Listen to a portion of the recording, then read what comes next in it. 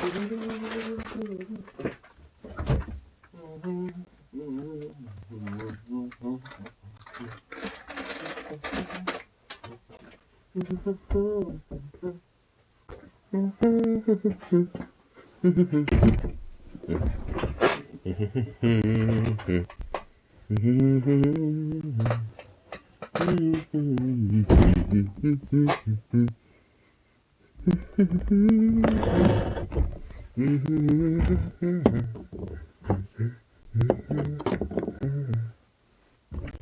Zooks.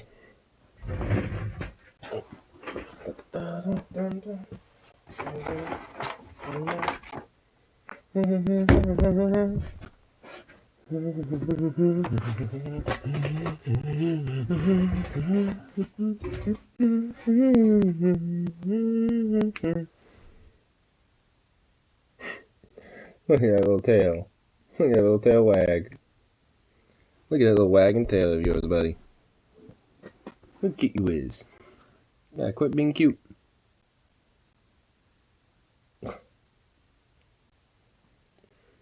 Being too cute, Zuka. Not cool. This little, like, absurd, ridiculous cuteness you got going on is just too much. You should know this.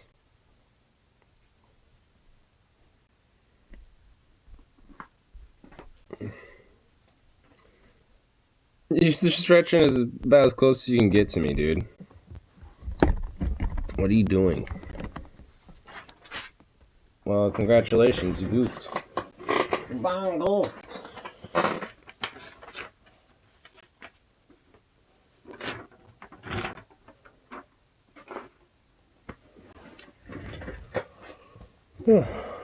No.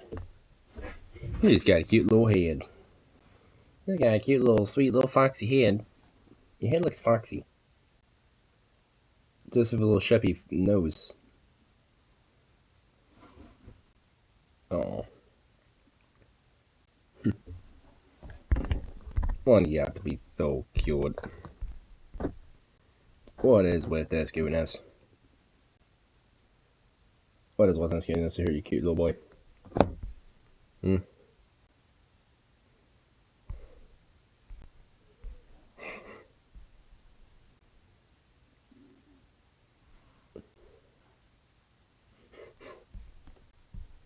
What are you doing? Why?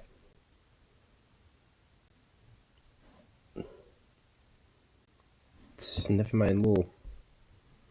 my pants? Is there something about my pants? Something about that there, Sukov? Now you're poking at me. Oh.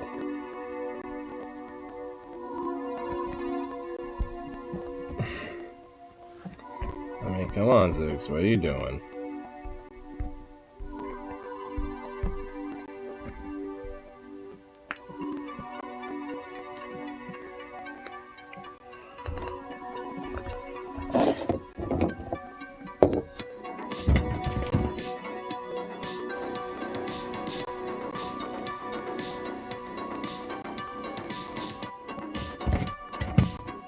I can feel the head resting up on my leg.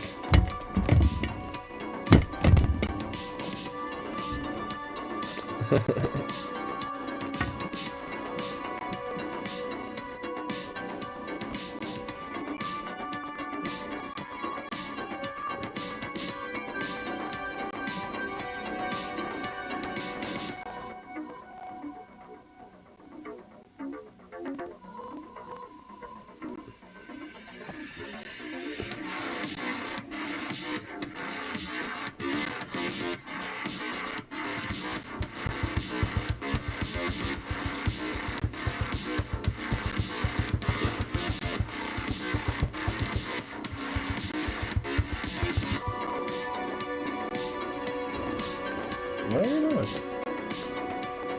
I mean, what are you doing, bro? What is this? I can give you a little tweet if you like. I can do that for you. If that's what you so want. Here. Up.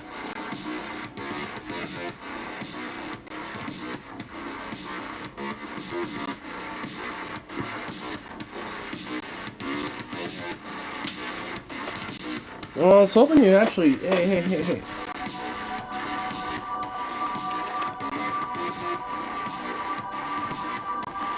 Oh, you almost got it. Yeah, you were prepping that time. Third time's a charm? You let it bounce off your nose, Zukov. Are you serious? Let it bounce on that nose, buddy. You silly thing.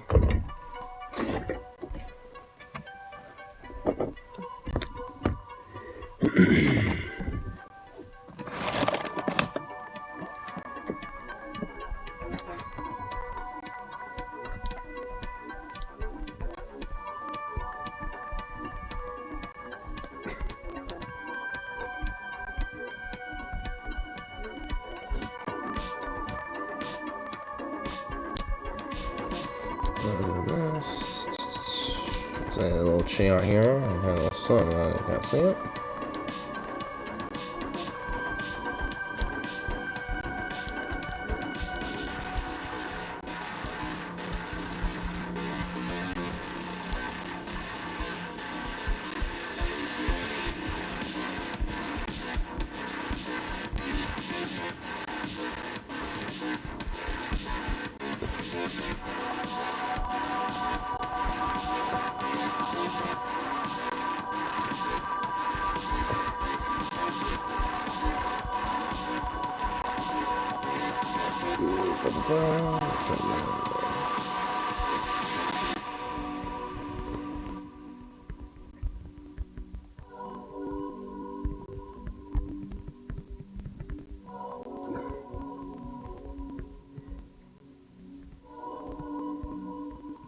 Oops, and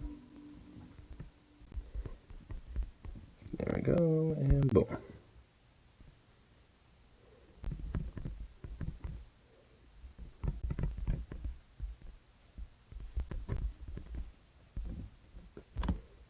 There we go. Boop. Cool.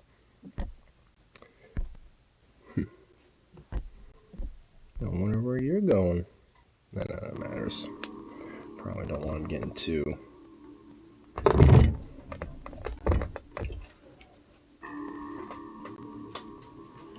I guess as long as he doesn't get in a litter box, that's all I care about.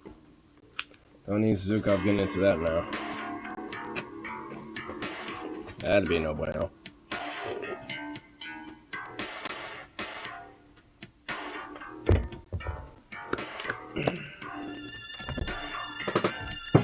Alright, let's get a ball broken in. Because we having a stream start proper unless the first 10 minutes has one. Still have most of my bowl loaded from when I was fucking on my break last time from work. Didn't smoke all of it. Yeah. So we'll just stop this one off and smoke this.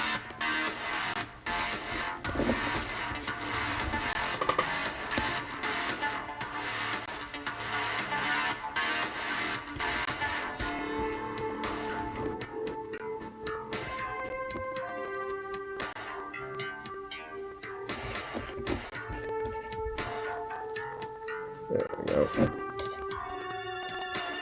Do-do-do-no.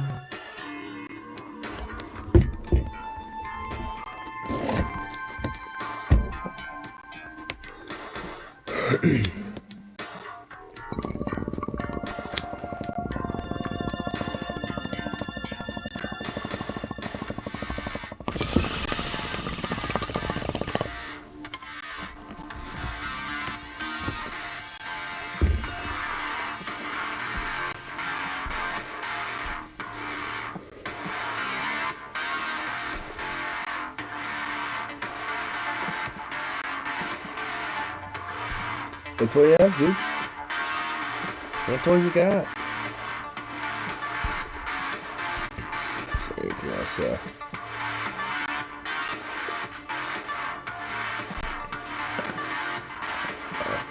he just wants his food. He's going for his food. Sweet little boy. He's a sweet old thing.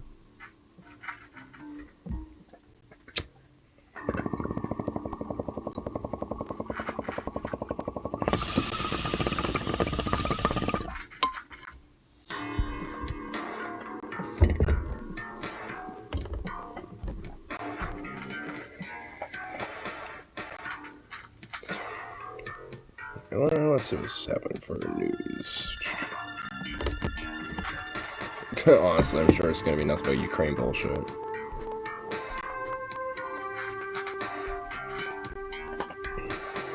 Let's see.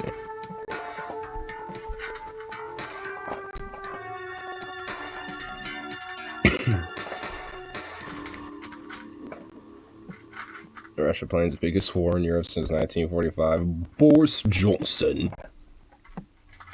1945. I think World War II was before 1945. I think 1945 is when it ended. Boris, you kind of got it wrong a little bit. Wow. Wow. Lovely. In a way, I'm not, honestly, that surprised. Well, go figure. Here.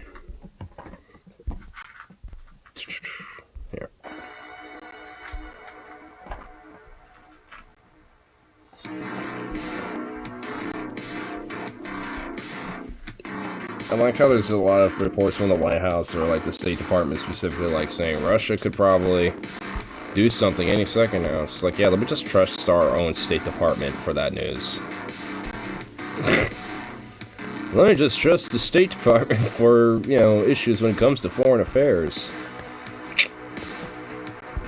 Oh yeah, that's totally a good idea, Jack.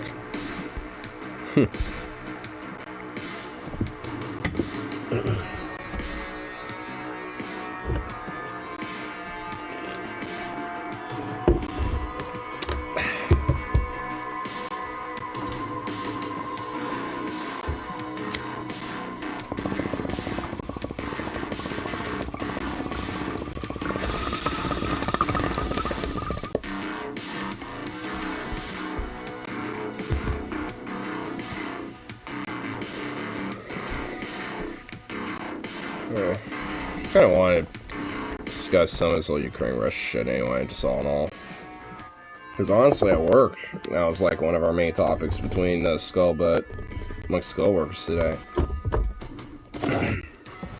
And basically, I mean, the general common gist of it was like, yeah, any idea of actual, like, any U.S. action of any form is going to be pretty disastrous, especially for domestically. I mean, considering how there's already so much problems going on, to invest even more and more to the military and to interventionism, while still not addressing the actual problems at home, it's like, yeah, that's kind of a good point, you'd think. But there's just been so much, at least on the state level, of just like gung-ho for war at this rate, you know, being like, hey, we're gonna be tough and we're gonna have swift action if, you know, they were to do anything. It's like, I mean, honestly, one thing that was kind of hypotheticalized was, at least, that if there were to be like a more global interventionist type of element, like, it's pretty much obvious that on a pretty, you know, on the more longer term scale of things, that Russia and China essentially the rise, or at least attempting to, especially China, is, you know, being a rising superpower. Russia too, or at least they're trying to. And due to both of them wanting, you know, certain territories, Russia, Ukraine, China, Taiwan, Tibet, etc., there's an impetus for both of them to kind of collaborate and work together if one were to get attacked, so to speak, or I guess, you know, defensively retaliated, or however you, I guess, look at it, and then be able to have at least, you know, mutual, you know, alliance of a sort, which could bolster both of their forces too. On top of that, like, any type of, like, China/Russia based, like, homeland conflict would just be utterly disastrous and actually be very much in their favor. I mean, like, Russia at least has, what, like 1 million people in their fucking armed forces right now? China has like like 1.7 billion just people. That's just, you know, without the armed service element of that. So, I mean, any type of escalation to the point where it ends up being such a global conflict on that type of scale would definitely be utterly disastrous. Same thing for the other shoe. Like, if there was, you know, because I was saying, like, you know, I've kind of thought about it a bit too, you know, on this front, because, you know, Russia could easily, you know, look at the natural resources of Alaska and, you know, try to put a lot of their priorities over there, at least when it comes to outside the Ukraine front and the European theaters. And then China can, outside of their own theaters, you know, focus on the West Coast in a sense, which makes sense strategically if they were to work together. But at the same time, that'd also be very fucking disastrous for them, considering that there's literally more guns in this fucking country than people. So, especially knowing a lot of the mentalities of those type of people, that just is not gonna fly.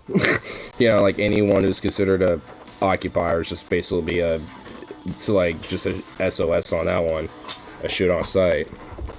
I mean, would be in my mentality.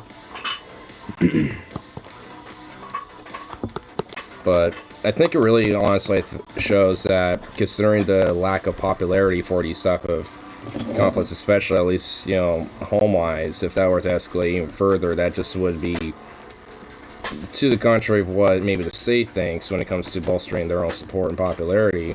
Is going to be somewhat the opposite. And it'd probably be honestly the same thing for, you know, Russia's case too, if as, you know, as I end up ringing true for their people.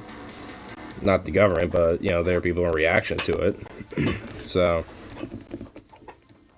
I mean, like, you know, and also, cause, like, there's the element that I consider that Russia's doing a lot of this posturing in their own territories. So, financially, they don't have to cost as much, you know, to move around troops or do this or that, while NATO and and West affiliated nations have to do so by exporting a lot of this stuff out. So with that, it's going to cost a lot more.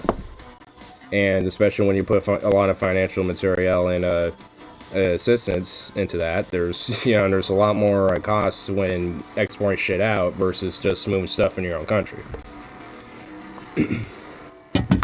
So, I mean, all in all, the likelihood of, I think, of a mass global conflict is probably minimal, luckily.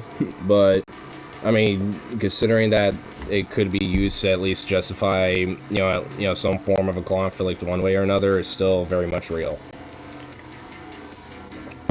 Because, of course, the state doesn't give a shit about the general well-being of the actual people. Because while the state of affairs for us, you know, that's just common people in this country, are not getting any better. If anything, have been slowly degrading and getting worse. You know, they're thinking, how do we distract people from these problems? Let's bolster up a bunch of, like, anti-Russian sentiment and go, you know, have, you know, a war with Russia. Exacerbate that a little bit. What's up, Bems? What do you think of that game? It sounded great. Chat. Yeah, I saw that. It looked pretty dope. Game where you have to deal with and pick a class in Class Warfare. I'm kind of curious to see how, like, how far that game is willing to let you, like, you know, like, explore, you know, ideology or philosophy. Because it'd be kind of interesting if, like, you're a part of the working class, but you can take, like, 4 or 5 different routes, you know, with the general core of how they go about their struggle. Or if there's, like, you know, a more bigger tent class that's willing to try to, like, it'll be kind of, I don't know. It looks promising. I'll give it that. The graphics in the game itself definitely look pretty cool.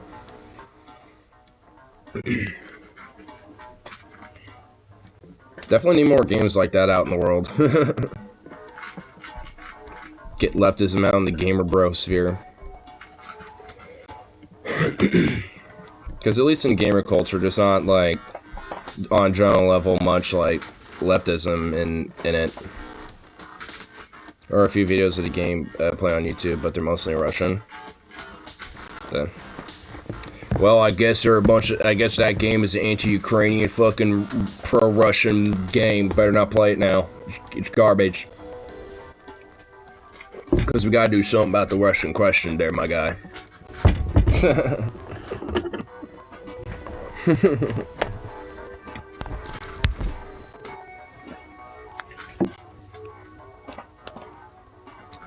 Honestly, that quote still gives my fucking craw. And then Vosh all day has literally been doing a Russia-Ukraine fucking stream. Oh my god, I didn't even see the video he uploaded on breaking possible Russian war crimes in occupied Ukraine. Yeah, you mean false flags there, buddy? I hate it. Like, nobody's a good side in this, in the whole Russia-Ukraine thing. Because Luhansk and the Donetsk republics and shit are pretty much propped up by literal fucking fascist far-right, like, neo-Nazi types. Ukrainian separatist and paramilitary groups, like the Azov Battalion, which is integrated into the Ukrainian military, like, they're neo-Nazis and fascists too. It's like, I mean, it's like pick your flavor of fascist neo-Nazi. A Russian one or a Ukrainian one. Take your pick. It's like, yeah, thanks.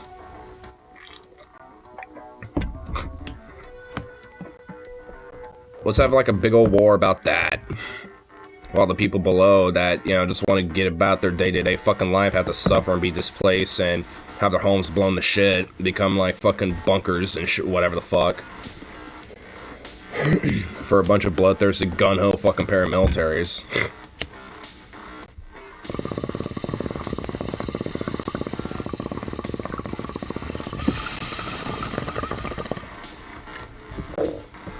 I mean, that's the real fucking crime of it all. Is the fact that both sides are basically displacing the common people of these regions that just want to live their fucking life and not give a shit. Like most people live.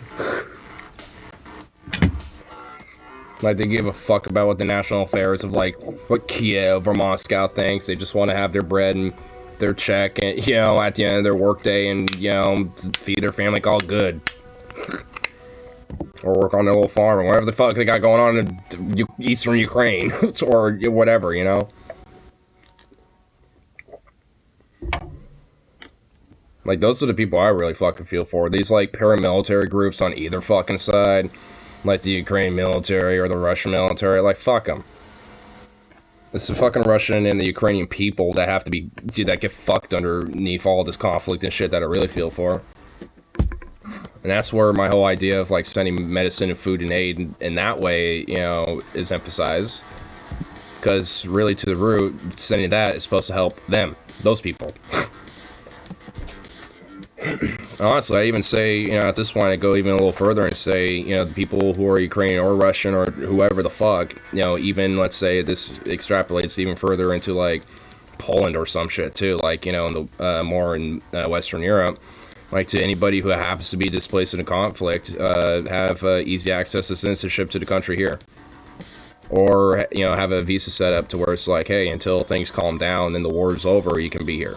And you can essentially be a citizen until, you know, until, like, the conflict's over and shit and live here and at least live a stable life. You know, so I even go further and say, hey, if, like, you've been displaced due to this shit, just, like, find, you know, just get to, you know, the nearest U.S. embassy and you get set up. Boom. And you'll be escorted, you know, via, like, you know, like, U.S., you know, like, international, like, you know, organized, like, escorts and shit out of the region. Moved into, like, an immigration facility here, process, and boom. And get a new launch setup so they don't have to fucking worry about a bomb, you know, or, like, an artillery shell or a T-72 tank rolling over their house. Or a bunch of paramilitaries setting up shop and putting beanbags and sandbags and shit all over their fucking windows, prepping for, like, you know, the onslaught to come in.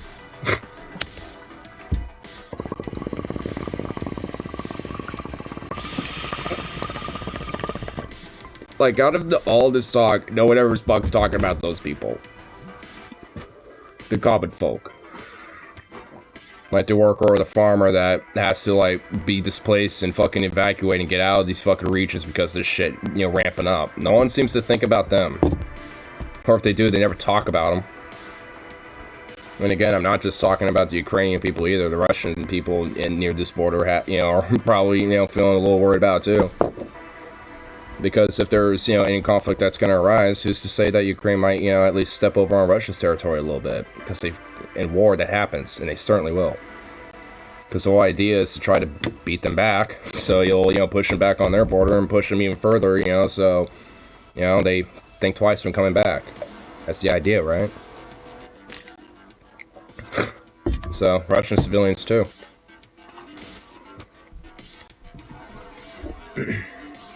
But of course, especially if you probably think about them, you'd be like, oh, what are you? Defending Russian imperialism? I mean, just my position on this whole issue, just from the get-go, despite not, defending the Russian government at all, would be like somehow like pro-Russian imperialism, just because they're bad or something. It's like, huh? Like, there are just lefties out there that just are that bought into the idea. No, honestly, I don't know what's more disappointing. The fact that such a narrative, can be, push lefties and it's believable, or there actually are lefties that genuinely, like, are so domesticated to the point that they really are just, that they really do actually, think this is, what leftism is about. It's like, do they, like, either way, they're kind of, been domesticated. It's like, it's pretty much like they're either unknowingly or are knowingly, like, domesticated lefties. And last time I heard, I thought leftism was being staunchly anti-war and anti-imperialism, period. Like, I mean, what's this, like, hey, their imperialism is actually worse, so ours is actually kind of okay in this circumstance. It's like, no. No matter what, it's bad. Like, what, you think you benefit just because, it's like, oh, we got those Russians this time. It's like, what, you think there's actual, like, benefit that comes to us for that? Fuck no. It's more detriment. I mean, hell, when World War II first broke out, there was a lot of, labor organizers and, union workers and shit that'd strike against the war. And they would straight up literally be labeled as traitors and unpatriotic and, enemies of the state and considered, doing espionage either for Germany or Japan. And it's just like, what? So having a staunch anti-war principle and shit suddenly makes you, like, a traitor or, like the bad guy? I mean, there's even a historical precedent for that.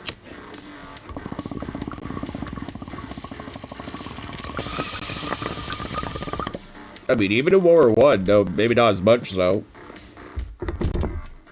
Because, at least for quite a while, America wasn't really in favor of going to war. In fact, very much against it. Up until the Zimmerman note in Lusitania. But even then, at that point, most Americans, still weren't exactly gung-ho about it. They were just like, okay, because they did kind of fuck with us, we should help out the Allies a little bit. We'll help them out last second. But even before then, America did have volunteers. Like the French had I think it was the 143rd or the 103rd Air Division, and they basically were mostly an all-American air wing. And then once America got into the conflict, they were essentially the first established air wing for the first U.S. Air Force, which started in Europe. Which, the real origins were actually technically in the French Air Force when it started. Mussolini started out as a socialist until he got kicked out of the party for being pro-war. Curious. I'm not necessarily surprised with that. But now you have, like, these, like, neutered and, fucking, like, desensitized, or not desensitized, well, I guess to a degree, yeah, like, desensitized to war lefties and domesticated lefties and shit that are essentially now kind of, like, this more pro-war, type of, figure, or type of, spokesperson. I mean, it's just like, yeah, they walk the walk. I might, even to some degree talk when it comes to maybe, like, economics or, social ideas and shit. But they seem to be pretty status quo when it comes to, like, you know, more broader things like electoralism or foreign affairs and shit. Very America-centric, even, if I dare say. Because there's this whole notion, I even saw a Kyle video about it, where there's like, oh, there's this whole, like, America bad, you know? It's like, there's just lefties who are just America bad. And honestly, you know, for all intents and purposes, I'm definitely, you know, can be lumped in that crowd. I mean, yeah, America is fucking bad in many ways. Now, like, at least for me, and I think even to, you know, most lefties that would probably see themselves in the, quote, America bad crowd, can also acknowledge that, yeah, there's also some good things about America. I think the fact that you know, do have the ability to, you know, have, like, to go, you know, go strike and go out and, you know, have a protest, you know, not necessarily, you know, and at least have the, you know, First Amendment protections of doing so, not necessarily the fact that the state or cops, you know, enforce that. But nonetheless, you know, for me, that's more of the thrill of it all. But, you know, there's also, like, you know, just a mass culture of food, music. I mean, honestly, to me, I think literally the best things about the United States really come from its food and its music. Like, that's where I really think, you know, the core of what makes America good is at. I mean, you know, that, you know, at least for me. So, you know, if there's things that, well, if you're so, you know, anti-American, you know, it's like, well, no. It's like, I'm against the American state, but, like, America as an idea, at least especially of what it was supposed to, or at least, you know, in a more, I guess, leftist point of view about, like, you know, the idea of what the foundation of what America was supposed to be. Especially when you have some founding fathers like Thomas Paine, who were more of a socialist type of philosopher at the time. And, you know, it's like, yeah, like, there's, you know, there's definitely some things about America that, you know, especially could be, and I think there are some things that are good. You know, and on top of that, the fact that, you know, like, it has such a rich labor history, I think, you know, it's another example of where America does shine. You know, and honestly, I think, you know, there's, you know, some precedent within labor internationally that's, you know, been set, you know, within America's history of labor. I mean, so, I mean, I can go down, you know, a list of different shit, but, you know, nonetheless, you can find stuff about America that's, yeah, you know, actually good. I mean, it's like, because every nation's got pros and fucking cons. I mean, hell, I could probably name off a couple for Saudi fucking Arabia, but for the most part, they're a fucking destitute, monarchist, fascistic, theocratic, Islamic shithole state that oppresses their fucking people utterly. But, I mean, the fact that, you know, there's, like, this yearning of expression and a liberty of identity and, you know, wanting to self-actualize within its people is a positive thing in my mind. Because I could just look at the people that fled the fucking country and go to places like Germany, the US, or wherever the hell, and, you know, as a way to start a new life and express themselves and shit. That's where the positive elements of what's already comes to my mind. Because imagine that there. Imagine if they were able to have, you know, those opportunities there and be able to express, you know, themselves and expand and adapt and, you know, evolve and have their culture thrive in that way. There, you know, instead of having this oppressive, draconian, barbaric state, you know, crushing it down. I mean, same thing, you know, when it comes to regionally in the United States, when it comes to the Christian fascism from the Republican GOP. So, I mean, it's just like, they're, you know, nonetheless, it's like, even to the more extreme fucking heinous states, I can still, you know, find some positives as well. It's not necessarily because of the state itself, but nonetheless, you know, I could look, you know, like, even for Russia. Like, I can easily find a lot of different things that are positive about Russia, despite it being an imperialistic, oligarchical mafia state.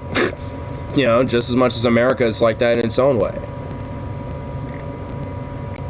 I mean, it's just like, just because, you know, I can look at, like, China, Russia, the US, and all these other countries, especially historically, and be like, yeah, they're bad. I mean, it doesn't mean they're absolutely bad and there's, like, literally nothing good about them. I mean, it's like, that's why, especially when people are, I guess, in my mind, you know, as a leftist, you know, are so anti-Russian or Chinese or really just any, you know, like, or even a continent, like, oh, Africa, you know, those countries there are shitholes, or blah, blah, blah, you know, whatever the fuck, you know, or this mentality of, like, oh, these other countries, who gives a fuck?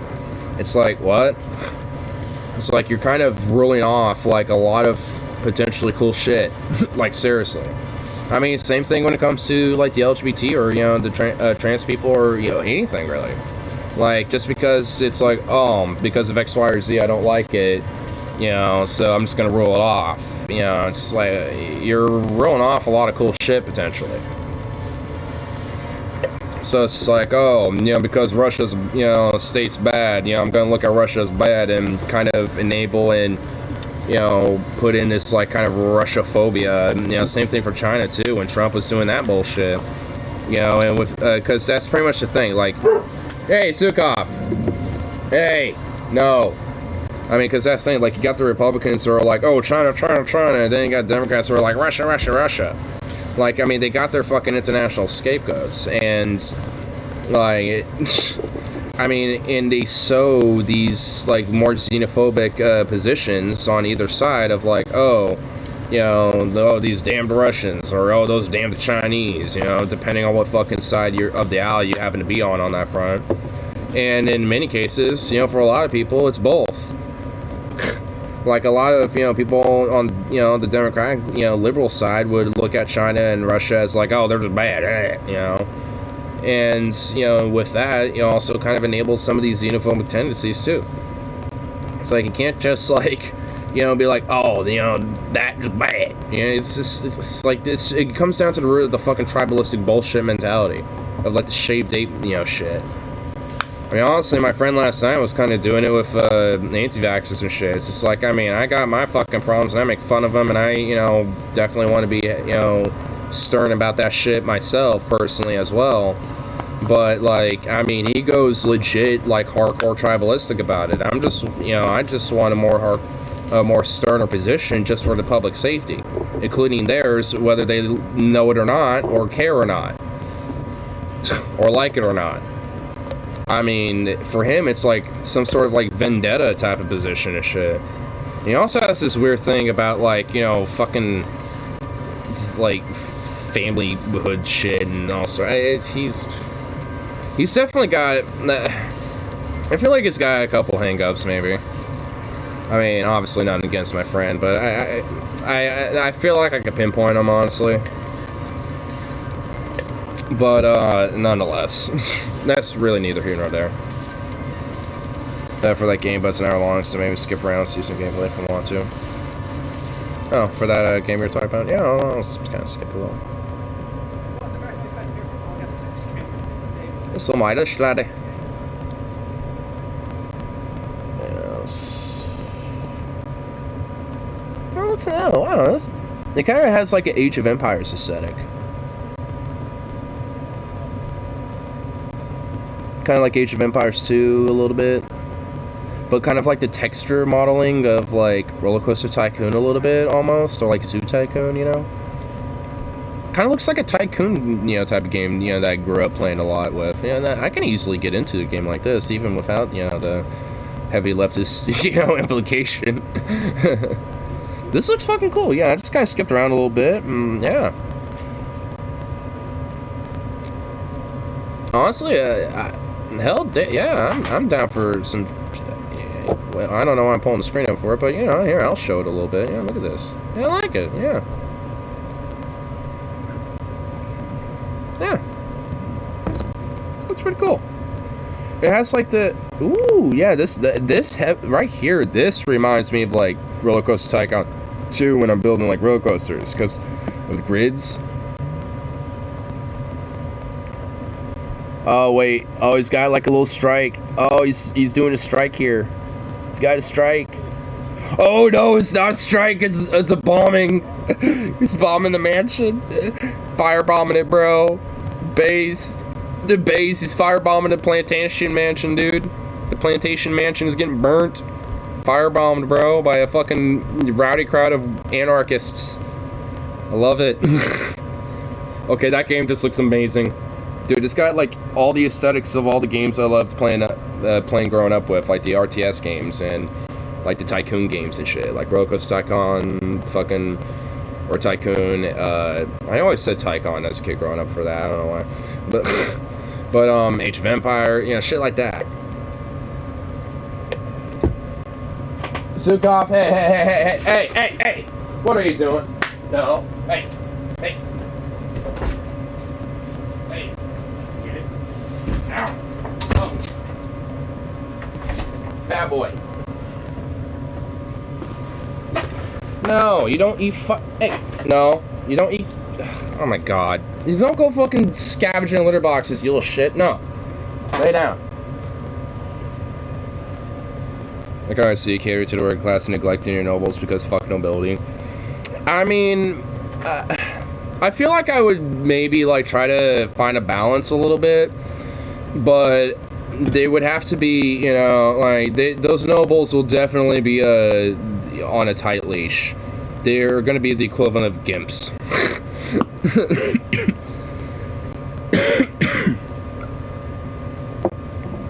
Like, I want to be around, kind of.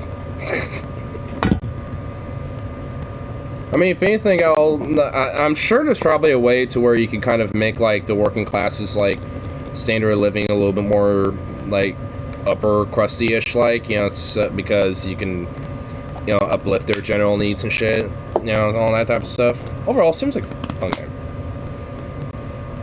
Or we could set a tax policy for each class. Like, just gut the, you know, the nobility just by taxing them just, like, the max amount. Workers get negative taxes.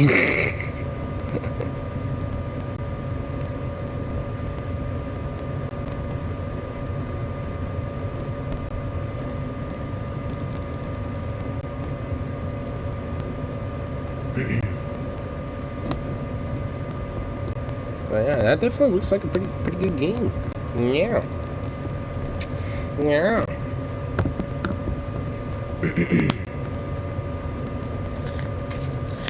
What does Zukov do? He was going for the fucking litter box, which is one, disgusting, and two, naughty, and a bad thing.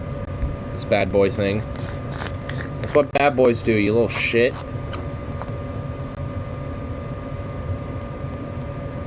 He's giving me this. Does he cat turds? Yeah, evidently he will. Whoa, wait, hold on. Holy shit. My friend just sent me a text. Fuck, there was a shooting at a protest tonight. Word on Twitter is 2 dead, but the attacker was taken down. Holy fuck, where?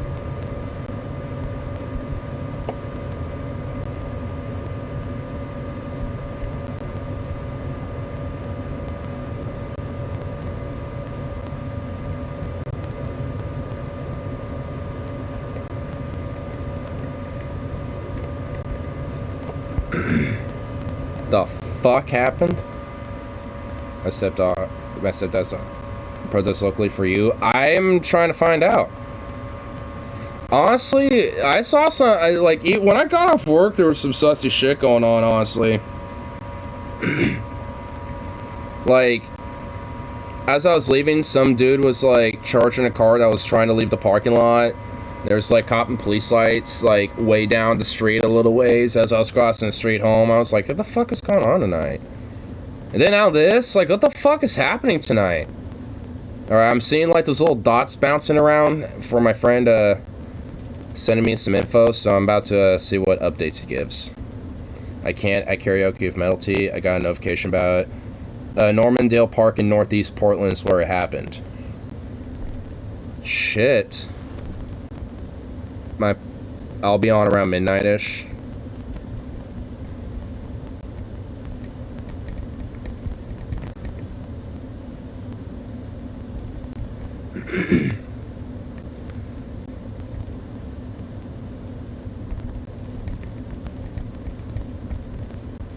Man, I wish I was going on karaoke right now, but I literally have no money. I mean, I have enough money to budget myself for, like, you know, a couple things, you know, from work and shit, and that's literally it.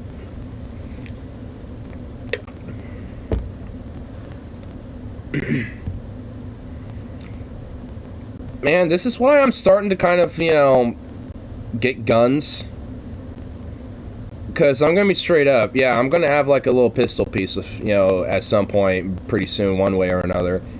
And yeah, I'll I'm bringing it. Because if shit like that happens, like, yeah, I mean, you can karaoke for free on stream.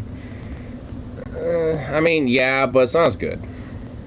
Honestly, I'd rather just, like, you know, have my friends record me karaokeing at a bar and then uploading it. Like, I'd rather them just do that. Actually, the last time I went karaokeing at the Kitten Club, which I think is where they're at, if I had to take a guess, I forgot to tell them to record me because I was wanting to, you know, pop it on stream because I was going to do a couple Union songs, which I did. I did Strawbee's Part of a Union, and then I did 16 Tons by Ernie Tennessee Ford. Which the crowd was digging both songs, especially 16 Tons, of course. Though the very, like, end of the karaoke for 16 Tons was different from how I'm used to it, because the normal song goes, you know, like, I owe my soul, you know, and it goes, it's very prolonged. In the karaoke version, it's just, you know, like it is for the you know, for the other part of the song. I owe my soul to the company store. It's like, well, that kind of sucks. Like, prolonging it out and shit, it's what makes, you know, the song really pop at the end. It's like, I mean, so I was doing that, and then I was like, and then I didn't hear anything. I'm like, oh, to the company store. You know, I just kind of had to kind of wing it out there. I'm like, oh, here you go. Because they were looking at, because the lady at karaoke thing was like, you were, you know, kind of looking at us like, that song ended like 3 seconds ago. I'm like, it's like, I'm used to it being how it normally is, thank you. The karaoke one should have, you know, been that way too. Just from your lock, possible Chud versus Antifa combat, but nothing confirmed yet.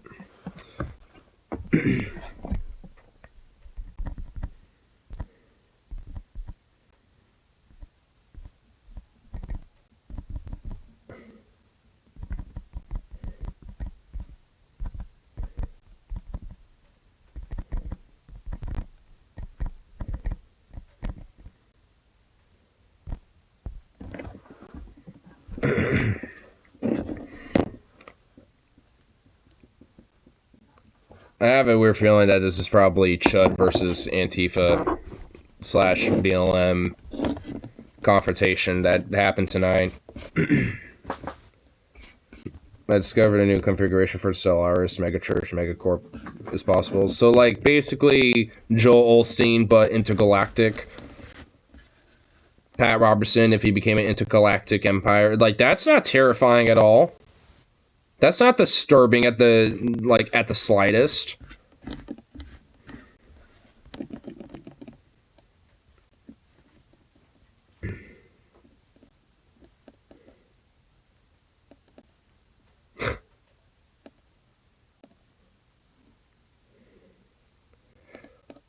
Oh, so more information came up about the shooting. Andy No, of course, this little fucking degenerate, worthless shitbag, encouraged violence against the protests tonight.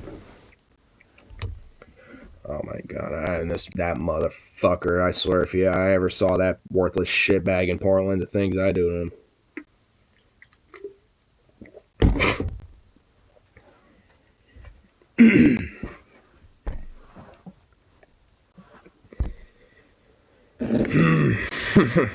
I won't say shit. Let's just say it probably involves a Grand Theft Auto equivalent of, you know, getting a black eye. You know what I mean?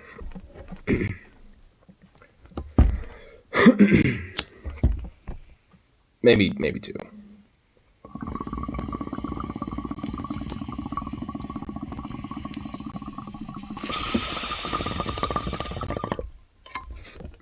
You know, it's not talking about your sexual fantasy. Okay. I know you're being a little funny, but nah, I actually have a real fucking bone to pick with him. Like, you know, when it comes to me with that motherfucker, it's legit personal. Like, when I was arrested on June 19th back in 2020, you know, he doxed me, right? You know, getting my straight, like, because he took the information that was available on the PPB website and shit and basically plopped it out on Twitter for all to see. He's some quote-unquote journalist who's actually just a fucking far-right agitator and basically a propagandist for the far right, for people like the Proud Boys, and a fervent defender of them, who will basically dox, you know, people at protests and shit, including me, and essentially encourage violence at these protests, and essentially will demonize any type of leftist protest as essentially a riot and violent BLM thuggery and shit, and try to mischaracterize any form of clips, or even use clips to mischaracterize other protests. So a center rightist douche. Yeah, but worse. He's considered a journalist in their eyes, so he's even fucking worse.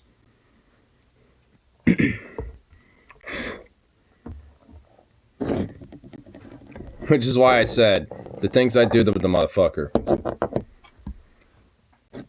And he also doxed my friend too, because he was also arrested that night. So, you know, and of course, and especially, you know, knowing nowadays, but, you know, because, especially, you know, like, because I remember back in, like, 2015, 16, I was like, oh, yeah, these weird little, you know, these weird, you know, outliers that get arrested because they're a bunch of fucking dumbasses, blah, blah, blah.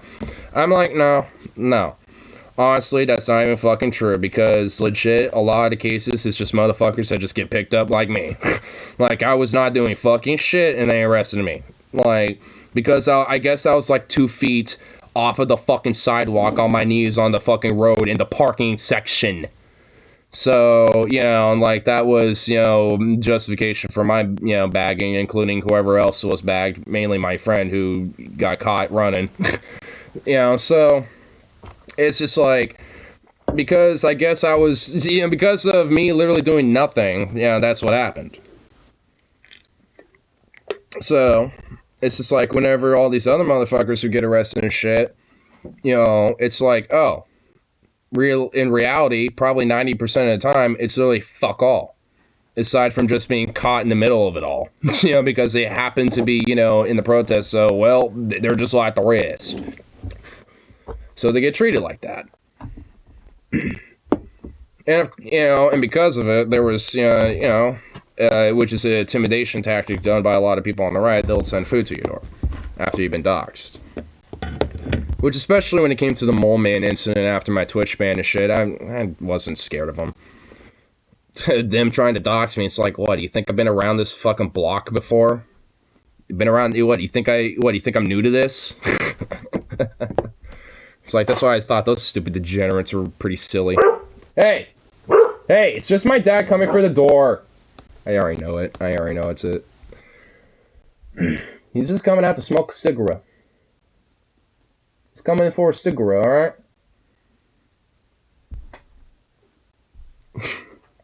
But, yeah.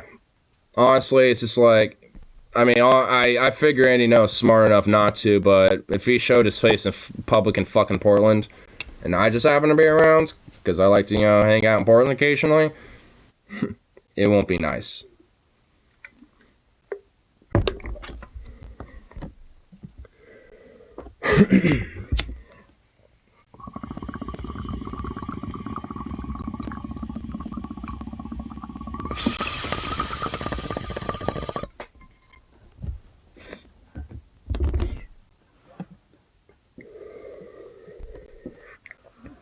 Because it's like one thing to be like, oh, these amount of people are arrested, you know, and just showing the mere mugshot and that's all. And all this other shit. You know, the typical, you know, general journalist type of element. But when you use that to dox people and, you know, use that as a way to encourage harm and danger to other people, that's where things get a little personal.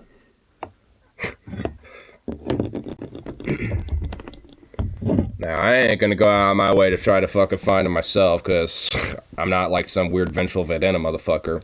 It just happenstance if he just happens to be in Portland. Because he has visited from time to time to report on these stories and shit, try to be on the ground and, you know, use his footage as like, see riots, see what they do. Yeah.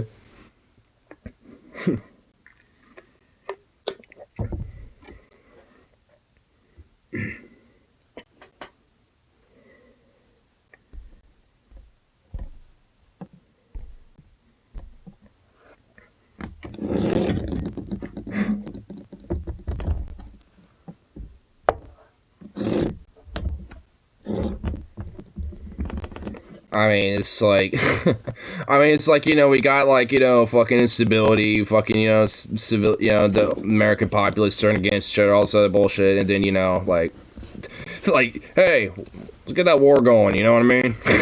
That's going on too. It's like, oh, fucking figure. And then that shit's still going on. Like, you know, oh, Joe, nothing will fundamentally change Biden. You know, it's like when I found out about that fucking quote before he was even elected, when he was still a fucking candidate.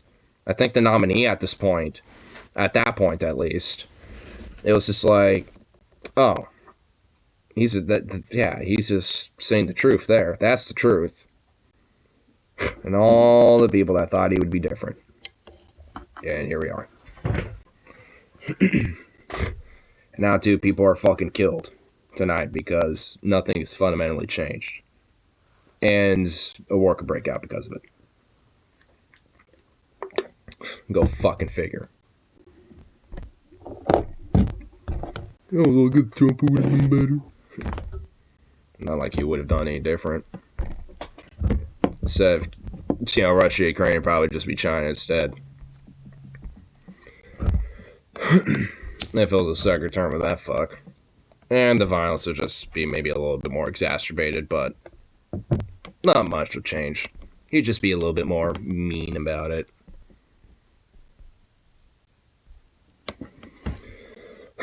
Mean tweets and well, I guess he wouldn't necessarily have the tweets. Nothing will fundamentally change. Front Biden has kept that promise. Yeah, that's the one promise he fucking kept. Honestly, like, at this point, it really is just, like, every day I really do feel more vindicated. I just do. Not that that feels good, necessarily. I'm not necessarily feeling good about it right now, you know? It feels shitty, honestly. Like, I mean, especially as a leftist, I'd love to be proven right that, you know, Biden is actually going more Scranton-like and fucking, you know, actually trying to do things for the working class and shit. Even with, you know, a lot of his more corporate fucking flaws and bullshit. Like, I mean, even if it was just like a little bit more modicum of, you know, of something. Like, I mean, even if it's like, hey, you know, we got the infrastructure Build Back Better and PRO Act passed. Like, if it was just literally that shit, I'd be like, all right, you know, that's okay. He's actually, you know, not bad, not terrible. You know, even with the virtue of, like, this whole Ukraine shit still going on, even if that still happened, or, you know, as it is right now, it's just like, all right, well, you know, if shit doesn't pop off of that, then he's, at least so far, not terrible. But, you know, he's still got too many, like, but no. I mean, it's just, you know, even then. It's just, no. You get, like, a half-assed corporatized infrastructure bill, and that's about it. And a child tax credit that expired. And less COVID stipend checks than Trump. Or at least, you know, in money in totality. Like, Trump gave more COVID money, and Biden did. Not by much, but he did.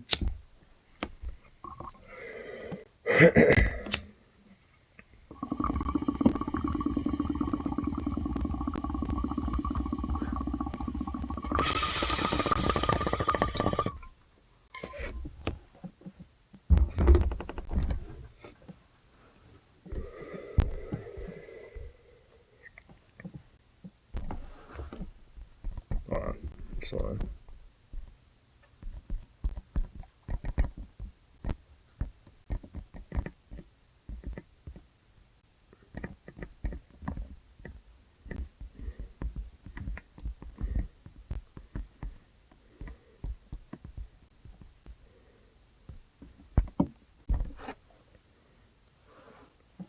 Check to me about the sentence related bond. Alright. I was just responding to my friend Sandy No thing. I'm just saying, of course, the fucking cretin. The things I could do to that fuck.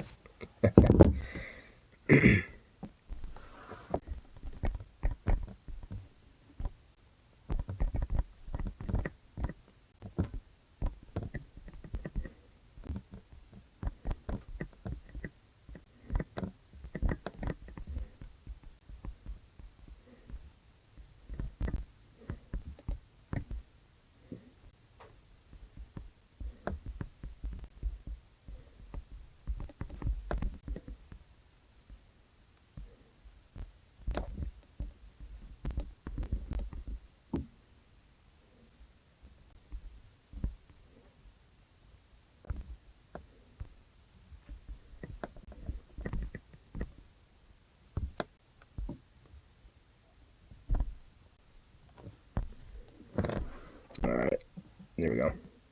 People forget that Biden is to the left of President Obama, Hillary. If he runs progressive campaign, he could jack voters from Bernie. That was back in 2015. Kyle. Yikes. That's making me wince, man. Well, that just made me do whatever fucking weird amalgamified, like, thing that I just did.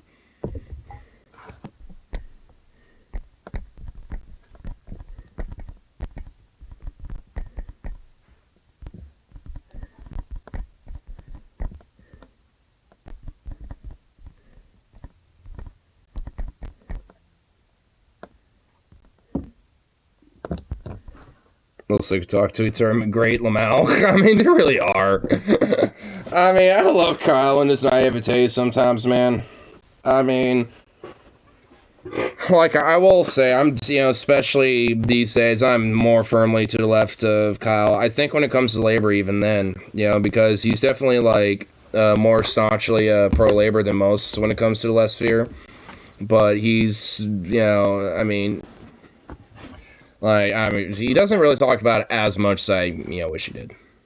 Too dead. It was yeah, there was a protest that, my friend was telling me about it here. Hold on, let me find it. He was giving me updates. Here we go. So, yeah, there was a protest for justice for Amir Locke, and it was at Normandale Park in Northeast Portland. Possible Chud versus Antifa conflict and clash, but yeah, 2 people dead, and the shooter is taken down. I don't know if that means killed, which is, in these circumstances, like, I have the principle of eliminate the threat. That doesn't necessarily mean kill, but, there is kind of the not silver line, there is kind of the side effect if that ends up being the case with a, quote, eliminate threat rule. But at least in my mind, that doesn't inherently mean kill.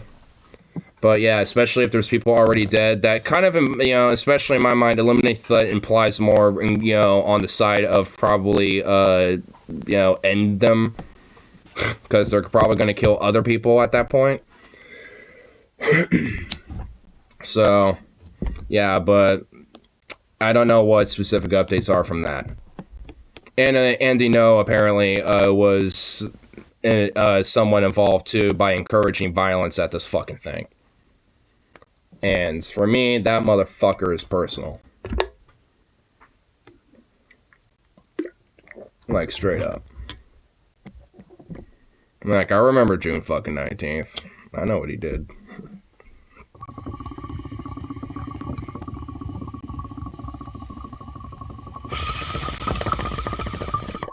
To him, it's just probably like some fake memory he doesn't even give a fuck about.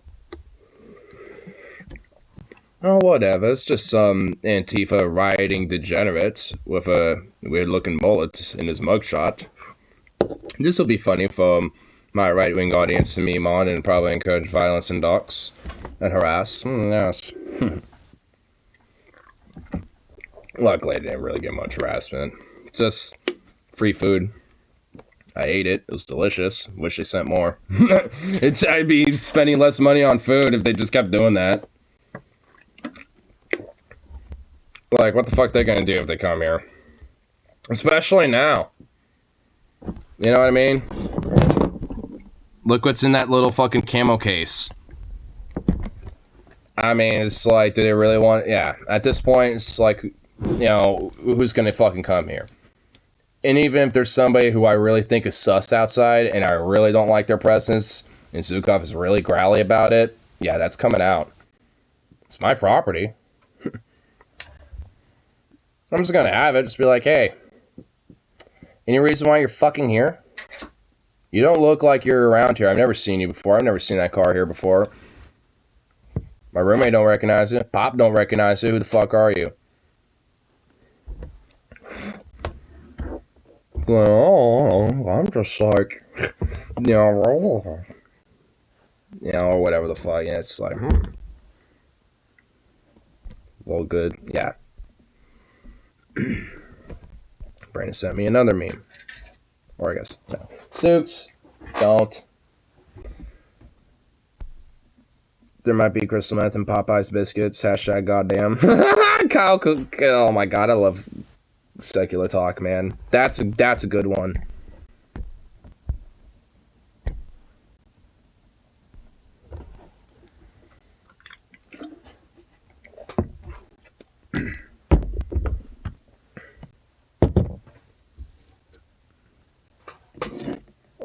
Zooks. Come here, Zooks. I'll give you a treat if you do. Hey, baby. Baby. Baby. You handsome boy. Oh my goodness, yes. I've had Popeye's biscuits and they're good. They are pretty good.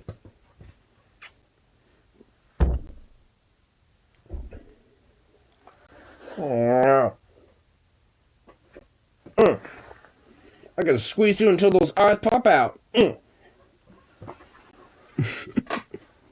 Just go. Pop them eyes out. So damn cute. Honestly, like, it's pretty hard to fuck up biscuits. So, I will admit, the last time I was at KFC's, I decided to grab a couple biscuits when I was there, and a drink, because for some reason my friend wanted them, because the only KFC around here, at least as far as I know, is in Oregon City, which is kind of, like, not even near me. Let's just put it that way. It's quite a hop, skip, and a jump. But it's actually pretty easily accessible to get to OC from where I'm at. And, like, I remember kind of sneaking around at the old abandoned paper mill that's, from my understanding, at some point it's going to be taken down, which is kind of, I mean, not sad, I guess, but, I mean, I want to explore it more and try to go explore as much of it as possible before that, you know, so now that the sun's starting to kind of come back up and it's not as cold and shit, I'm going to try to do that again, because honestly, it's just like, before it gets taken down, I definitely want to do that, get some more cool pics and shit. All that. So, but either way, it's like I had like some burrito that I took with me, and my friends like, you know, decided not to get anything there but got KFC. But like either way, like I got some biscuits to go with my burrito, and even KFC, like honestly, KFC sucks with literally anything and everything else, but the biscuits though, they're alright. I mean, because honestly, it's hard to fuck up biscuits.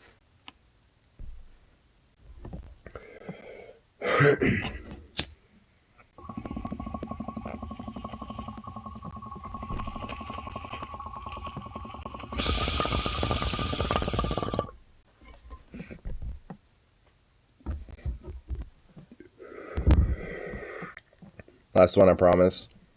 Secular talk at Kyle Kulinski. Goddamn, I wish black women liked white boys. Kyle. That was 2012 Kyle, though. Little did he know. I mean, honestly, there's white chicks that like, you know, some black men, some black boys, you know what I mean? And then also there's like, you know, some black women that like some, you know, some white boys and some white men, you know what I mean? I mean, it's like, there's this, you know, there's mutual understanding, you know, going on there.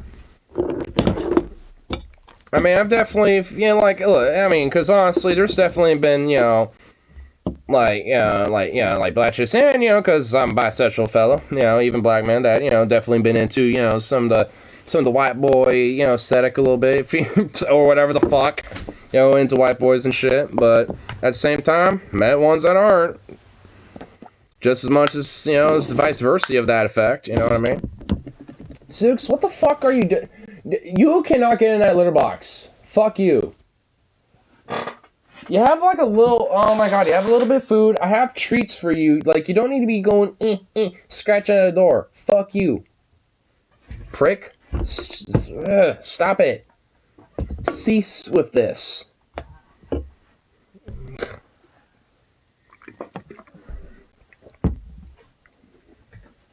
Down here, there are a lot of black girls who like white boys. In Alabama, Man, they're like, okay, it's Alabama, so I have to say they are playing with some fire. I mean, because I imagine a lot of the white boys in Alabama are not exactly, progressive, if you know what I mean. It's just like, they're mostly in the cities. Fair enough. I mean, in the cities, that's understandable. It's anything outside of the cities, because it's fucking Alabama. I mean, it's like, man, dude, South, man, I feel bad. I feel bland. Bland and bad, what? But I feel bad for, like, honestly, anyone who's black who happens to be in the South, or, especially, mainly, because it's like, I mean, just that fucking, like, cultural, like, racist type of shit that's just there, that's still, like, lingering, especially in the rural area. It's like, like, even I'm, like, a little low-key uncomfortable about it. At least Texas is slowly kind of melting that away, because I actually remember the first time I was there in a long time, back in, like, 2016 or something like that. It was, somewhere around there. It was for my cousin's wedding at the time. And, like, there was a few places on the way to his place that was straight up, like, would have Confederate flags and shit. But the last time I was there, back in October last year, those same type of properties, when we were going to my cousin's place to visit him and shit like that, when I was over there, didn't have any of that. So it's like, I mean, at least now, like, at least for some places like Texas, is kind of starting to slowly, like, melt away, even if it is kind of there. Like, it's just, I mean, because I imagine, like, because I remember one place, one farm or one ranch, or, one pretty big fucking property, that had, like, a bunch of flags that would have posted up on the edge of their property, which is on the side of the road. And the last time I was there, it was just American flags, but the first time I was there, they were all fucking Confederate flags. So it's like, whoever lives there, obviously, it's like, I guess because Biden is probably going to, try to take down my flags anyway, so I better, try to get, one way ahead of him on those libs or some shit. I don't fucking know. Or maybe the person that lives there, is somebody new or somebody different, and decide to just put American flags up and, in the place. I don't fucking know. But, like, I imagine it's the same person, but still, it's just like, it's kind of, like, I imagine that same person is still, like, a Confederate fucking jingo bingo fucking dork, but, I mean, it's like the whole idea of, like, oh, well, it's all cool, just throw it around and shit. I mean, it's not as much of a, it's not really as accepting, at least in some places, like in Texas and shit. It's starting to slowly, like, shift a bit, at least from what I was saying. Even, like, on a general political level, like, even nationally, like, a lot of people are like, oh, Texas, slowly turning purple, as every electoral cycle, blah, blah, blah, blah, blah. Which is, kind of true. I mean, it is. So, it's like, there's, so there's at least, some legitimate progress happening, one way or another. Stop it! Oh my god. I'm gonna get, what, here. Have this to distract you. You annoying fuck. Confederate flags are pretty common down here. Yeah, I imagine they are. Once you get in the city, so you see a lot less of them, because it's not as accepting. Which is kind of, the point I'm making, at least a little bit about it. Like, it's not as accepted, and it's, becoming more of a realization that, yeah, this isn't, like, exactly, like some pro-American flag or whatever fucking thing, or just my heritage, yo. I mean, plenty of people still think that. I mean, I definitely know that some of my cousins, or not necessarily my cousins, but, some of my family in Texas, in general, definitely think that. I mean, which, I guess it's true, but does that necessarily, like, I mean, I'm sure there's some shit about my heritage I wouldn't necessarily be, proud of, but at the same time, I'm sure there's some that would be like, oh, that's some cool stuff. I mean, but, like, it's like the same thing for this. Like, would you, like, why be proud of, like, yeah, some of my heritage is literally, fighting for a state that was, enforcing and defending slavery, and, even potentially coming from that literal family fucking background. It's like, what? I mean, it's not exactly something to be like, yeah, it's just heritage, yo. It's like, I mean, yeah, but some that, it's like you should look and reflect as a way to be like, here's how we should make the contemporary and the future better. Because of some of the shitty, fucked up things historically that, is a part of, that was, a part of my heritage and a part of the history, around here and shit. It's not necessarily like, some white guilt bullshit or whatever the fuck. It's just that, more of an acknowledgement, like, yeah, that was a part of history that was fucked up, and yeah, some of my family back in the day, old yonder, had a role in it. I mean, some of my family did. I know for a fact that one of my ancestors, Charles Dawes, was a part of the, I think the 26 Iowa Volunteers in the Union Army, and it's just like, I mean, it's just... it's like, yeah, I mean, even in there, it's like I have a, broader, like, general indirect, like, relation towards, like, that part of the history and shit. If you don't want to be better humans, it's not part of the race, it's kind of racist. I mean, yeah, for some. I wouldn't necessarily say for fucking everybody. Because there's definitely a lot of people that, especially for the more uneducated, that, haven't, had, real sense of education, that are going to be like, oh, yeah, it's just, my legit heritage is just, so just weird culture woke, trying to say 13%, blah, blah, blah, like, they like... I mean, I'm not, like, I'm not really putting them into this whole, conversation, really, because, yeah, they're gonna do their stupid shit. But, I mean, but I'm kind of really thinking more about, like, some of, some of the folks I know, like, some of my cousins, who don't really have, strong opinions about this type of shit. Zooks! Oh my God. What the fuck is your deal, dude? Hey. You're gonna whine about it, I'm gonna not give it to you then.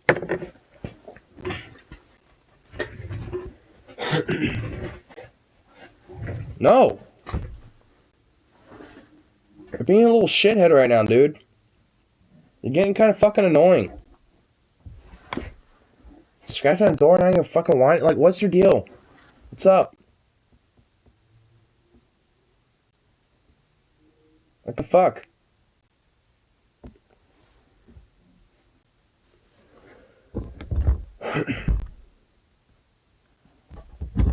Jesus.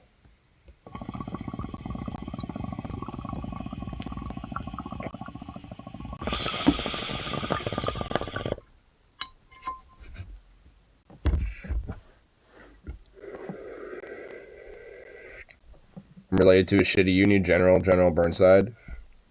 Hey,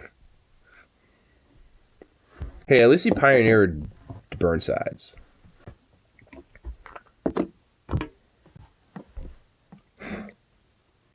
Can live a little backwards on. Yeah, like, I'm not really necessarily talking about the ones who are just gonna be fucking literally like there's like the elements of TFGs that, like, I obviously am aware of that I'm not really talking about specifically. Like, we're talking about more of just the naive people that really legit don't really necessarily know better, because they're just kind of either grew up and just around these type of areas or ideas and zeitgeist and shit about how the world is, or listen to random little Facebook groups and shit, but don't really have like real like thought or a dog in the fight necessarily. Like, oh well, it's like, yeah, I guess those BLMs are kind of right, I suppose. Well, yeah, that's kind of bad, I guess. I mean, but it never really goes farther than that, because honestly, like, I mean, I have a coworker who, like, I kind of refer to him a lot, who's, pro labor, and definitely understands the facade of like the owner class and the rich, making the whole things richer. But has, and also is pro environment, but also at the same time, thinks like, oh well, political correctness and like BLM is kind of racist, blah blah blah. Like, he has these type of fucking thoughts too. But I mean, he's not really like putting real like much thought to that type of shit.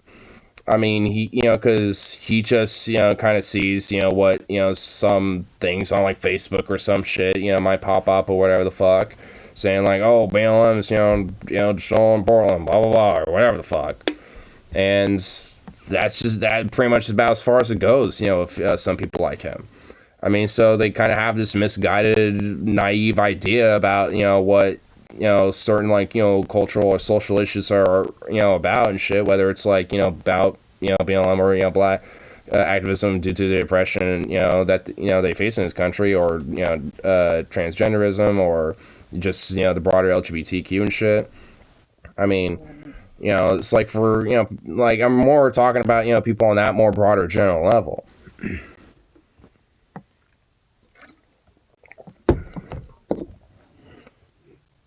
You get to change your mind and vote for Democrat. I mean, I wouldn't be doing that in the first place.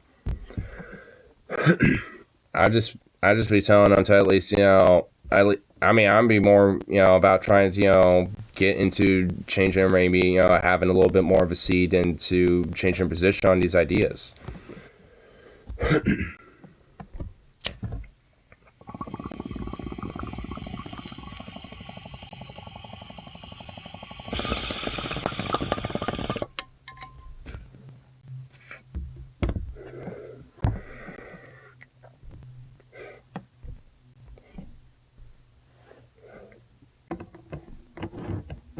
What do you mean? I mean, mainly talking with a lot of these different people. Like, I mean, at least, when, for example, at least, I'll just keep going with my example work. But honestly, I mean, it was happening earlier today about it. And people stop voting for Obama is a good first step. I mean, honestly, I just say stop voting for your oppressors. Just period is a good first step. And, a lot of, these politicians, just on a general level, and especially Republicans, are, essentially a part of, voting for your oppressor. Because there's no real actual voice, for the actual common folk and left or leftist voice in this country, especially on voices of labor. I mean, so, when you have an entire type, system that is just built against that or enabling the status quo of this type of shit, and whose administration is that happening under? Like, that's happening under Biden's administration. Republicans, he's just letting it happen. Like, I mean, that's kind of the problem with the Democrats, isn't it? Including the exacerbation at the border with immigration, which that's been increasing exponentially. You have choose choices. No, you don't. That's what your oppressors want to make you fucking believe. One of the parties. No, you don't have to. That's what the oppressors want to make you believe. That's what the owner class has built up and established. There's no third party, so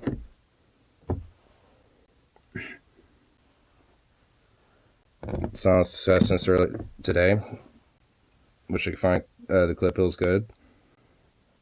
I mean, it'll be interesting to hear his take, I suppose. But I mean, overall, you don't necessarily have to, like, I mean, like a lot of these massive catalyst changes that have happened in America didn't require a third party, right? It all came from coming up from the ground up via direct action. Like a lot of the, when it came to workers' rights and labor rights and regulations, including even environmentally, a lot of that came from fighting from the ground up and bumping it up from the entire system. And back in the day, Republicans or Democrats, especially, were never, well, I guess Republicans especially back in those days because party switch. But, it's like they were never in favor of these type of things. In fact, they might say, oh, yeah, we are, but we'll stab them right in the fucking back.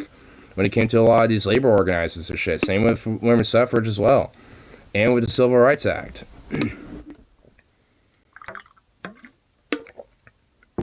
Denver Pups, because doesn't it show that it's a very continuous reciprocal cycle, doing the same thing over and over again? Because isn't it showing that how, like, these, either or of these parties are never been in favor of the actual, progress of what the people want, or, their general better need, and it takes, the people actually fighting back against the entire thing.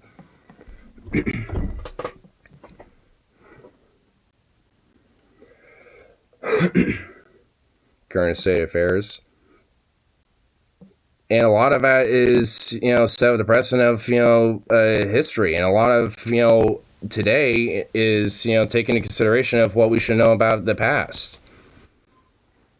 I mean, I know you were mentioning Hassan, but I guess, I'll mention Paul. I know you love Paul. But he had a really great stream today, honestly, just, as a little side thing, because he was talking a little bit about, honestly, the same shit we're talking now, about this type of stuff. And I mean, he was mentioning one thing, and I'm not saying you're doing this, but it's like because he's saying there seems to be kind of like a general kind of disdain for, like history, and kind of looking back into, some of the, things that, what really made, these different catalysts of changes in the United States, even in more recent history, with things like the Civil Rights Act and shit. And, because that is, more recent American history. I mean, it's a little bit more, farther back in, recent history, but it still is. And, it's like, I mean, these are legitimate reference points when it comes to looking at major,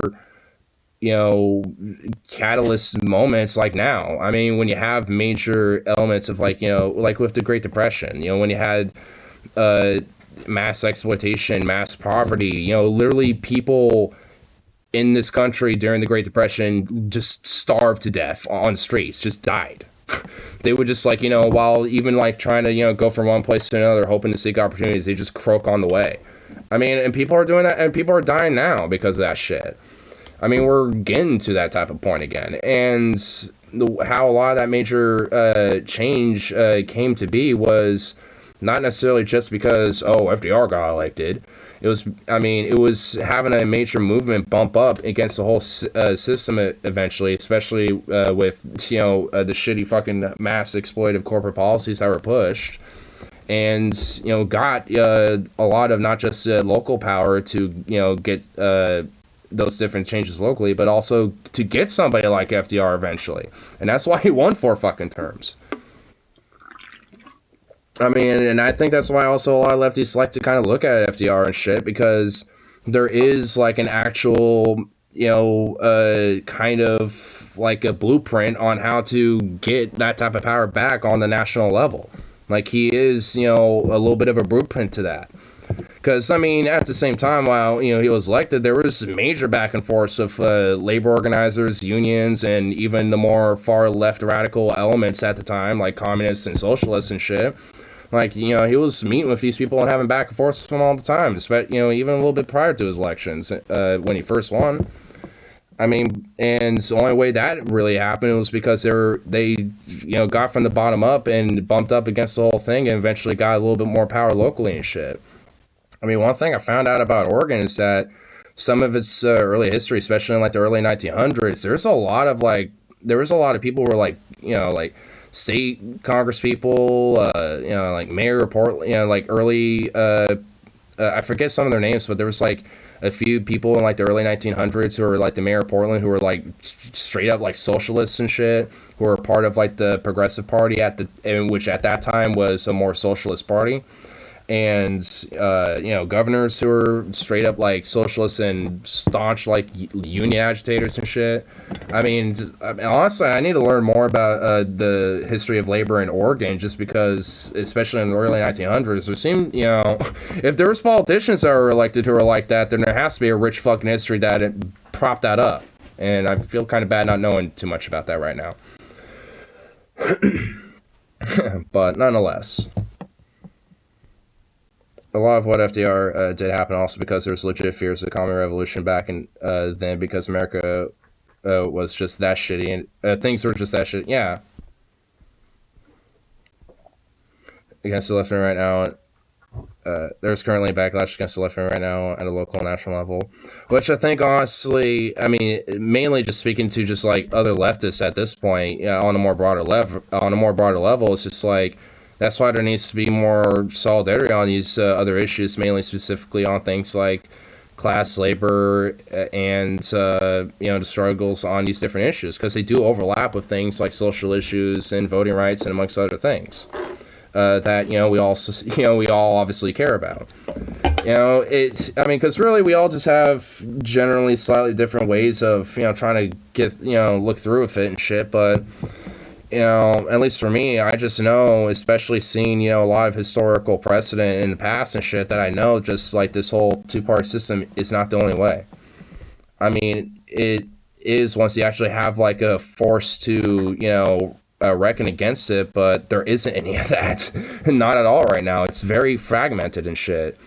Like, I mean, like I kind of referenced it earlier, but there was like a video that Kyle Kalinske did that was reacting to this caller that David Pacman took, where the caller was like, oh, what do you feel about these America bad lefties and shit, blah, blah, blah, blah, blah. And it's like, what's this bullshit? Like, I mean, it's like, what the fuck? I mean, can we not, like, have this weird bullshit in fighting? I mean, there's also, like, the weird, like, video essayist versus debate bro thing and all this type of shit. It's like, I mean, where it's like, what is this what we have to, like, waste our time with as lefties right now? It's like, what the fuck? Like, the country's, like, kind of, like, slowly collapsing and literally on fire and figuratively on fire. Like, is this what we is this what we gotta worry about? Like, isn't Starbucks, like, union busting the shit? Isn't there, like, now multiple different union votes going on for Amazon? Like, there's, like, other shit going, like, it's like, you know what I mean? It's like, our union just finally got a settlement done with our contract, so I'll eventually find out what all the fucking details of that about. See what that shit's, actually good or not. And be able to actually give you the full nitty-gritty details of how this, I guess, with ratifying votes work and shit. So, we'll see about that. Overall, that part, at least, is some good news. So, I mean, either way, there's some legit, like, leftist momentum, but, I mean, it's just not, like, funneled or expressed in definitely, honestly, in really the right ways, aside from maybe a few little outlets like More Perfect Union, the Gravel Institute, and Status Quo, and a few other places, but definitely nowhere near enough.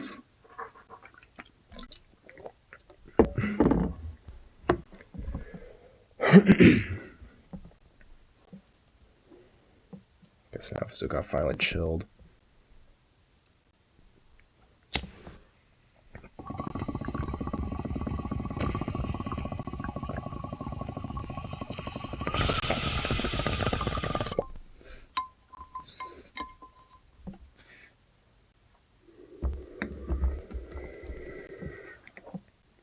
You let it get to vote for your interest, are currently not voting or not all voting. Damn, highly unlikely to vote for Trump. I mean, I honestly would probably beg differ to some extent.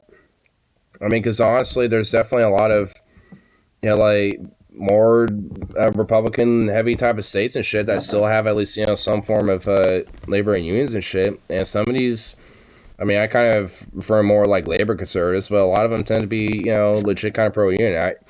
I remember, like, this Ben Shapiro, like, Facebook post and shit where he was, like, dogging on unions, or even, like, legit half of them were like, wait, what are you talking about? This bullshit. Actually, being a union is actually good. And it's like, alright. I mean, that could definitely be a bridge, to be like, well, yeah, I mean, how, what's, the problem with trying to uplift, people who are also, black or immigrants and shit, when it comes to this type of issue as well, because they also would benefit when it comes to, their work and their end of the day and shit. It's more of a class issue. Well, I mean, when it comes to the more broader idea of intersectionality, like, I do think, class is the biggest intersectional idea of them all, at least one of them. And with that, I think can at least be one of the biggest bridges to try to, expand these different ideas and use that as a way to, plant these seeds into other ideas and shit. I mean, that's honestly how I've been able to find out commonalities with even some of my more right-leaning, more conservative-leaning coworkers and shit. It's because, the more overlapping, obviously the more nonpartisan class issue basis of it. But, with that, and I've realized, like with my other coworker, being, while somewhat conservative, still being very pro-environmental, and pro worker and shit. And one of the people that it's like, oh, they need to look out for the little guy type of mentality and shit. Despite some of the more conservative leanings on some other socialist and shit. But despite that, we've been able to at least have, I think, somewhat productive conversations and shit. Despite maybe not totally changing his mind on shit. But, either way, it's like it ends up able to build more of a bridge that's, melds a lot of the, antagonistic, like, type of, tribalistic feeling that, comes immediately off of them, especially when it comes to dealing with chuds online or going at protests and dealing with the heated, situations from that shit. Or just legitimately dealing with the actual, like, radical fundamentalist elements of these, type of ideas and movements and shit. Because, again, they do exist. And there are people that are legit TFG and shit. I mean, and that's why, at least for me, it's like, it's like you gotta definitely prepare and be wary of those type of people, because they are out there, and, some of them are legit, not just fundamentalists, but just are unhingedly fundamentalists and shit. Like, whatever the fuck happened tonight with that protest, apparently, where, some shooter shot at a bunch of protesters and killed 2 of them. Like, I mean, basically, almost sounds like a Rittenhouse copycat a little bit. I mean, it's all intents and purposes. So it's like you got these motherfuckers out there for sure. I mean, or just influenced by community. Yeah. I mean, there are definitely some of them that are, the unhinged element of that do get influenced from that type of shit. And honestly, with that, that's just more, like, that's more of the issue of, like, some more root problems of the system that you can't necessarily directly control with those type of people, fundamentally, aside from just, like, reopening asylums and shit, because Reagan fucked that up. Instead of, like, massively reforming them, just shutting them down.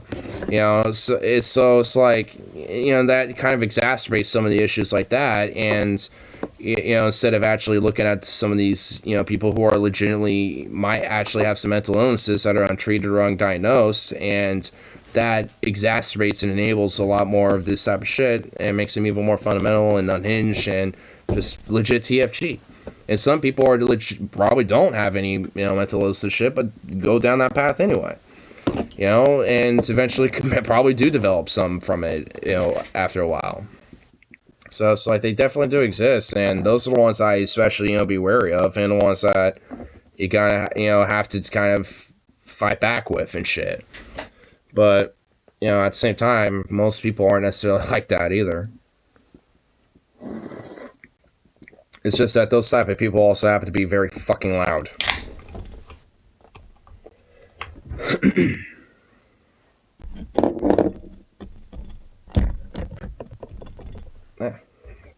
Just blew a little bit of weed all over my desk. I don't know. So are you scratching at the door again, dude? Oh my god. What is with you? Yeah, sure. Yeah. I mean, it's just honestly pretty easy to empty wagons make the most noise. Yeah. I mean, also, it's really easy to just get into, and honestly, this is just more human nature, but it's just also really easy to get into very tribalistic mentality and shit. I mean, I'm definitely guilty of it, too. I mean, it's just kind of like, part of, our own little bit of biology and shit to just kind of be tribalistic in a way. It's just about, at least for me, how do we try to, like, rechannel this into, something that's a little bit more, uplifting, more productive, and, positive way of, using our tribalistic, tendencies and shit. Instead of in this more antagonistic, multi-tribal, factional, divisionary, bullshit and shit instead. So, God, get over here, dude. Just get the fuck over here. Get up here. Get on my lap. You fucking dork. You fucking... You son of a bitch. What is with you? You just want attention. Is that what it was? Oh my god. You little punk. You're a little prick. You're a prick, you know that? Fucking degenerate. Little anarchist, you. Oh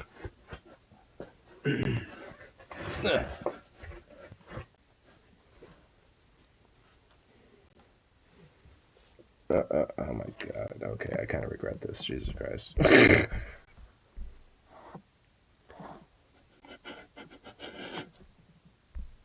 Yeah, do you have sniff everything there, bud? Okay, I'm moving that tray. I don't trust his nose. It's not like a cat where he's gonna be a ninja. Also, I haven't been able to see Bandit all day, but when I came home, he was literally in my room the entire time. Like all day, I never noticed he was in my room. Just like, okay, yeah, I guarantee he's still in there. Just chilling, sleeping, being a cutie. Just like you are, but you're just being annoying. What a lazy furball. He really is a lazy fuck. He's just a lazy furball. Insanity. In debauchery.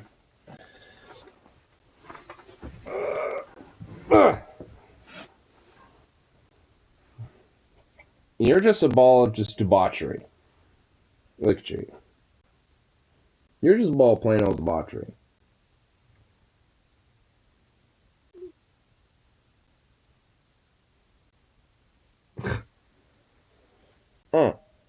Mwah. You're so cute. You're just so cute.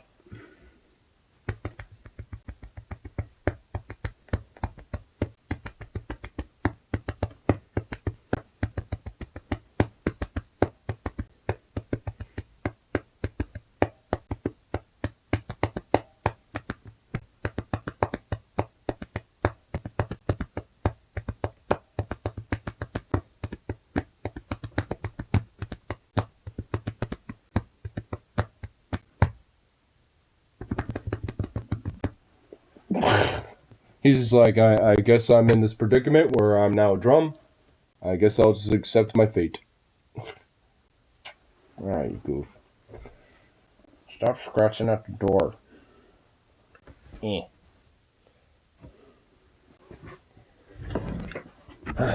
prick. A little prick.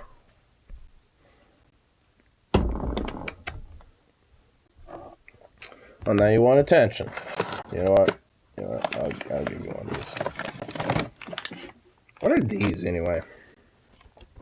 Purina Bussy Rollhides. I wish it said Bussy, but it's one letter away from it. Long lasting chew, roll around a savory middle. That's a little chibi. Cute little chibi. Do you mind? You're trying to sniff. And okay, up. That a boy. You were supposed to catch it. You're getting lazy. That or just being a rebellious little turd. One of the two. Definitely being a rebellious turd, that's for sure. Little jerk. Jerk. Stop being a fucking jerk. I should have given him that. I don't know why, but he really does, like, when I first give him these, he'll whine. I don't know why, but I don't get it. Like, it's not hard on his teeth or nothing, like, so. What? Wow, are you kidding me? I barely move this and do that, and he's, like, staring at me, like, was that the hide that I had earlier that you took away from me? It's like, yeah, it was, because you're a jerk. You want to, like,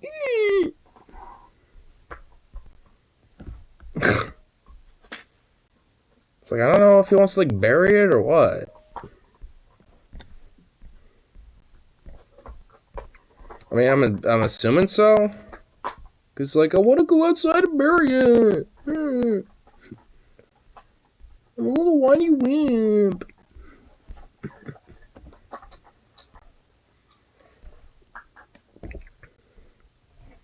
What in the fuck is it? Hank Trill? Propane money? Hank Trill? Huh?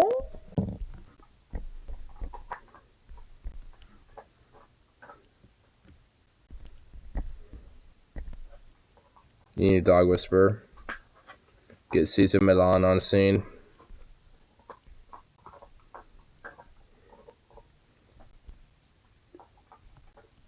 Okay. What we got going on here? What is this propane money? Can I play this? I guess. I want to hear it. Hank Trill, I guess. So I guess some rap. This is recommended to me. I keep that thing on me. God damn it. It is. They see me selling propane and now they trying to copy. Pretend to be broke, but I got hella cash.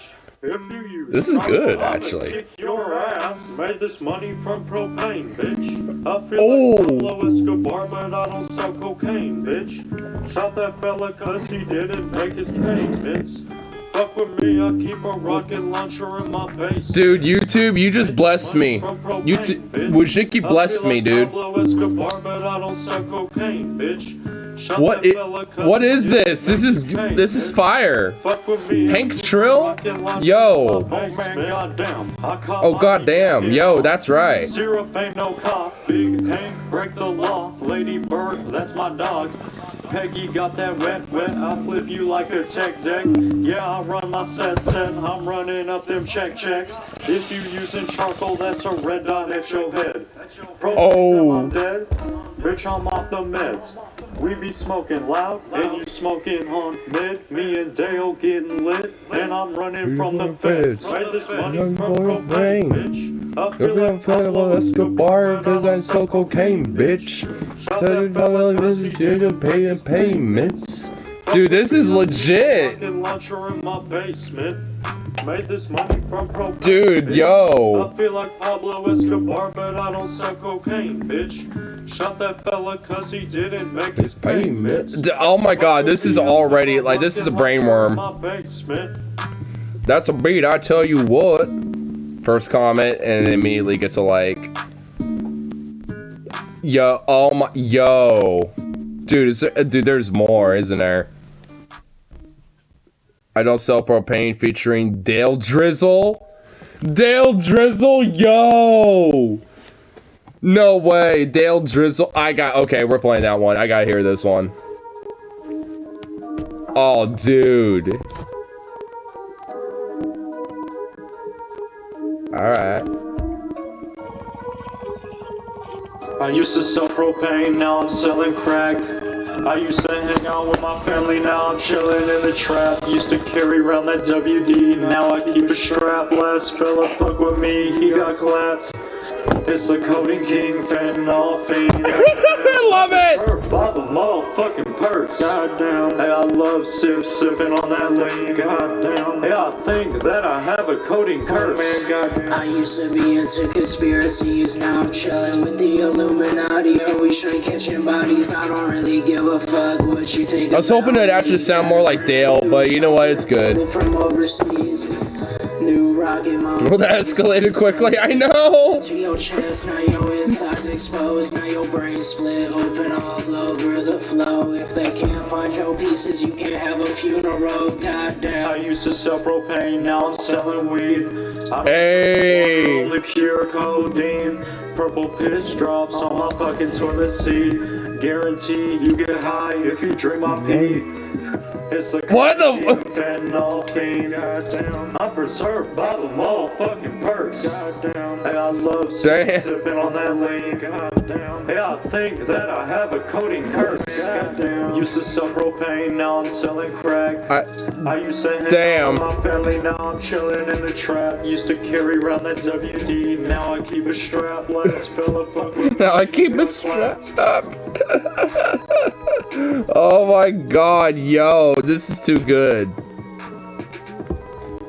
No jank in my tank.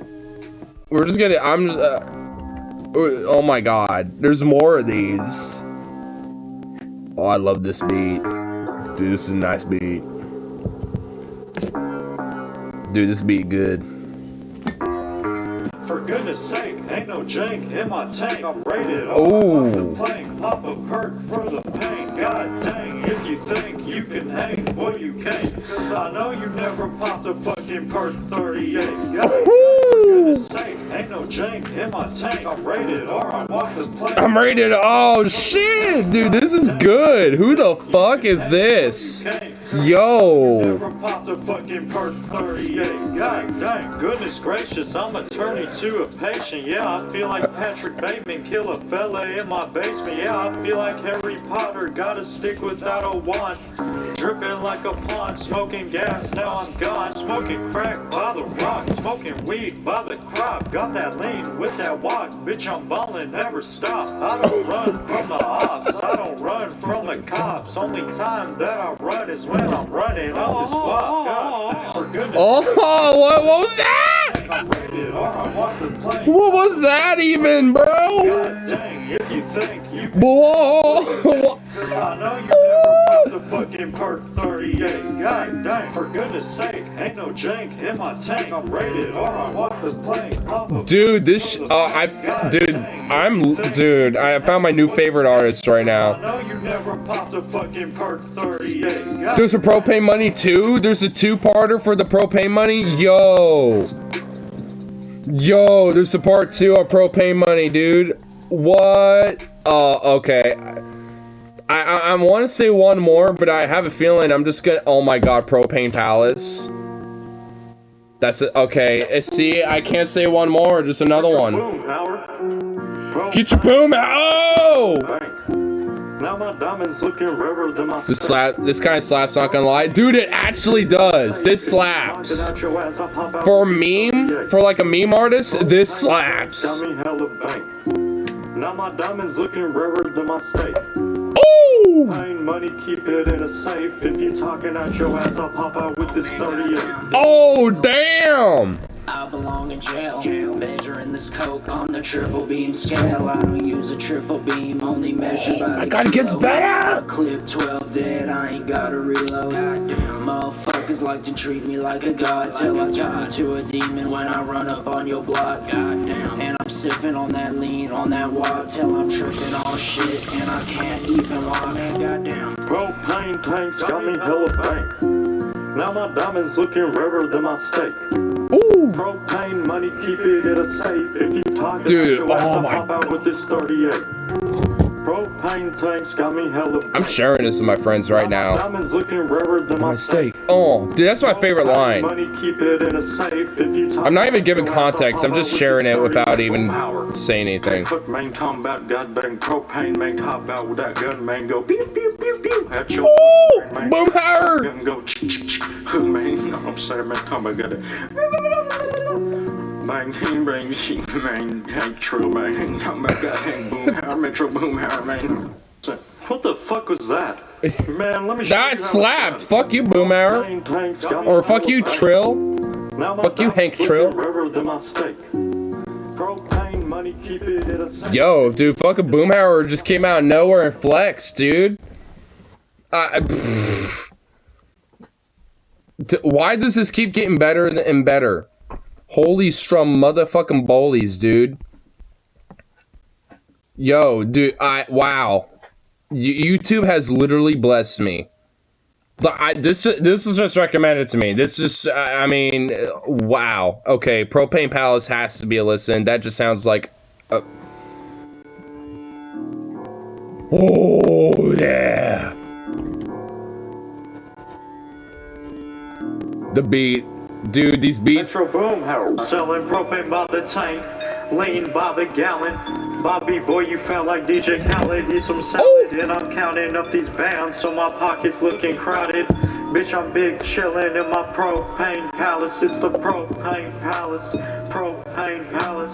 Bitch, I'm big chillin' in the propane palace, propane palace. It's the Propane palace. Oh, dude. 24 Hank Trill on the ballots. Ooh! Made me rich.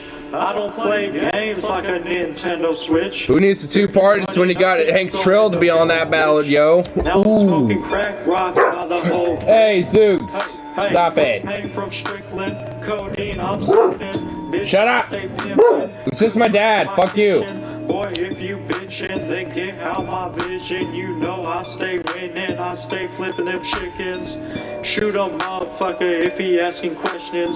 Bitch, I'll make it, bitch, you know that I am still Christian. If you want it, you can Hey! Smith and Wilson. Shut up, Down in- Zuka! Now it's Hey! different that I'm ripping. Selling propane by the tank, lean by the gallon. Alright. Bobby boy, you felt like DJ Khaled, eat some salad, and I'm counting up these bands, so my pockets looking. Get over here. Bitch, I'm big chillin' in my propane palace. It's the propane palace, propane palace. Bitch, I'm big No, nothing to fear, chillin' bro. in We're at the propane palace, yo. Propane palace, it's the propane palace. 2024, Hank Trill on the ballots. Take what, man, talking about goddamn Metro Boomhauer. Talking about that. Pew, pew, pew, pew. Hey! Talking about Stop it. Hash kid, no sour. Talking about that fake money every motherfucking hour, man. Alright, I'm just gonna have to do this. Because he's gonna keep... See? No! No.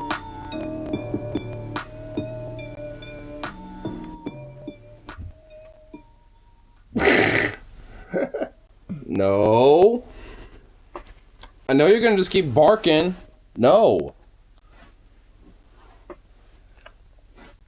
What was the name of the one you played before this? Propane Money 2. Yo, MC. Dude. So that shooting. Oh, man, now you're bringing that back up. Man, we were just vibing hardcore to some Hank Trill. And now we're bringing this back up. But yeah, well, you know, fair enough. That's honestly, you know, like, we went for a little stun lock on some Hank Trill. And I found a new favorite artist now. But nonetheless. Is there any updates with that? Zooks, don't even fuck think about it. Man, God, he's probably gonna be just as barky as his siblings now. Now I'm thinking about it. Oh my God. He's gotta stop doing that. At least, anyway.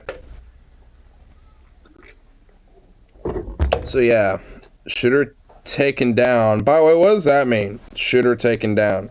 What, was he shot and killed or fucking just taken down? Like, you know, or just like, what? Because I'm not gonna lie, like, I mean, I kind of have a little bit of a, I suppose, a preference considering the indiscriminate shooting. I suppose it's neither here nor there. Never mind. Not confirmed, but apparently a homeowner, possibly Chud, walked out and started shooting people who were holding BLM and pride flags. So some just random motherfucker walked out from this home and just started shooting people.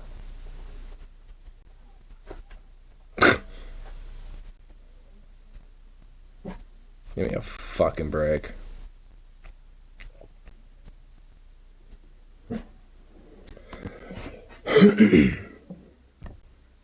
So some motherfucker, you know, decided to be like, oh, these, you know, these fucking blacks and these fucking gays and shit. Insert more slur words instead. You know, coming around on my fucking street, not on my goddamn watch, pulls out a Glock or whatever the fuck and just starts shooting. Yeah. What's the taking it down? I guess you're saying not confirmed with that. Man, now I real got a fucking preference on to what that means. Could probably reappropriate the house to affordable housing, you know, considering my personal preference, I suppose.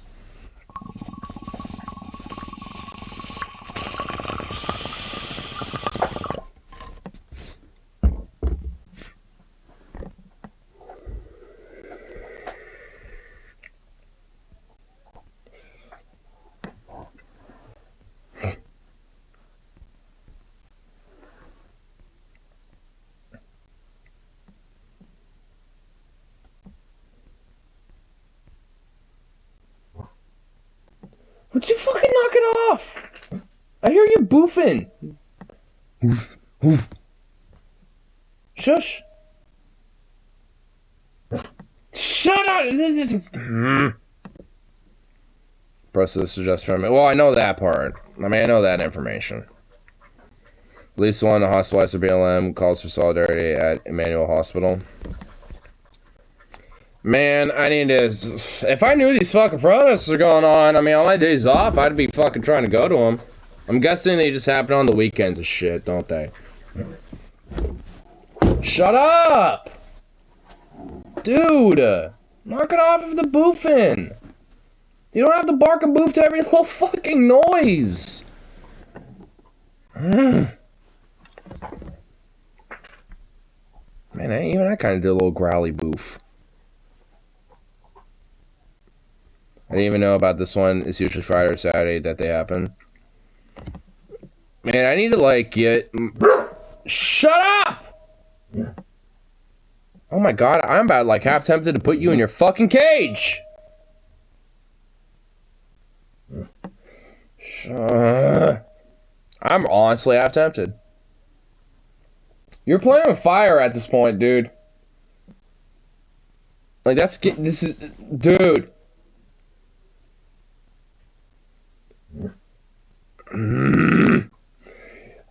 You went outside, you had some food, you have water. There ain't no reason for you to be fucking boofing besides just pissing me off at this point. Like, damn, bro. Okay, whatever. As long as he doesn't fucking bark. I didn't even... Alright, but... Whatever. Like... Yeah, but yeah, I definitely need to start making my way back on that type of thing. But anyway, but like I was saying, I need to get my, like, days off on, like... either, like, Monday, Tuesdays, or, like, Tuesday, Wednesdays, and to have, like, a Friday or a Saturday off. Because I know they usually happen on the weekends, too.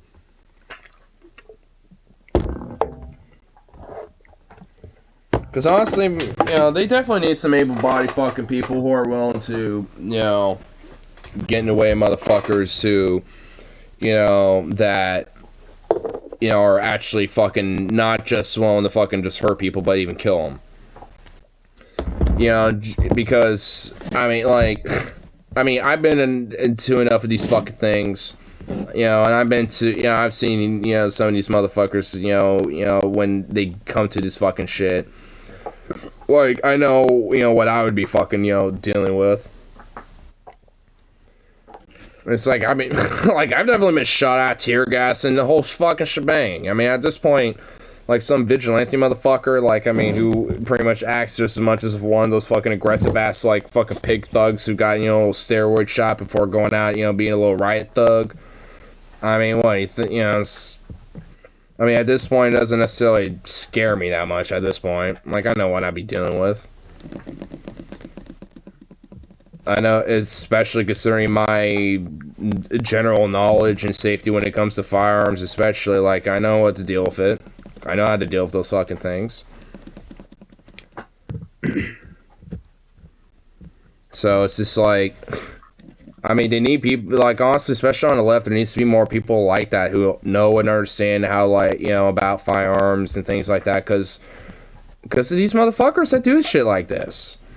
I mean, straight up. I mean, honestly, it's like, I mean, I'm definitely not, like, some crazy gun nut, obviously. I mean, I'm definitely one of the biggest advocates for fucking, you know, licensing and all that shit, you know, but it's just like...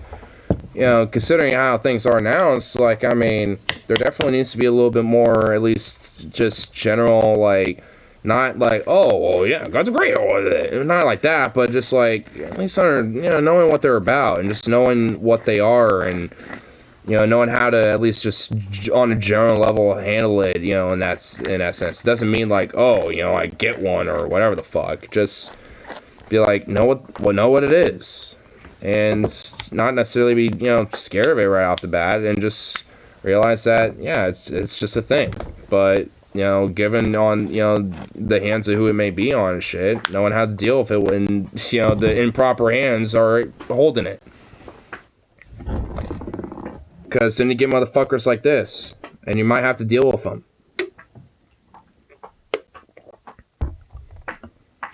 I mean, at least for people like me, personally, like, if there's an opportunity, I'm to have no problem dealing with them.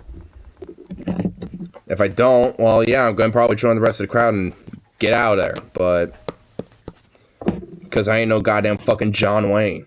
Like, I ain't going to be some fucking, like, random-ass hero. I know how to be smart about this shit. But that's the thing.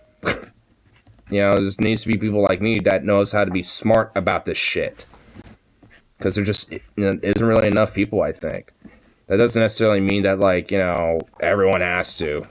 But, I mean, it's really just, like, due to the understanding of, like, how some of these motherfuckers act and shit. And how they are willing to approach, people who are legit there for nothing that is even remotely close to violent purposes. If anything, trying to, advocate, a system that is away from something like that shit.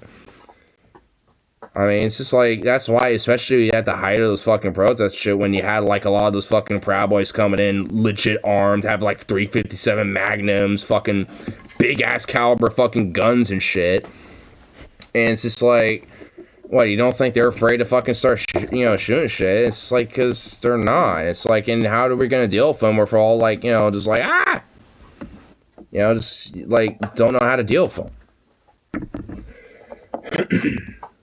I mean, and part of that is also knowing how those things work and being able to, understand when getting them out of their fucking hands or detaining these type of people, how to deal with those things too. Because, I mean, it's not just about, like, getting it out of their fucking hands, but it's also making sure that thing is no longer loaded or armed too. So the gun itself is no longer a threat. It's not just getting it out of their hand. You don't want some other motherfucker grabbing it and doing something stupid with it either. Because that could happen too. I mean, that's why there needs to, be a more general, just like, nature of at least being more informed about it. Not necessarily, being advocate of owning them or getting them or fuck, that's their own prerogative. But, at least just being informed about how to deal with them.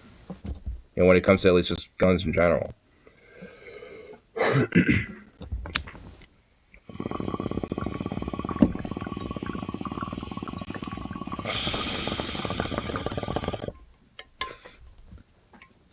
Because at the end of the day, if you want one or not, that's up to you.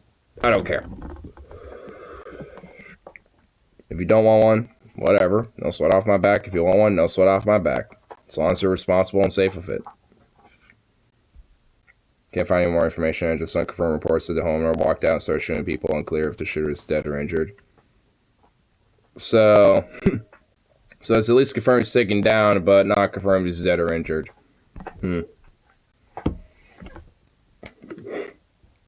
Stupid motherfucker. It's one thing if he just came out and started yelling at him like, fuck you, you piece of shit, blah, blah, blah.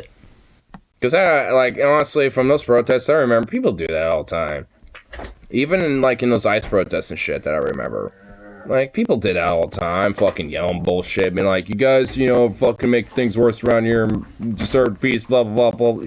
I heard that shit. In fact, I remember when I would stream, that, I would actually, kind of at least walk over and, let the stream also kind of hear what they're saying, to try to get more of a perspective, about what's going on. When I was, out in those protests shit, at least when I was streaming, not every single protest I was streaming, but at least the ones I was, I'd check it out. And you know, a lot of them would say stupid bullshit and yada yada and have back and forths and all this bullshit. And honestly, if that stupid fuck was to just do that shit, like, literally, like, this whole broader topic that we're having right now probably wouldn't even be a thing. Like, we wouldn't even be, like, I bet this whole protest that happened tonight probably wouldn't even be on our fucking radar. Because, you know, you were saying, Rip, so you didn't even know about it until the shooting happened. And this motherfucker just went outside and just started yelling at him or whatever. Even if it was like a little fist fight confrontation, like, it wouldn't even be a blimp on the radar at all. Because if it was like a fist fight, it'll be like, oh, you know, 2 people or a few people, you know, start having a little fist fight and a couple others break it up and the fucking protest moves on. The homeowner, you know, gets, you know, pushed back to his fucking door or whatever the fuck. You know, it's like, at that point, it just wouldn't be a blimp. But yet, because there are motherfuckers, you know, that are doing shit like this, I know it's going for us. Well, that's a part of it. That is legit a fucking part of it. And honestly, knowing what that like, I've already mentioned it before, but knowing what that motherfucker did, especially for me and my, you know, buddy Mentality, like, it's a little bit more personal how I feel that little shithead, like, at this point. Especially if he's calling for violence at this point. I mean, not that he hasn't prior to this incident, because he always, you know, had, like, this implication of encouraging it in the first place. By just, you know, showing that, oh, Antifa and BLM is always, you know, burning, you know, cities down and all this other random fucking facetious bullshit. Also, thank the holy fuck for rain gear. My chair is wet as fuck, but my ass is still dry. Nice.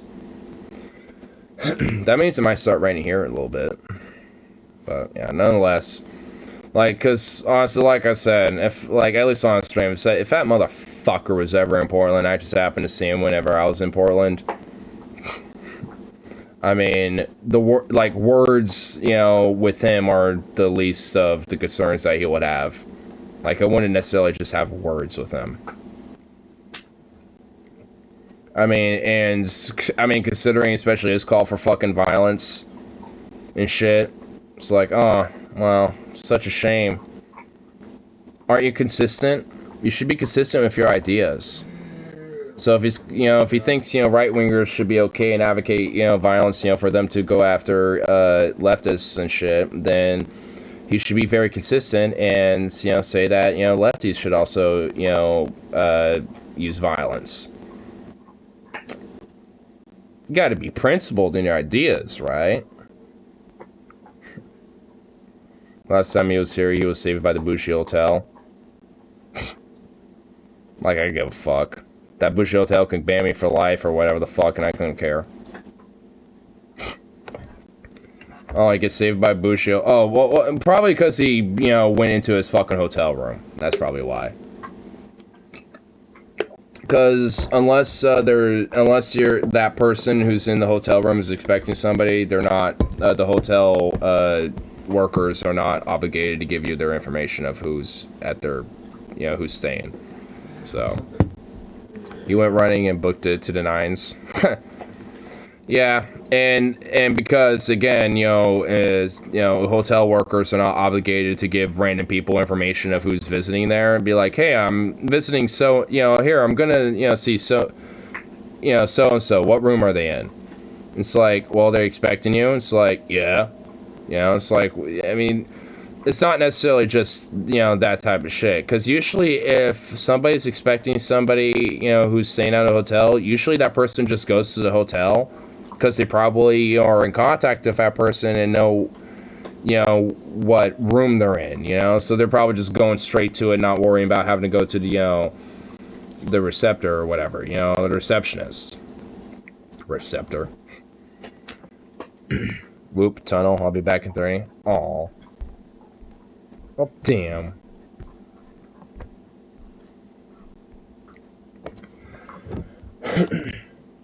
We were just having fun.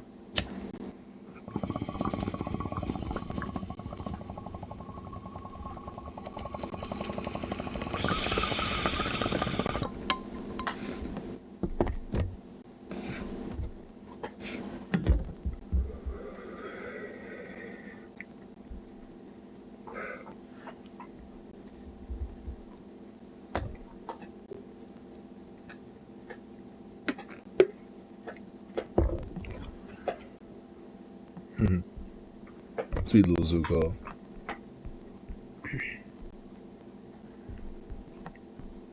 So, I guess when it comes to the update on the information about President Slide, there pretty much is nothing new. Nothing new in accordance to, you know, what I already know. Yay. I wonder if he's finding out about it. I wonder if his groaning is about that.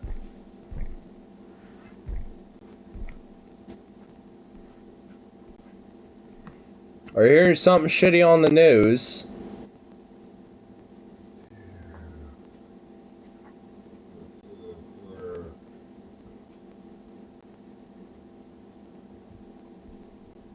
Is that a yes or a no?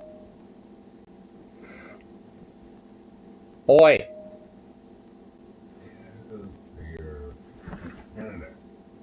Oi!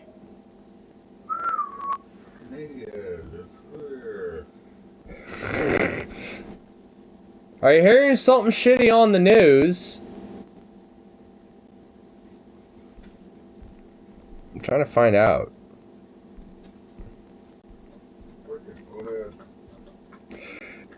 Okay, that confirms it, I feel like.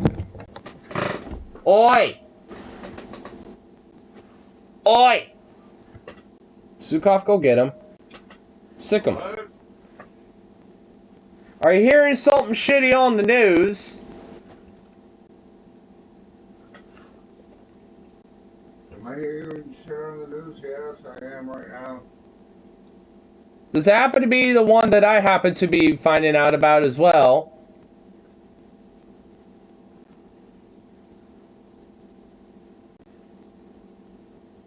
Yes. Let me guess. Shooting?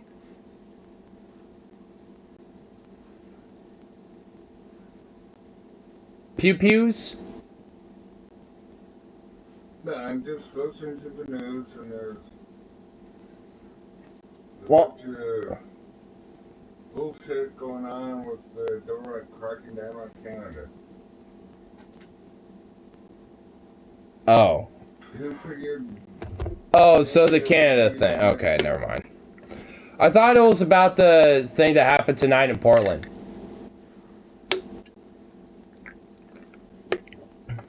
What happened tonight? Well, there was a protest that was going on, and some homeowner like walked out and started shooting at the like the protesters that were marching down the street, and at least one person was killed and multiple injured. It was like at Normandale Park in Northeast Portland. But that happened tonight, so. And not much information has been known besides from that. At least from what I know. I mean, eventually, I'm sure we'll find out more tomorrow, I bet. But I figured maybe it probably was starting to hit like the breaking news thing and you were hearing about it. Because I was hearing you kind of going like, boneheads, blah, blah, blah. And I was like, is it the same shit that I happen to be hearing about? But I guess it's not, so.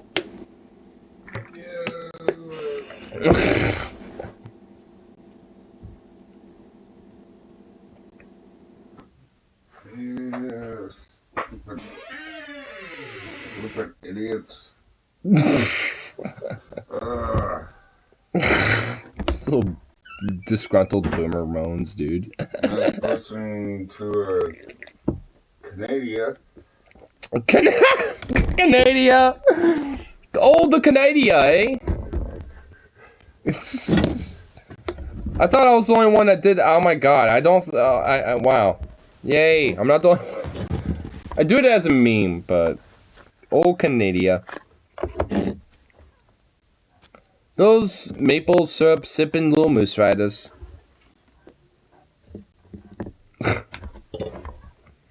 Yeah, but I know about the shit in Canada too a little bit though, as well. Who'd figure Canada would be Canada. Canada.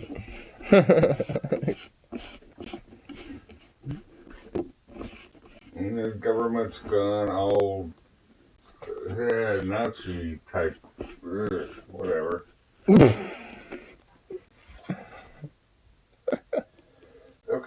cup? No, that's out of my butt. I'd appreciate that. Yes, good peppers.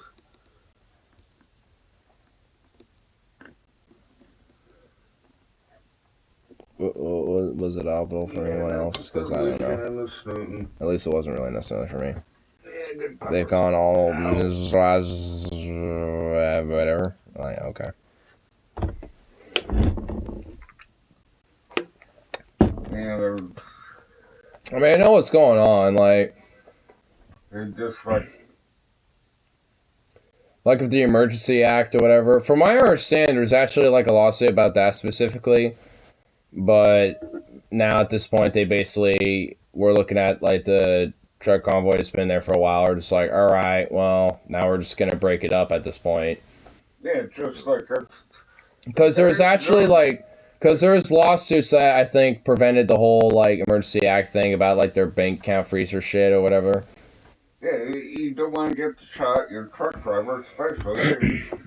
Well, I mean, that's honestly even more important at that point because you're doing international, you know, a lot of them do international travel. And also, I mean, the main thing, and the caveat about it, though, is that, like, a lot of Canadian truckers, 90% of them are already vaccinated. A lot of the trucker unions, and, like, the Canadian Association of Truckers and the Canadian Teamsters have essentially, like, primarily been detesting it because, like, most people are already vaccinated shit. You're a truck driver. How much social interaction do you have? You spend most of your time on the road. I mean, at the different border checkpoints, rest stops, you know, once you actually, you know, drop off the deliveries or, you know, pick them up and shit. I mean, there's different social interactions that happen. Yeah, no shopping. I mean, also the main people who were initially organizing the whole thing weren't truckers themselves either, and it's, at least the four main heads of the organizers, and it's like, what? I mean, it'd be one thing if they were like, the heads of them were, you know, actual truckers and shit, but I mean, you know, and they'd be like, okay, I guess it's one thing a little bit, but I mean, if they're not, it's like, wait, what? Yeah, I don't like that bridge anyhow. I mean, because a lot of it at this point has been kind of like, you know, I mean, especially co-opted too, and also wasn't, you know, totally like a wholly, you know, trucker worker based type of movement. And enter the tunnel, and I became an international drug smuggler. Yeah,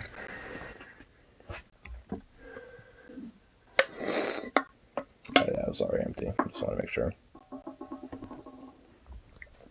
So that's where it was, at that fucking bridge. Dun, dun, dun, dun. So that's where he became an international drug smuggler at. It was at that bridge that they happened to be on. So that's where it was. I was wondering where that, like, drug smuggling incident happened. Well, drug smuggling. Okay, that's okay. Between Detroit and Windsor, yeah, that's where okay. Yeah. For having like a couple grams of weed. Pot. Exactly. Go figure. International drug smuggler. He's working with the fucking cartel. This one. He has a bag of weed. Take him out, boys. Take him out, eh? It's like, oh my god, of course. Yes, oh, Canada, and now the entire country has it legal. Go fucking figure. You're probably not an international drug smuggler in Canada's eyes anymore. You're probably okay now. I'm still never going to Canada again. Well, you're probably okay now. Like, you could probably go to Vancouver, BC and be totally fine. Like, you know what I mean? Like, I mean... I'm not going to try it. I'm just saying! Like, they got legal weed in the whole fucking country. They beat us to federal weed, okay? Like, I mean, they're doing something. They might be our little, like, you know, diet American brother, but they've one-upped us on something. You know, it's like, I mean, come on. Yeah, back in, like, 1776 mentions like drugs. It is I, Captain Drugs. Stop at the Canadian border, which, at that time... everything was whatever, but the whatever, okay. the Americans decided to stop at a certain point, and Whatever. You quit kicking British butts, but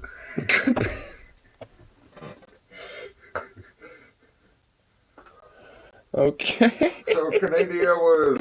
Canada, you're just still going with it. It became a separate country.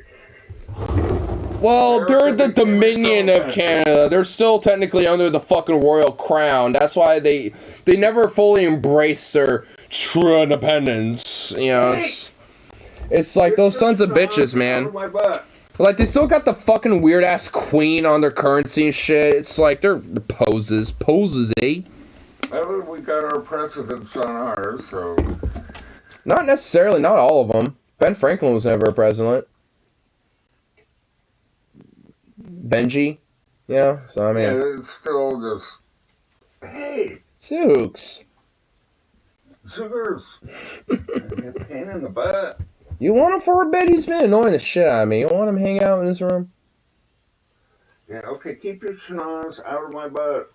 Imagine Canadians and Mafia. We're really sorry about this, but since you haven't got no money, we're going to have to break your kneecaps, eh? Pulls out hockey sticks!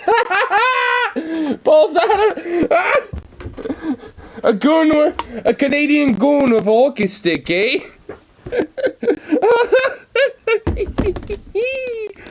Oh my god. Oh man. Look at that got me a good laugh. The Canadians definitely did not want me in their country. Well, they probably will be okay with you now. They're probably like, oh, hey, you're smoking weed? Oh, cool. We could probably make a little money off of that, eh? Like, if anything, they're probably looking at that and being like, oh, hey, yeah, okay. Like a little teeny. Like what? Like not even a gram? I think like a. Back in like the 90s or some shit, he literally like at the 80s. 80s, okay, 80s. Like back in the fucking 80s, he literally got international drug smuggling sentences in Canada for literally like I guess not even not even a singular gram of fucking weed. It was, I guess, on the bridge between Detroit and Ottawa. So how's it going, eh? How's it? It's like, not so good.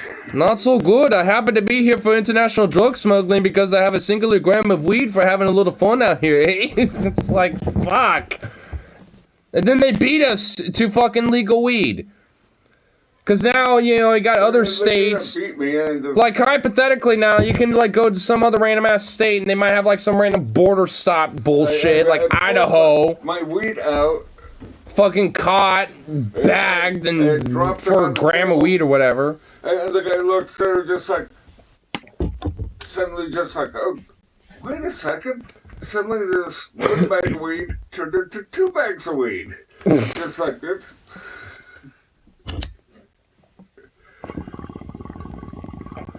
And the guy's just like, I'm from RCMP, how's it going, eh? And just like, could be better. I'm not getting arrested in a foreign country. Well, I mean, if you had weed in Canada now, you wouldn't be arrested, so go fucking figure. Again, you'd probably be fine going to Canada now. I'm officially listed as an international drug smuggler for... Not anymore. Well, not really anymore, because Canada legalized it. So by proxy, anyone who has... No, that was before, so I'm still in. No, well, the thing is, when it comes to the legalization, that means, like, you know, anyone who's had prior offenses due to marijuana gets expunged and shit. And I think a part of Canada's legalization was part of that. So that probably implied to internationally as well. So, like, I mean, at this point, like... I'm not trying it. You can take a fucking Amtrak up there, you can try it. If not, you can take an Amtrak back. I mean, come on. No, I don't want to try going up. Oh my god. Whatever. Where's your fucking, you know, fuck you, get out of my way, American mentality? Where did that come out of you, damn liberal, pussy ass son of a bitch? You political correct nonsense. Where it's like, I don't want to do it. I don't want. Yeah, the bonehead is just like, what country is Montana? What's your, yeah, it's something like. I mean, if you're near, Where are you from? Montana. It's what country is that? I'm just like. I mean, to be fair, if you're in Canada, you probably, like, especially, like, in Ottawa, like, border guard or whatever the fuck, like, you probably, like, you're thinking, like, Michigan, you know? That's probably, like, the only state you're thinking of when it comes to M, so it's like, Montana, wait, that's not Michigan, wait, what the fuck is that? Where's that, huh? Yeah, so where are you from? Montana? What What? country is that? I'm just like, okay, that's part of America. I know, there's no getting around it. We're terrible people. Now give us your car. Oh my god. I mean, Although they have the nicest. it's a little cops true. in Border Patrol you'd ever want to meet. How's it going, eh? Well, yeah, because they're Canadians. Like, one of these days, I'm going to take the Amtrak or take a fucking train up to Vancouver. Or do that to Seattle and then take a boat up to Vancouver or some shit. Like, me and my friends want to do that as a trip. And You do that. I'm staying out of Canada. oh my god, dude, okay, you know what? While I'm there for the first time, I'll literally ask, like, hey, back in the day, in the 80s, my dad, was caught with weed, and shit, leaving the country, because now marijuana is legal. Could he actually, return to the country despite, that past offense? I will literally unironically ask the fucking border agent that that I meet to fucking get, that I give my passport. I will unironically ask him that random question. I will fucking do it. And I will give you the answer. And when I come back, I'll be like, yes or no, depending on what they say. Which I guarantee you is going to be a yes. Because if that's, like, the only thing, and especially if weed is legal there, like, they're probably literally not going to give a fuck at that point. Like, I feel like there's no way they're going to be like, oh, no, there's no way, you're international drug smuggler, you're like Pablo Escobar now, eh? I mean, there's a quarter ounce, split it with my friend. Oh, a quarter ounce. And then, okay. I was saying less than a gram earlier. To make it a little bit more charitable, but okay, so a quarter ounce. Oh, okay. Between the both of us, we'd smoked like at least half of it. So about this much. And I had less than a gram of hash. And some hash? God damn. Man, fucking pack it. Damn. Man, you were kind of going Pablo Escobar on their ass. So, like, man, yeah, I mean, they had a big pile of paraphernalia, 2 little bags of weed. Man, I mean, in the eyes of Canada, in the eyes of the Canadian government, you probably were Pablo Escobar. They're like, oh my god, this is like Escobar right here, eh? Oh goddamn, man, we just nailed the fucking, the gem. We just hit the diamonds, eh? And the guy from the RCMP is just like, how's it going, eh? I'm just like, we're just really making fun of Canadians right now, and I love it. All I wanted to do was drive into Canada over the bridge and come back through the tunnel. We're just making fun of Canadians, and I love it. We made it across the bridge, but not across the border. I didn't realize Canadians don't speak English. Well, it's the Quebec Canadians, the French Canadians. Yeah, they speak French. I realized... And not real French, it's like the fucking weird, broken, like, redneck Canadian French. Yeah, I learned the JF gotta pay French. Border, if you don't understand what they're asking you, no matter what, just say, no, no, no. You don't want to say, what? Huh? You don't want to say anything like that. Otherwise, they'll search you. Well, maybe it's a little different nowadays, but I mean, it is like however many decades, like what, 80s, 20 like what, 40 years? Yeah, I mean, it's probably different now, but I mean, who knows? It might be the same. I really want to go out. Me getting kidnapped by Canadian gangsters. Oh, please, you guys are like the Salvation Army of mafias.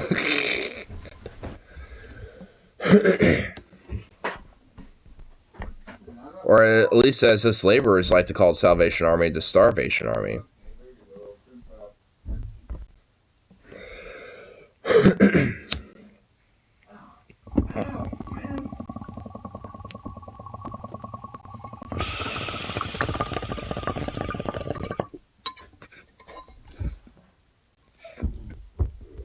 Where'd you go? Well, don't lose him. Oh my God, is he about to... Do I have to go out there? There you are. Okay, never mind, I heard him. He said, there you are. I heard it. We're okay. We're okay.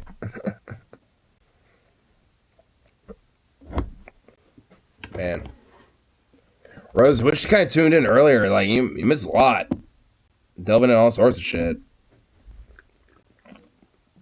I don't know if you heard or tuned in earlier, but there was a protest for Solidarity for Justice for Amir Locke in Portland, near like Hormondale Park in northeast Portland. And there was actually a shooting over there because, you know, degenerate motherfuckers like Andy No were encouraging violence as some homeowner decided to walk out and indiscriminately start shooting at the protest that happened to you know, be by this guy's house.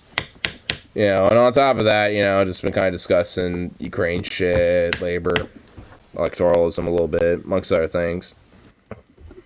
But I'll say, all in all, I mean, so far it's been a nice, juicy, little fun night. Bandito! Wait, hey, hold on. If Bandito just came in from the outside, he opened my door from the... Oh my God, my room's gonna be cold. God damn it, you little prick! You're in my room, and now here you are, you little sweet muffin. Get over here. You opened my door, you opened my window, you little jackass. Look at you. He's good at that. Yes, he is. Okay. Come on, dinner time. Well, I'm gonna hold on to him for a little minute. I wanna love my baby. My little king. Yeah, Zuckers. My king. King. Good puppers. Hey, yo, King. You're gonna get your food. You can wait a second. You can get loves. Yeah, there you go. Yeah, get blissed. Get blissed out, bandit. You king. It'll be a while till I can get the food ready and get Zukov out of the way. Oh, you sweet little king. Okay, out of the way. You know what's also amazing is that Bandit and Zukov are actually starting to become friends a little bit. I've seen Bandit literally rub his face up against Zukov's face. Oh, did I ever tell you that Bandit has actually rubbed his face up against Zukov a little bit? They're actually becoming... Heard that, but yeah, they're actually kind of becoming friends a little bit. I've seen this happen at least 2 different times, and it's just like, you know, they're actually kind of getting used to each other a little bit. So when Bandit kind of swipes at him, at this point I just know he's just being friendly about it.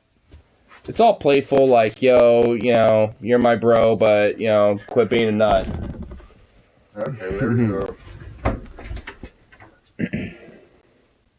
I mean, honestly, even there, like, I mean, Bandit's being more chill about it. Like, they're starting to kind of understand.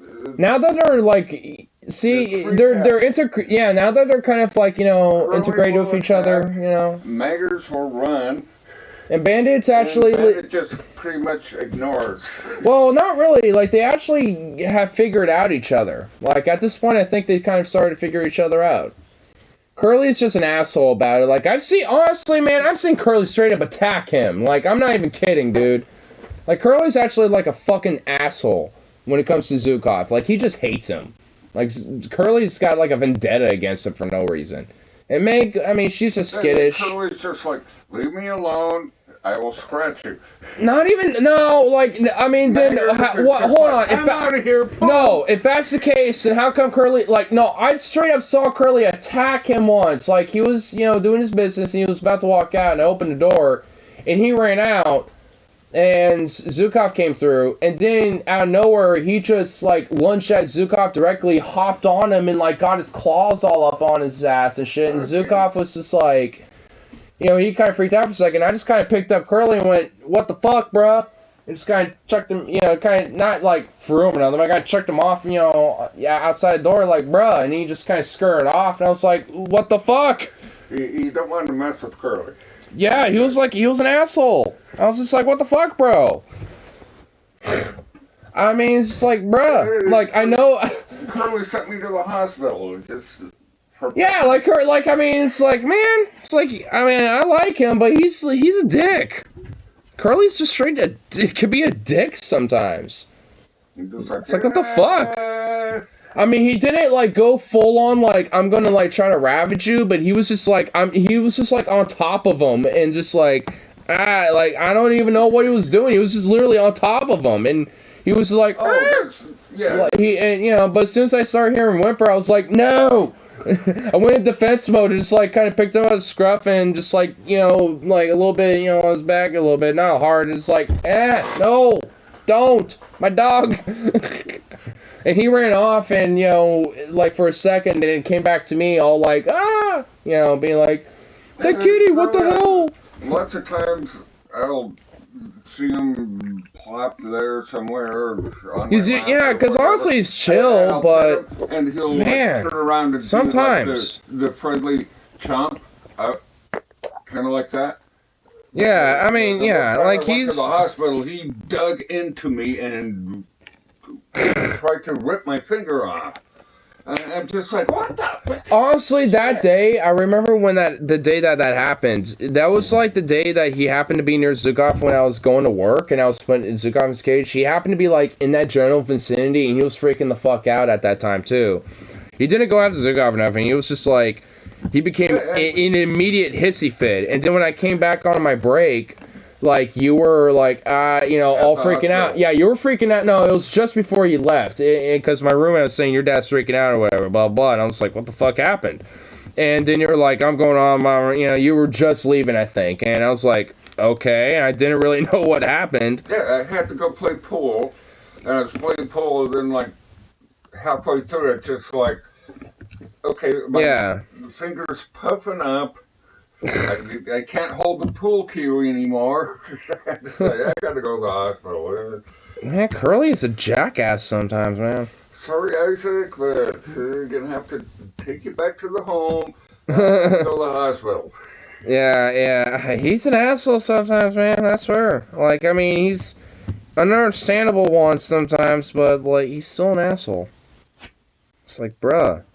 You gotta, like, chill. Lots of times I go like this. I mean, he probably honestly low-key, though. I'll lap and sit down and start purring, and I'll pet him, and suddenly he's just like... Well, I mean, he has, like, he has some of that, like, you know, he has that baby kitty in her. Like, he has that mama in him, dude. Like, because she was probably, like, an SS cat a little bit from the, you know, the cats around here. Oh, jeez. Yeah, and then, you know... and then, you know, he himself probably was also a result from maybe another litter that we didn't even know about from her, you know, potentially. We never know. Like, you know, so it's... or maybe a distant, you know, cousin thing going on. I don't fucking know. You know, it's like, who knows?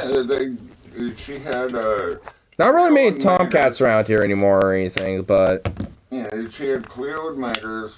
And then she had Curly, which was like a one kitty litter. And yeah, it was just him. And Yin and Yang. But yeah, they were the first. Died. Yeah, they were the first ones. Yeah, they both died. What was the second ones? I don't even remember the second litter because they weren't. Because the second litter wasn't making Curly. They were the third. I don't even remember the second. I think they just, you know, grew up enough to where they can be sold for adoption. Yin and Yang were the second ones. No, they were the first. I remember that specifically. Because that was because honestly, because when I was growing up, that was like my first experience with death, so to speak. Because, you know, I never really experienced it for the first time aside from that. So I remember that directly. So I know they were the first. But I don't remember the second because I think they probably grew... maybe it's because they probably just grew up and we just gave them off for adoption. The second ones, yeah, we brought them to... which was I don't even remember those like ones. a stump tail, like curly. Yeah. Oh, yeah, that was Yin and Yang.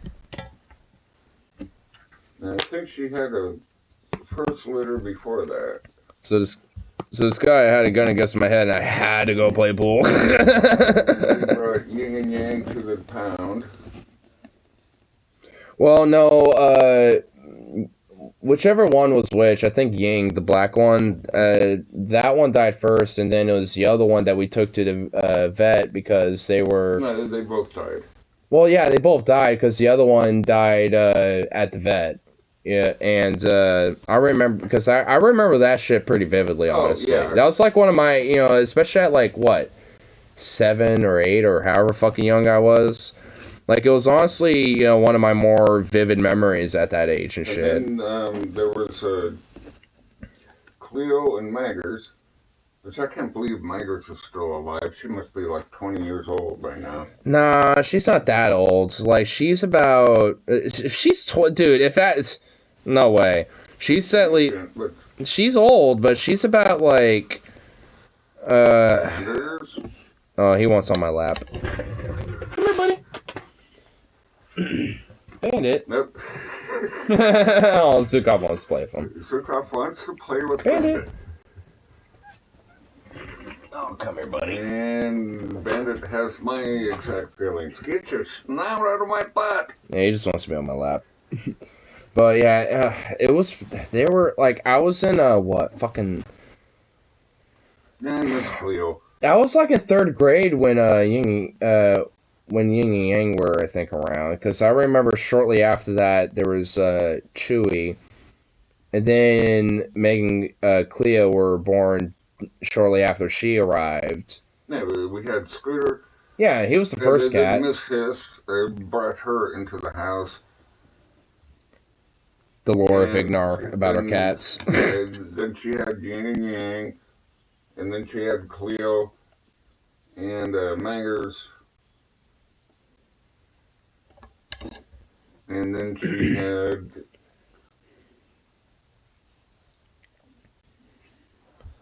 Curly. Don LaFontaine. Yeah, I know about it.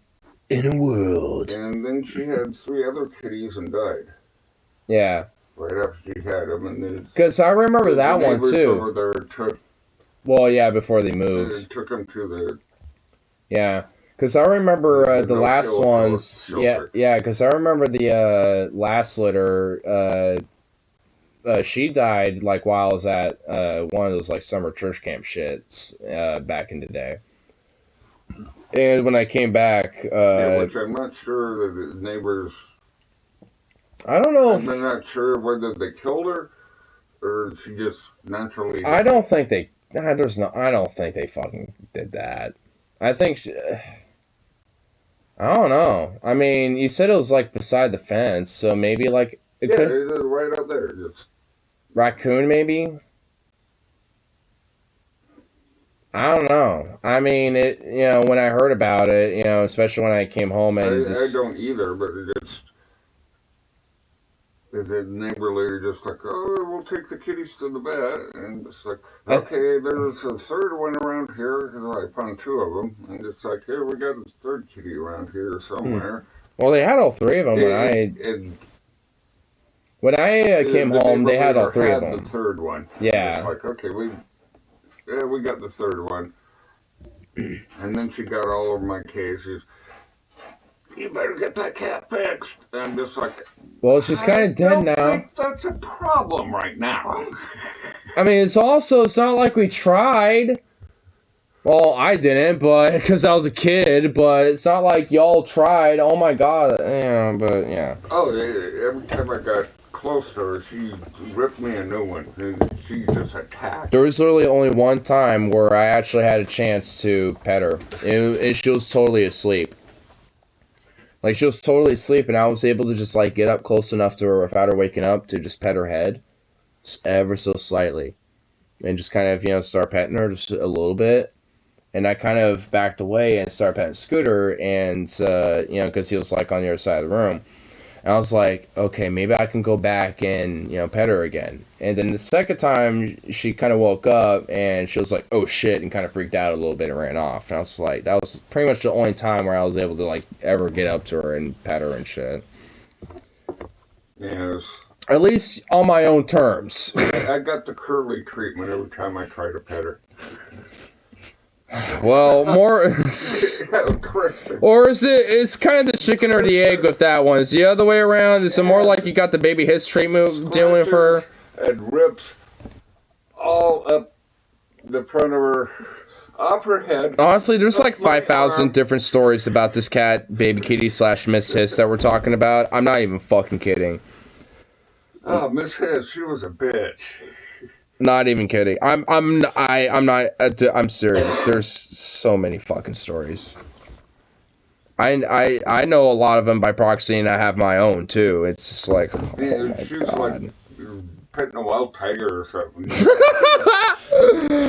Dude, I remember one of my friends back in the day, like in elementary school, thought like, that's a bobcat. I'm like, no, that's just our cat. And it's like, no, that's a bobcat. Bobcats are nicer. Yeah, for real. Yeah, bobcats are nicer, dude. Yes, shit. And bigger. Way bigger. But yeah, Miss Hiss, she was a wild one. She was straight up a fucking feral. She could. I mean, she really was. Like, She was a good mama, though.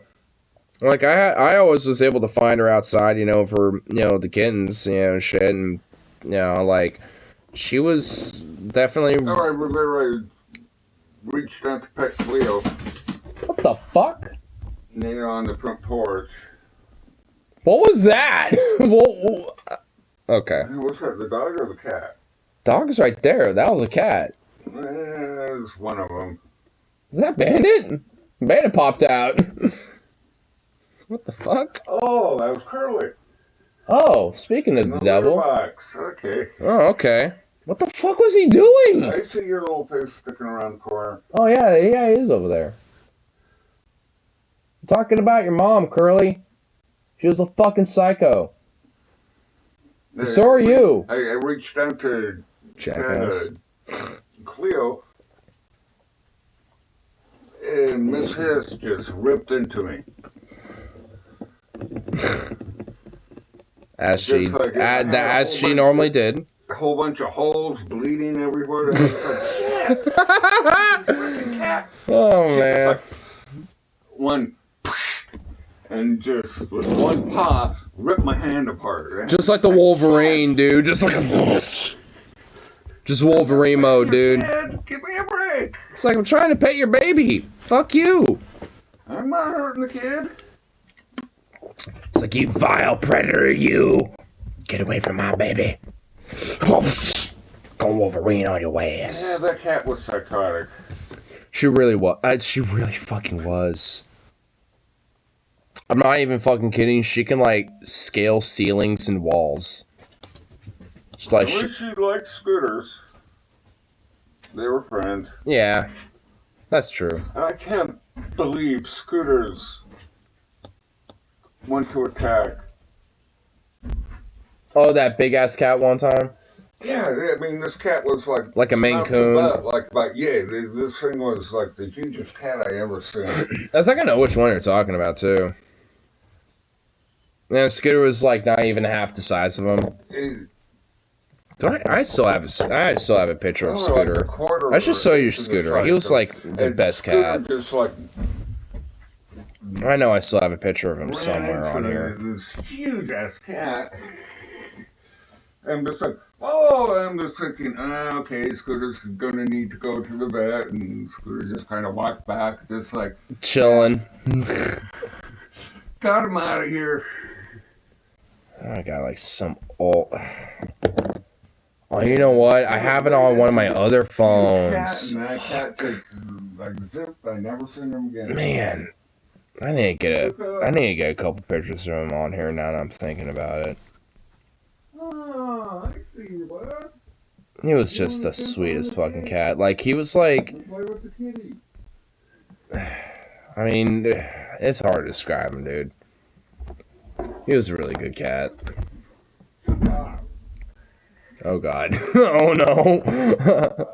I heard that. Fast Fun Collection of Ignore. Yeah. I mean, am I being one of the phones that doesn't even work anymore? Like, cause I tried charging it one day and it's like suddenly it was like, wouldn't even do that. I was like, oh.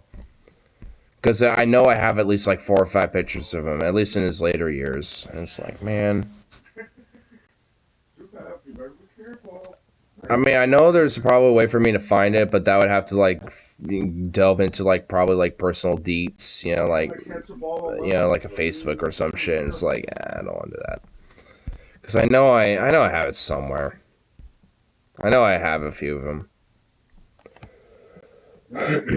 but he was such a sweet cat. He was like this orange and white tabby cat, and had like little tiger stripes on his tail. And he lived to be at least like about 16 and a half years old. We got him when I was about like 6. Hey, Curly.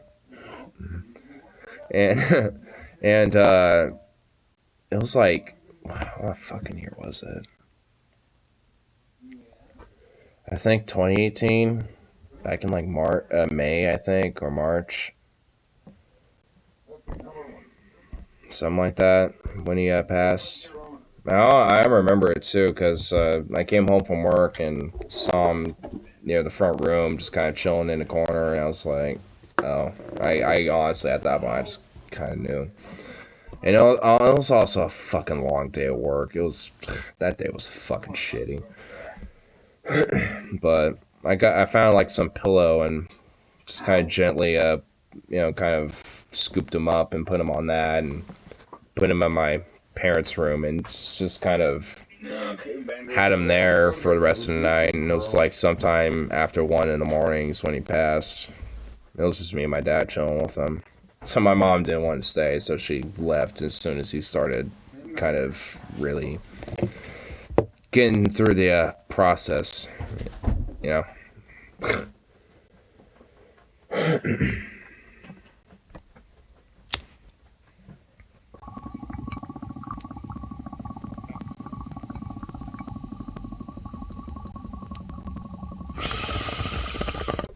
But I really miss that cat. He was a real good boy.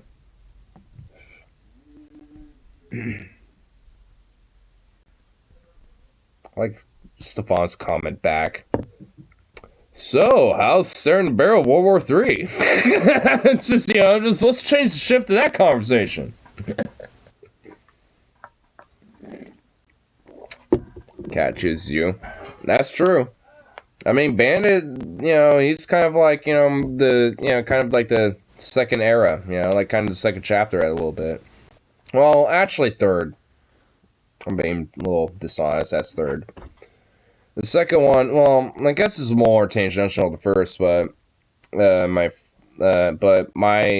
second cat that I had, Chewy, she was another cat that I had that, I honestly really kind of feel bad a little bit about, because when I was, there was actually a little stream that I was doing, and once I wrapped it up, I went inside, and it was just after my dad fed the cats, and she was next to her cat food, but she was kind of, sprawled out, and I was like, I kind of immediately went like, oh, fuck. Because, and, I mean, I kind of feel shitty a little bit, because, like, instead of, just maybe checking up on her, because, the, like, prior week or two, I can tell that she wasn't really, 100%, so to speak. And, so I, of course, getting off work, not really thinking too much of it at the time. Of course, after I wrap shit up, it's just like sometime in between that period is, it's like, I mean, honestly, you kind of can't help but feel a little shitty about it. I kind of still do, honestly. I'm not going to even fucking lie. Because she was, like, yeah, a really sweet little cat. She's super skittish, but, like, pretty much literally the only person she ever trusted was me. I'm not even fucking kidding. And, you know, so, you know, that part kind of stings for me a little. But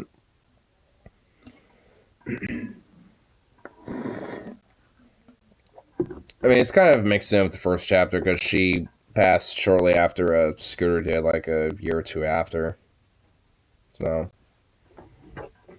and we got her shortly after Baby Kitty and Scooter too, because after Scooter we got Baby Kitty like a year or two after. Which how we got her is when she was just like this wee little kitten, and it was just before like this major ass fucking snowstorm in 2008. So that was around the time we got her, was whenever that major ass snowstorm was in the late 2000s, and which I'm pretty sure was 2008. And during that time, you know, it's like, well, obviously if we, you know, don't try to get this cat inside, she's literally just gonna die. You know, it's because of, you know, this, within a week, you know, this fat-ass winter storm is going to hit, you know, so for, like, the next couple days, we're, like, frantically figuring out how to get this cat inside, and we eventually did, and that eventually was Miss Hiss / Baby Kitty, and oh my god, like I said, the fucking stories, holy shit. Psycho cat, dude. I mean, she really was, honestly, a feral cat through and through. Maybe trying to do everyone else, stay neutral. True. Does band ever do a Halloween cat posse? Oh, like a Halloween cat posse? I mean, he probably has like a little posse. I mean, he's a mixed indoor-outdoor cat. I mean, as soon as he's fed, he's gonna immediately want to go outside. Because he was debating on whether to get fed or go outside and go on a hunt. So.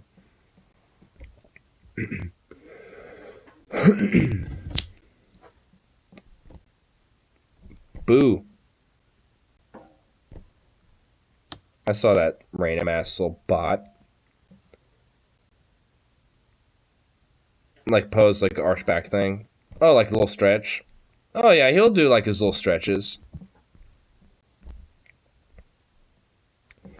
I mean, when you're saying that now, I'm kind of thinking more of like the wobbly tabby cat, like the IWW tabby cat, where it's kind of all like. Wah!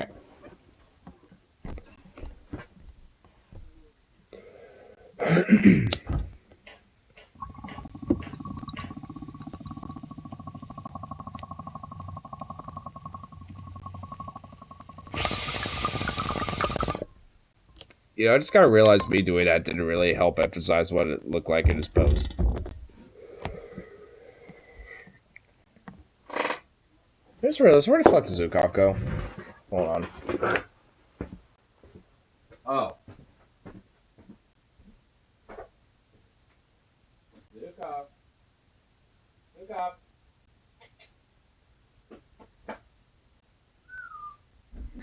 What the fuck? How are you up? Get in here.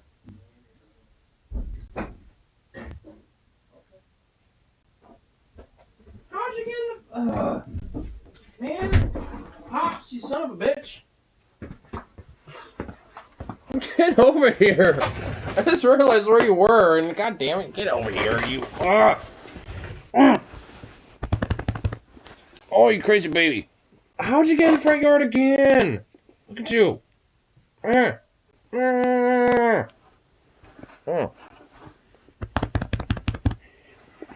Oh, you're just a little mutt. Oh, you think that was a treat? You think that was a little treat?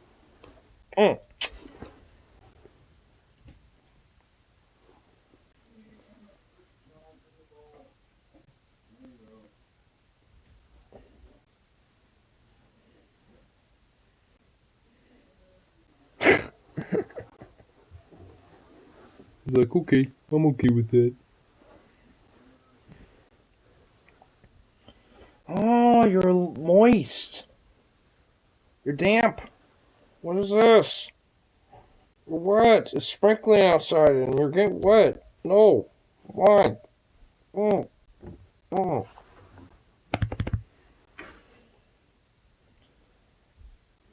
Okay. Wait, what are you staring at? Oh. This. Oh, yep, he was. You little prick. You little jerk. Now he's hearing the cat's getting fed. And he's like, what do I pay attention to? You're supposed to catch it, you dingbat. Oh, you grabbed it from me. Fuck. I was gonna try to make him catch it in midair, but I snagged it.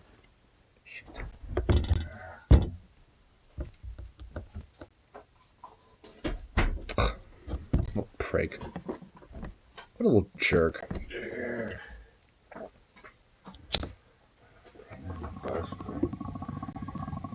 Feed the kitties and got bandits with this big old noggin like in the way all the time. As usual. This dog's an alien. He was somehow in the front yard. Again. It was in the front yard, even though that gate's like fucking secured. It's like the fuck. Well, I mean, I remember I put the bungee on it. well, I mean, I tried to put it back, but it kind of flung off now, so it's not there at the moment. But yeah, I kind of put him back in because it's also getting rainy and I don't want him wet.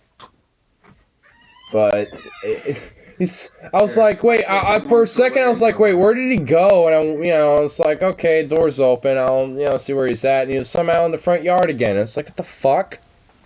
You alien, you have like telepathic capabilities or teleportation capabilities. No, I wish I had telepathic capabilities. Then I can actually probably understand what the fuck he wants. After a bandit, which I don't believe I can, he'll find the narrowest little surface to sit perch on. Like the back of Yeah, I found him in the most weirdest little spot in my room, like the weirdest little corner, and like I didn't know where he was all day, but he was in my room. He was just like in this little perfect little ball, just like in this little corner of my room. It's like, what the fuck? Not well, okay. You know, they're at night. I get kittied. You know, I got like all three of them just like all perched on me. I'm just like, this is okay. I want to go have a Triple smoke or puss. something like that. Just like, Got like triple pussy on you.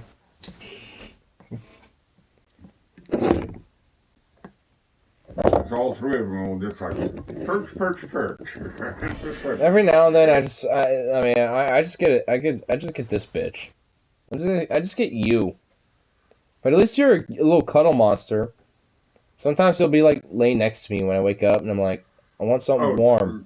Megas, I mean, And I was like, I "Nyeh." never used to be able to get close to her, but now Oh, she loves getting I'll go attention to now. bed and she'll just be, or sit down in here and have a smoke, and she'll just be all up in my grill like you wouldn't believe. Yeah, she's like super friendly now. Like Meg used to be really skittish, but now she's super friendly. Yeah, she used to be. She won't be on my She was lap or running anything like high. that. I can't pick her up and put her here, for shit. But if you find her and you just walk If up you to her and pet her, ignore she'll come up and get all up in your grill. yeah. Or if you just kind of casually walk up to her and just kind of pet her a little bit, she'll probably be skittish initially, but she'll be chill if you know. She usually just. You can pet her a couple times and she'll run away. And When she was younger, you'll literally look at her and she'll flip her fucking shit and run away. But now, like you'll look at her and she'll look at you and be like, "Are you gonna pet me?" Yeah, she'll have this look of like, "Are you gonna pet me a little bit?" And as long as you're like slow, approach her slowly, she'll let you, and she'll be friendly with you, and in fact want more. But it's on her terms a little bit. it's more like demand more. I'm being charitable. How many of these fucking bots are coming in? I'm getting berated by bots. Oh my god. It's a Bandit and Curly will like, jump up on my lap and lay down and just sit there and purr. And the Meggers will come up and just start rubbing all over and just like, pet me. You're gonna pet me. You are gonna pet me. Not Bandit. I actually do have a picture of Bandit, because, like, the other day he demanded attention and was on my lap, and he would not let me leave. I actually have a cute little picture of him on my lap. Yeah, that's just sporting. He would not let me leave. This is on one of my days off, and I was like, yo. And you can see Zukov a little triggered, too. He's like, yo, what the fuck? And Bandit's just on my lap. Just kind of chilling there. Bandit pushed the door open. Look at Zukov. He's triggered in this. He looks like, what the fuck? I'm just like, okay. What the hell? No! In here with the door open, so I went and pushed the door. Little Bandit just conquering me as the lap. Conquering me. Like 2 or 3 That's a times. throne. And every time I pushed the door closed, Bandit went and opened the door. I'm just like, Bandit, come on. Oh, speaking of which. Bandit's just like, I want the door open. Speaking of animals, I also was, that same day, was letting Zukov out. And this little squirrel, this little prick was eyeballing Zukov the entire time on this little branch. Just chilling. Look at this little fucker. Just chilling right there. Eyeballing Zukov. Making little noises, like little... Yeah, good pup. Just sitting there, just like, balling Zukov like, what the fuck you doing, bro? What you doing back here, huh? It's my turf. This is my little nut sanctuary, you son of a bitch. Looks like and Mangus will run. that little squirrel, dude. Bandit will just sit there and ignore you. Zukov, get over here. Zukov. Zukov. Bye boy. And the Bandit will ignore you. Zukov, come here. Mess with him, then he's a good attacker. Zukov. Quit being a jackass. Come here. Come here. Come here. Come here, boy. Well, fuck you too. Little jerk. What a jerk.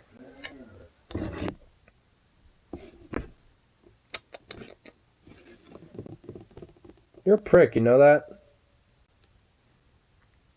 Shame on you.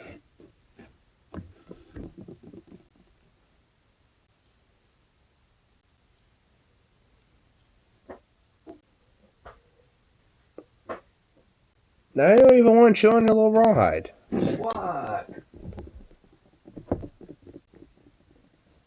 God, that dog. It suits you. His fucking tail's going nuts. Bonehead. Yeah. You just stare at him and his tail will just like go fucking batshit insane with a wagging. Whoa, whoops. Okay. What was that? Yours sit right here in the way. You can't sit Zukov. in the way. Yours That's partially why I wanted you to get over here. Come here.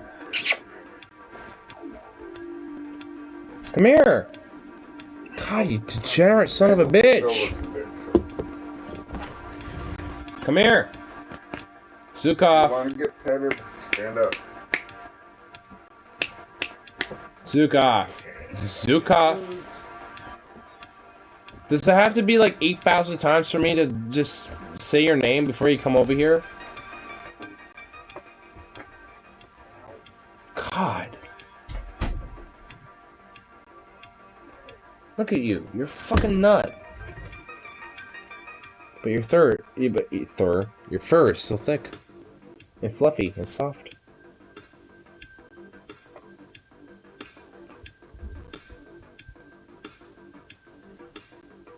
Now go get your rawhide. Feast upon that rawhide. Or your food, or whatever. Like, be gone now. Don't even think about it. No, you don't even think about it. Get over here. Don't go near that litter box. I remember Curly went over there earlier. So there's some freshness. I don't want him near it. Okay, let's go for a ride.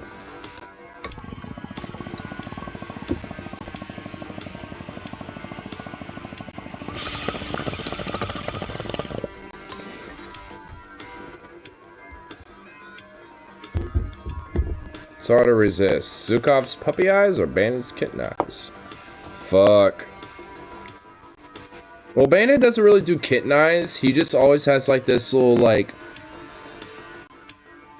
this like kind of like this little look of just like kind of like just like those eyes that just kind of, you know, on a cat, they're just like, I'm just kind of chilling.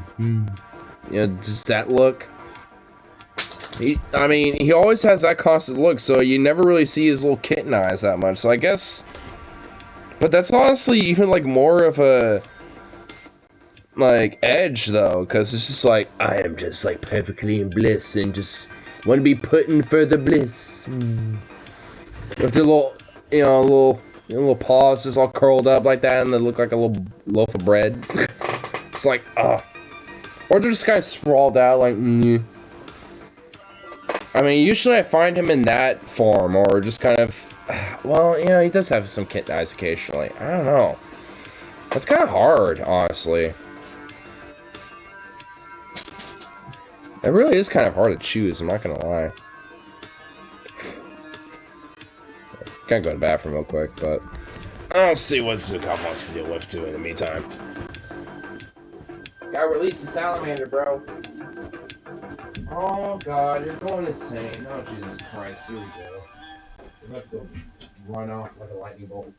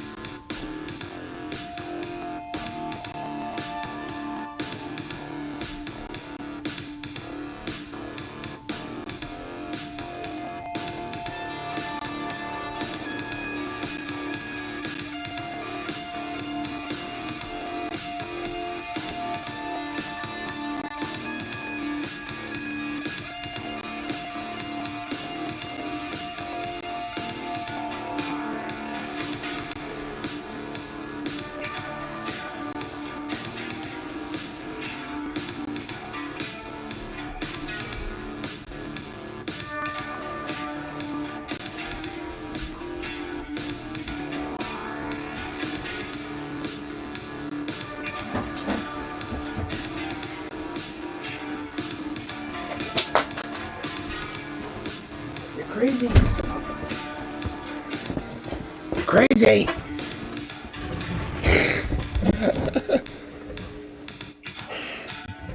Man, the zooms out of him are insane. Impeccable.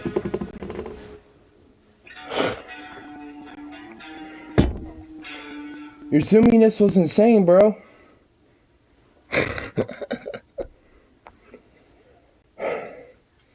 Jesus. Goddamn. I might be an uncivilized barbarian and release a salamander outside and fertilize a bush. Most for good reason. Because this little son of a bitch needs a little... go like 1,000 miles an hour running around the front yard, I guess. Oh my god. Oh, this...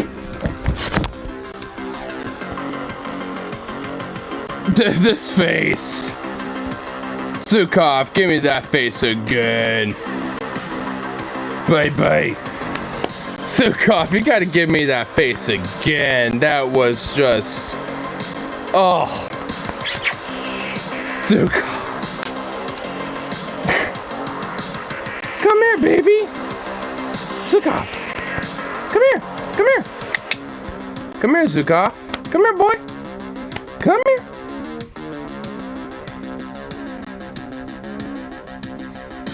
Fuck you. Come here. Zukov, come on. You baby. Ah! Ah! Oh, look at that pretty face. Oh my goodness, he bye-bye. Oh, look at this face. Oh, look at this baby. Oh, this pretty handsome baby. Yes, yes, yes. This pretty baby. Oh, look at that happy face. Look at that face of happiness. Oh my goodness. Oh, sweet bubble. Yes. Well, that's not how this works. Oh my god, goof. Fertilize the W. Hell yeah. That right there was just inherently a W. Of the sweet cuteness. That little face. How can you say no to a face like that? Aww. So cute. Well, I think we might have answered Rose's comment. Harder to resist. Zukov. That face. I mean, who could say no to a face like that? I mean, it'd be a lot more harder, I think, if both of them are in here. But, I mean... that's just poor timing for the question. My bias is where it has been laid, son. And it says what it says. And it says that Zukov is hard to resist with that cute, insane little face. He's starting to get like that little adult dog look on him a little bit, but he's still so much like a puppy that is ridiculous. Hey! Hey! No.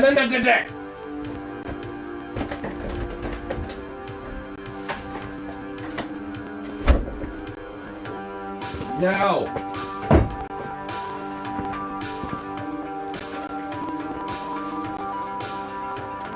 No!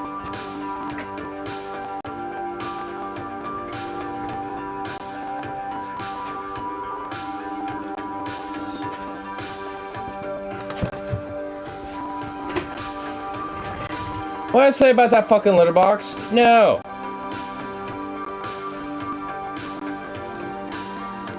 You need a squirt treatment for that one.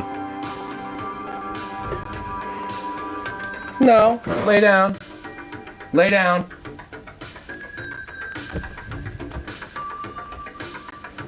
Good boy. I might give you something later. Might.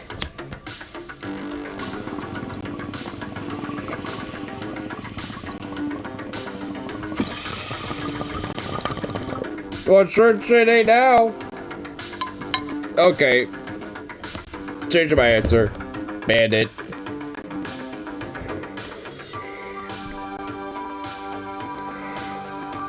Now it's Bandit. Hey! What did I say? Lay down. Lay down. Lay down. Lay down. Lay down. Lay down. Lay down.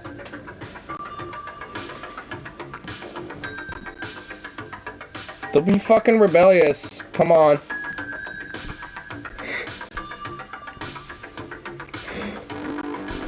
God.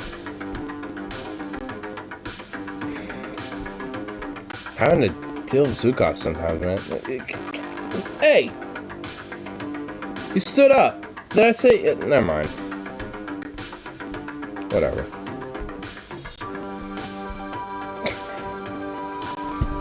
God. Ridiculous dog. But I love him. He's ridiculous, but I love him. He's a sweet boy, no less.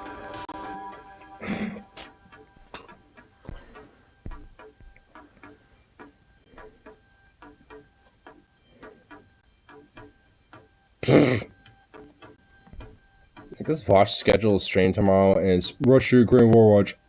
I really want peace, but man, it's...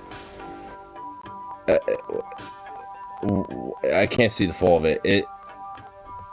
Wait, what? What's it say? It seems unlikely at this point. Oh, Jesus fucking Christ. Man, what It's like, my dude, I wanted, but that Russian question, though.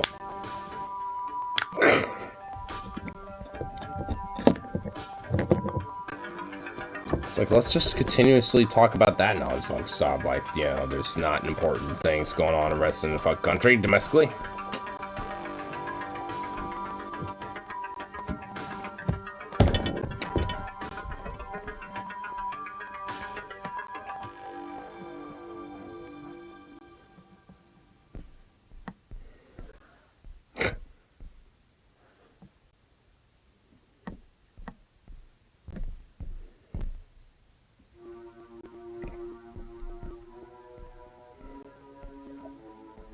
Hey, Zooks. Hey, baby. And pretty much most of the fucking news is just like either the convoy shit or literally straight up like the fucking Ukraine shit. It's like, god damn, ugh. It's like, yeah, there's like literally nothing else going on in the world. This seems unlikely. Vladimir Macron and Boris are willing to Victonomy, that big oil teat. Vasectomy, that big oil fleet. Yeah, I mean, honestly.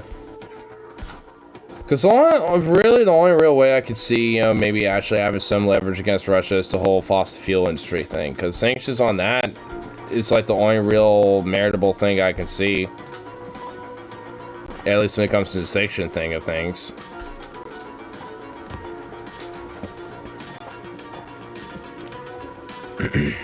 But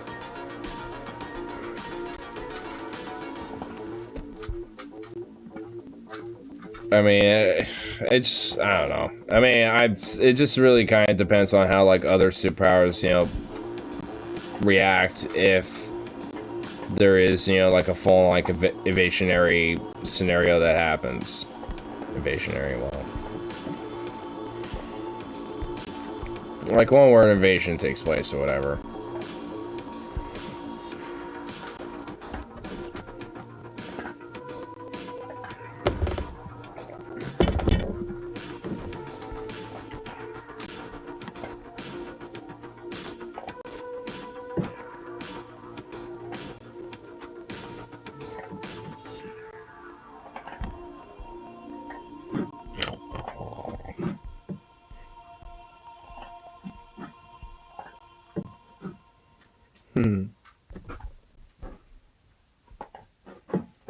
That's super powers react to an invasionary scenario as 2022. Yeah, depends on how superpowers react to an invasionary scenario. I mean, well, I mean, honestly, God damn, when you put it like that, fuck you. But I mean, it's not necessarily wrong. I mean, you know, you got like China, you know, like how they might react to the U.S. plus, you know, the EU and shit. The NATO has like kind of a broader superpower. I mean, so there are, you know, I mean, it does really do depend on how they do react if that type of shit happens. Like, because if China's like, hey, if, you know, NATO forces in, you know, internationally, like, you know, the U.S. or whatever fucking intervene, then we're gonna fucking, you know, do some bullshit.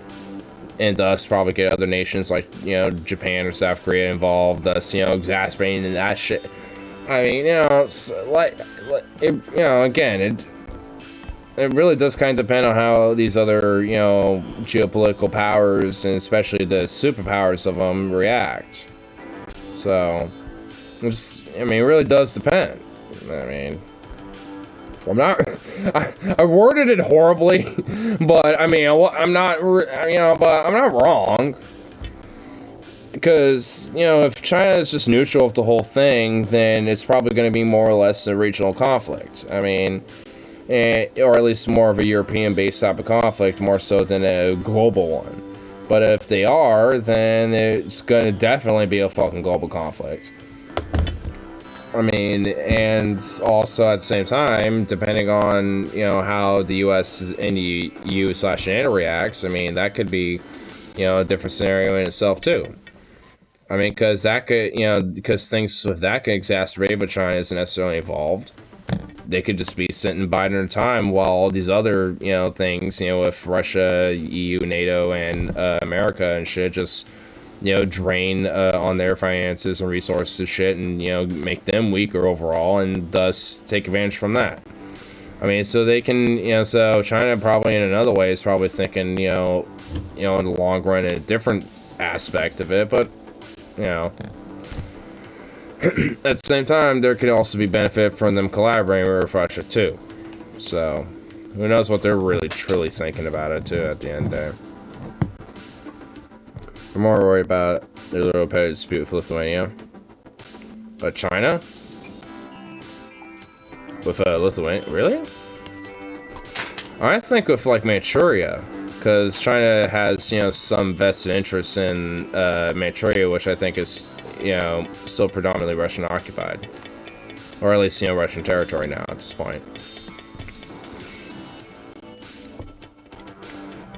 Because, like Russia, China also has this, you know, grand idea about trying to reestablish, you know, the true, you know, Chinese state, which includes territories that aren't necessarily China right now. Same with Russia. Which, I'm like, ooh, you know, it's like, you're to your glory. Now they have, like, all your true territories or whatever the fuck. Apparently they're in the dispute with Lithuania. Apparently some government official insulted Z or something. Overcompensating dispute. Oh my god. So just some bullshit nonsense that really doesn't mean fuck all. Just a bunch of political pandering, basically, it sounds like, at least on that level. I mean, honestly, with something like that, I mean, China won't really necessarily have a major vested interest in that in the long run. To them, that'd just be like, eh. If anything, it's like a loose end for us. But Ukraine bullshit, at least. Oh, true.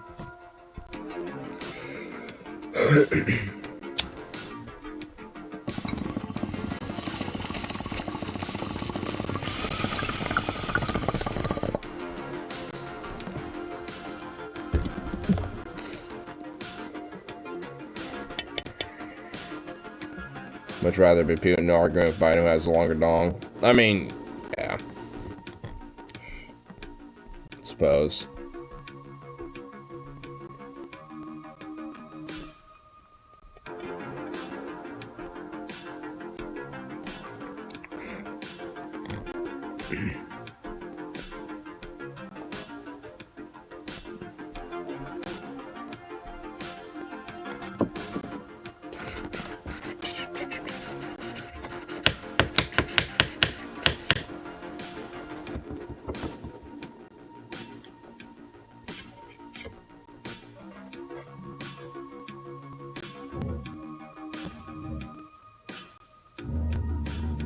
No.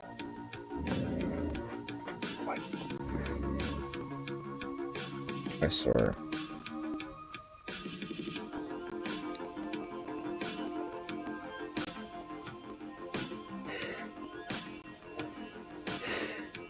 I swear if he barks. Bruh.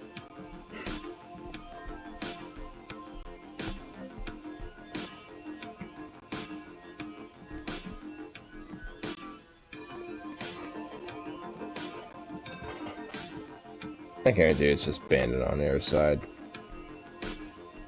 Arf, arf, arf. I mean, honestly, I bet it's just Bandit on the other side wanting outside. Where my otters at? Otters? Probably chilling, vibing.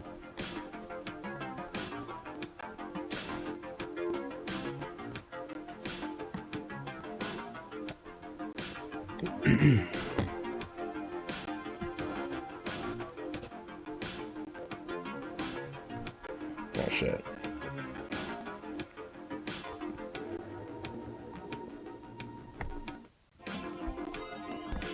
Yeah, this worked.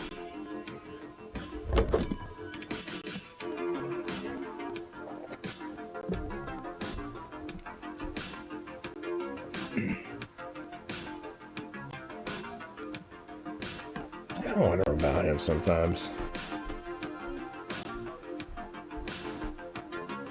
I really do kind of wonder what goes on for like some of the brains of these little critters. Especially if like Zukop's like, man, what goes on with his fucking brain? Because he's definitely got like some thoughts that I'm like, man, you're thinking some like human-like thoughts in that head. It's not like, you know, the whole like, you know, what am I, you know, type of weird existential shit, you know, whatever, like we have, but it's more of like, what is this? I want this, you know, thing to work in this way, or blah, blah, blah, blah. You know, it's like, I can kind of see those little, like, thought processes in his little head, and it's like, you smart little son of a bitch. I feel like having a neighborhood otter bro would be base. Dude, having like a little otter just chilling around in the neighborhood, dude, hell yeah. Have like a little community otter. I mean, little nutrias are native around here. So, well, they're technically invasive, but I mean, they're kind of negligible as far as I'm concerned. Whatever. Nutrias are pretty cool. They're close enough to an otter. I've seen them enough where, you know, they're actually pretty chill. Or bullshit and invasive. I mean, from my understanding, they're pretty negligible when it comes to, like, their presence. Poser otters. Well, I mean, are there otters that are actually native around here? Or, like, or what? I mean...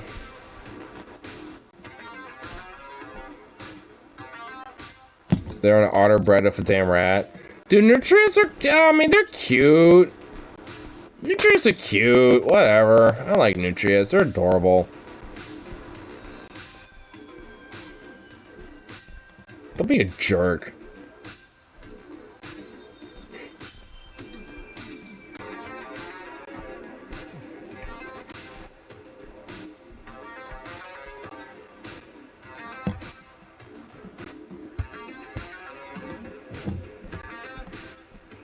I mean, it's just a cute-ass little otter, man. I mean, not otter. Fucking nutria, bro.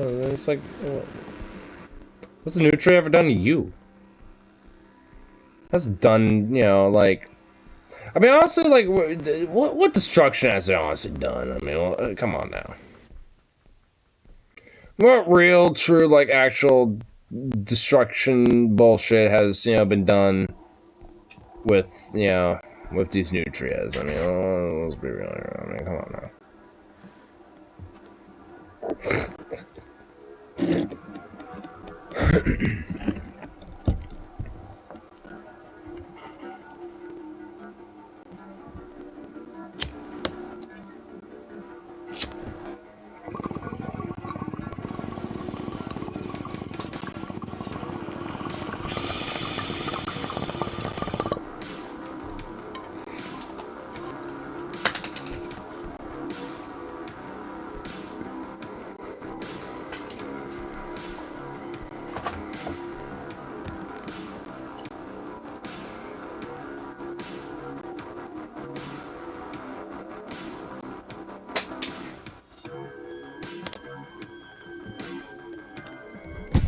Do you even know what you want right now?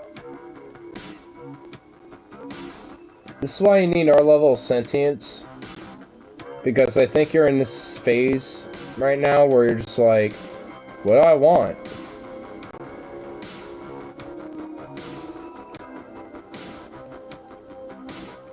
Yeah, he really is.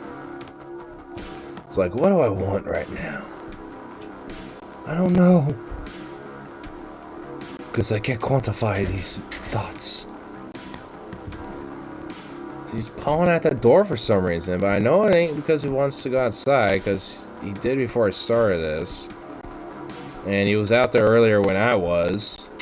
And he wanted to just go fucking bashing this thing running around everywhere. So...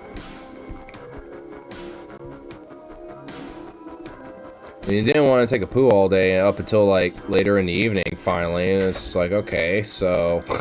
I know it can't be that. So it's like, what the fuck? So why are you scratching at the door? It's like you had your food. Well, I guess the water bowl now is empty. You know, they kind of drank all of it. But, I mean, okay, so I need to refill that really quick. So I'll do that. But it's like, aside from that, like, what else do you think I need, boy? What you need, bro?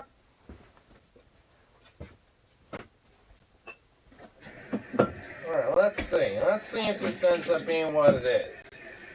Because if it's just an aqua, I mean, you could have told me this in various other ways.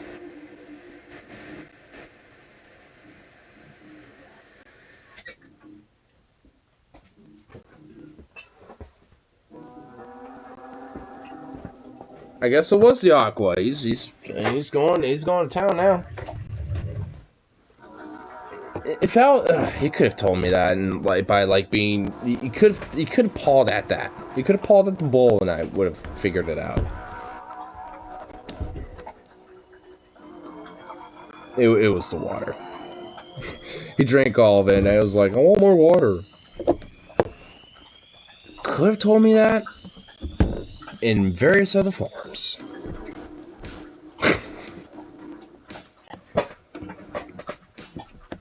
Jeez. Let's go to town. It hasn't stopped.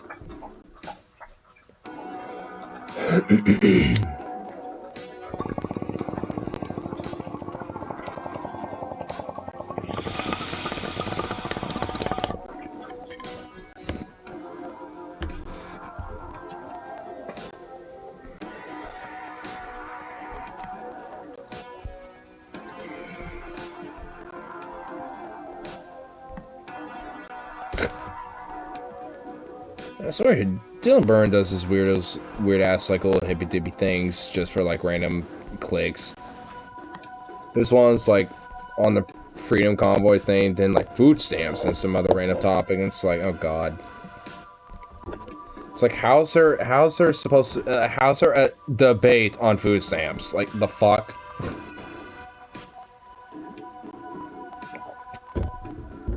Well, okay. Well, I guess I know why, but like, but that's kind of the point I'm making there at that point. It's like, you have random ass push up by bootstrap dumb shits that are just like, food stamps bad.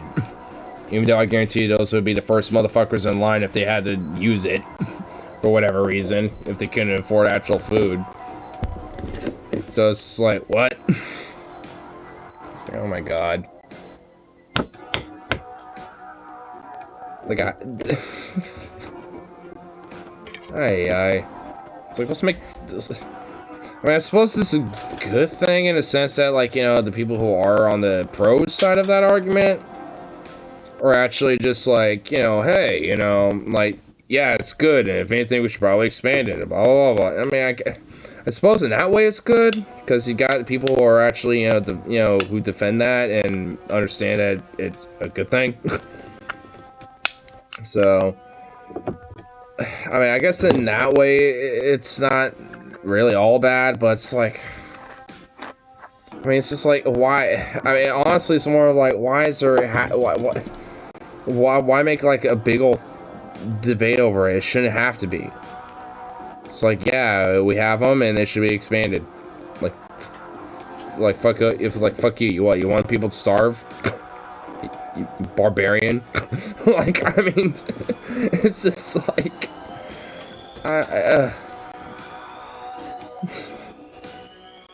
simple. The people who benefit most are against it.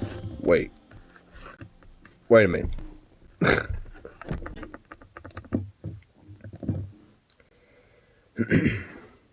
I guess in a way, I mean, it's a better thing to debate about, I suppose, versus, you know, like, you know, Russia, or whatever the fuck, you know, so, I mean, I guess it's not the worst thing to be discussing about, but it's just like, I mean, should there really be credence to the whole, like, yeah, you know, food stamps, yeah, it's a bunch of bullshit, a bunch of weird commie hinko pinko bullshit.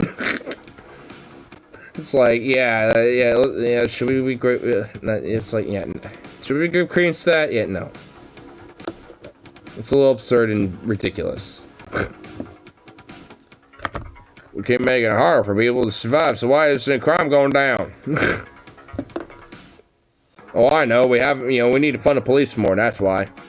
Give them more benefits and more sign-up bonuses and wage increases and stuff for the police, you know, we gotta put more law and order on them. In fact, you know, make them basically just Judge Dredd. Make it so they're just like Robocop. You have 5 seconds to comply. If you don't, then you're just dead. You know, because that's how it is. And that's what I tell you what, brother.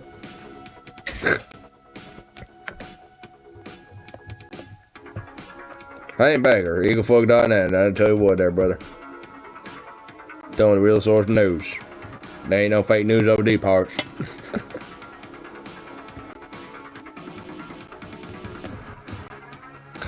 Goddamn Zooks. You didn't do the thing, Jack. You didn't do the thing, you know. Whereas you pull yourself by the straps and take it by the rusted rain barrels and, you know, teach those kids a thing or two. You might turn their blonde hairs in the sun blonde and, you know, make them a senate, and there you go. You know the thing, Jack. Take it beyond the gym. You know the thing. It's like somebody keeps shooting holes in their boat and wondering why this isn't helping to stay afloat. Yeah, seriously.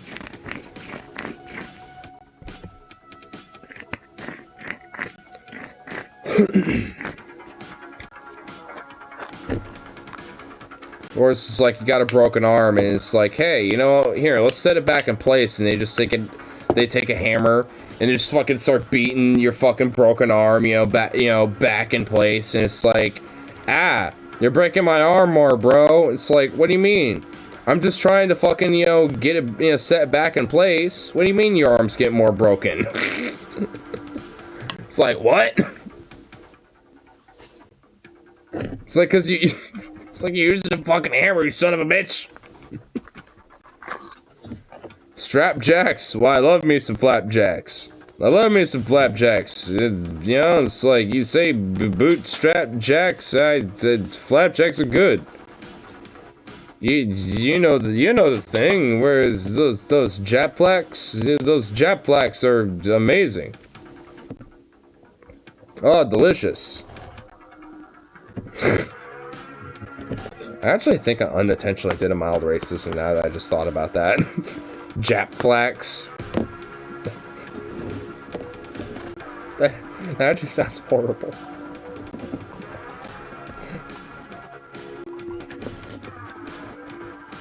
Honestly, if I didn't catch it, I probably could have just let it slide and no one would have noticed, but I kind of caught it. God damn it. Japflaks, dude, what the fuck?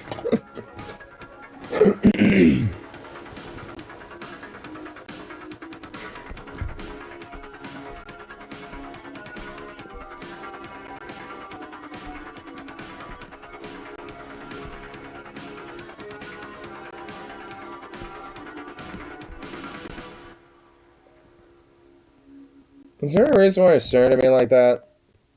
Like, I can feel your eyes, like, beaming on me, bro. Man, this little dork.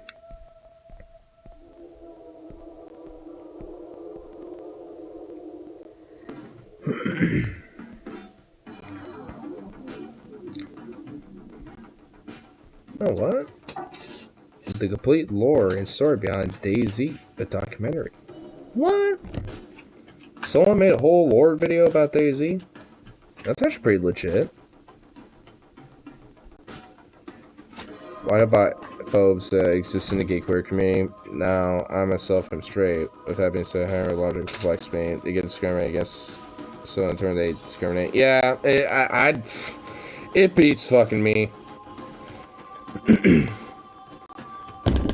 Like, it's kind of the whole bi-erasure thing, where it's like, oh, you're either kind of one or the other type of thing.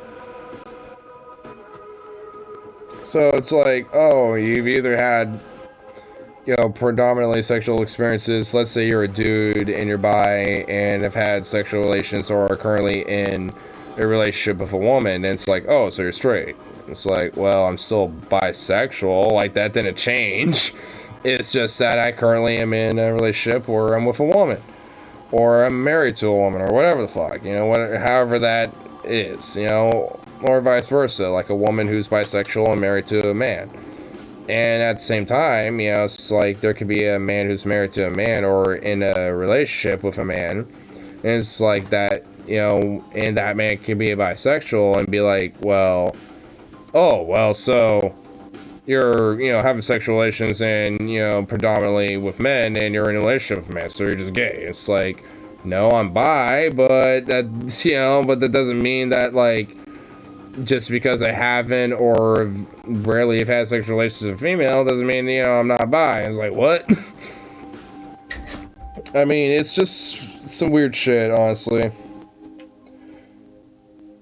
This one disease that affects all groups, being a fucking idiot. Yeah, pretty much. Honestly. I mean, because, even for me, it kind of perplexes me. Because, like, even, it's like, if you know that there's, like, different, sexuality in a sense where it's like there's heterosexuality, homosexuality, then just with that logic standing, there's going to be people who probably fit in between in that realm. Just with that, specific binary thinking. But, obviously, it's even further than that. There's like even a more broader scale than just that in itself. But, just leaving that in itself out of it, just like with the straight, gay, and then, like, just that. It's like there's still, like, an in-between. Like, there's people who are bi who are, like, equally interested in men and women, and there's, bis who are more interested in females, and bis who are more interested in females. Like, there's this, there's a gradient. Hey! Sukov! Stop it! Anyway, but, like, there's this, there's a gradient with that. And extrapolated outward further from that, there's a gradient in just sexuality in general. I mean, it's not all, like, black and white. I mean, so it's definitely, even for me, it perplexes me.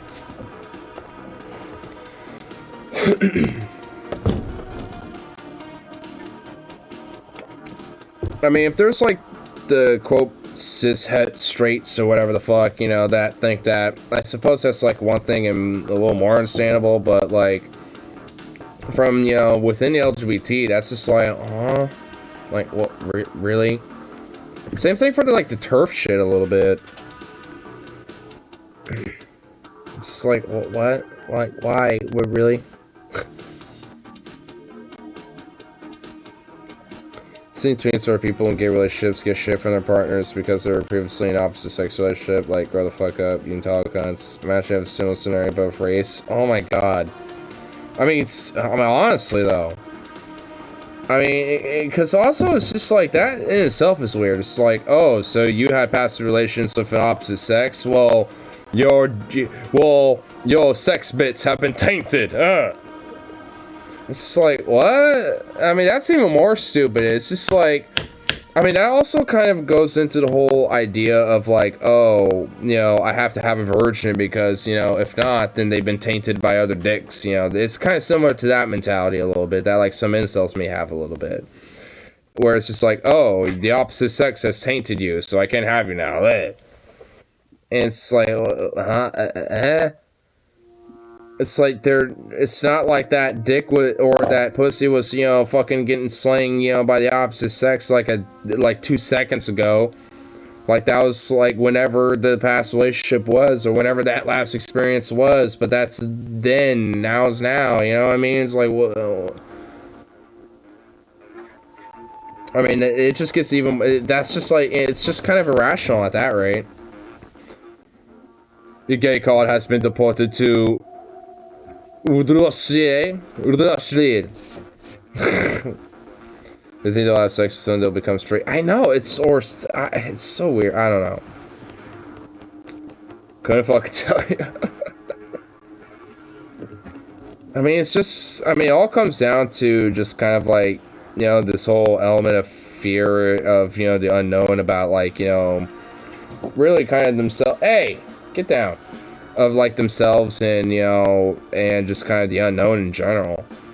Because the whole idea is, like, they're really, you know, the whole, like, bisexuality thing and, you know, more broader elements of what sexuality is and shit is unknown to them, so they're fearful of it.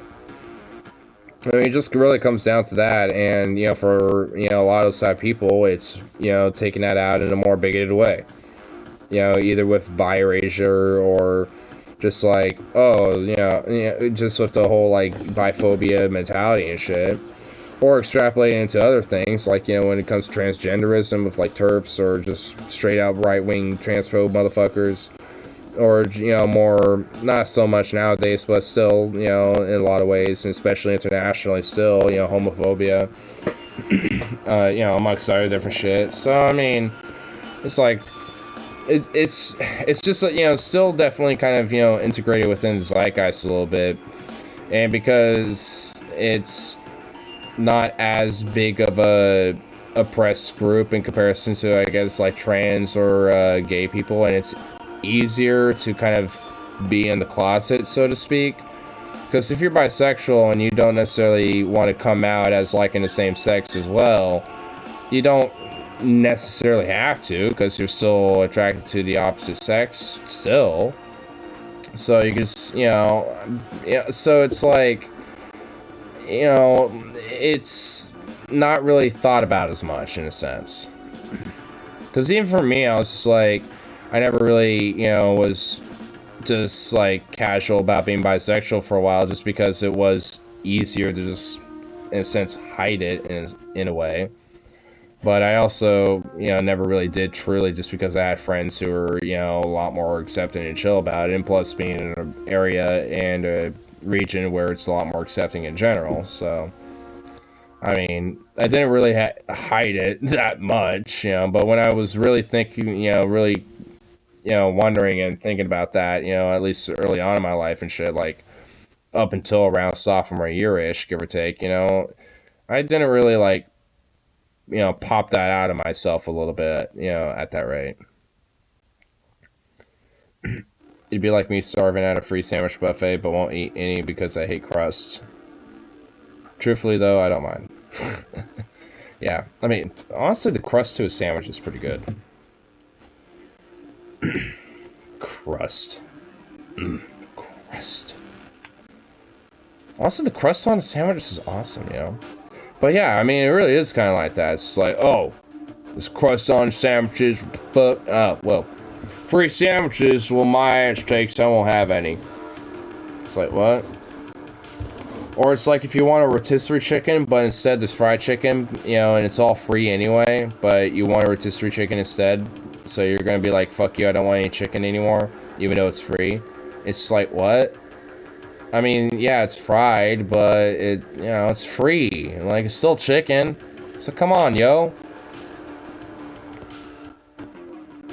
I mean, I've had somewhat kind of like that type of scenarios where it's like people show up near the end of the night and they want some fried chicken, but I have like 2 pieces left or something like that, and I have a bunch of baked. And it's like, yo, I'll discount it, and I could just give you a bunch of baked, but people are like, nah. It's like, yo, if anything, I'm about to hook you the fuck up. Like, give you, like, you know, like a hookup, yo. And you're just like, nah. It's like, what? Bro, it's like, come on. It's like, it's like, hook me up by letting me hook you up. But some people, man, I mean, it's just like, no, I want this, and that's it. It's like, sometimes we don't, so that's why I want to try to substitute and hook you up with something else, you know, to hopefully make you happy, but I guess, yeah, you can't fuck win them all, I guess.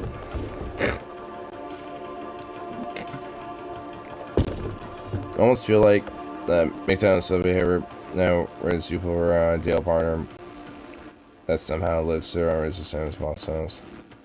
I mean, it really does a little bit. I mean, that's what I was kind of saying earlier about, like, the whole, you know, like, you know, oh, you had sex with the opposite sex once in the past, even though, you know, we're in a same-sex relationship right now. Oh, well, you've been tainted. I mean, it's the same mentality about, like, how it's also like, oh, I have to have, like, you know, a young virgin woman, you know, to be in a relationship with, and this whole idea of what she's like, you know.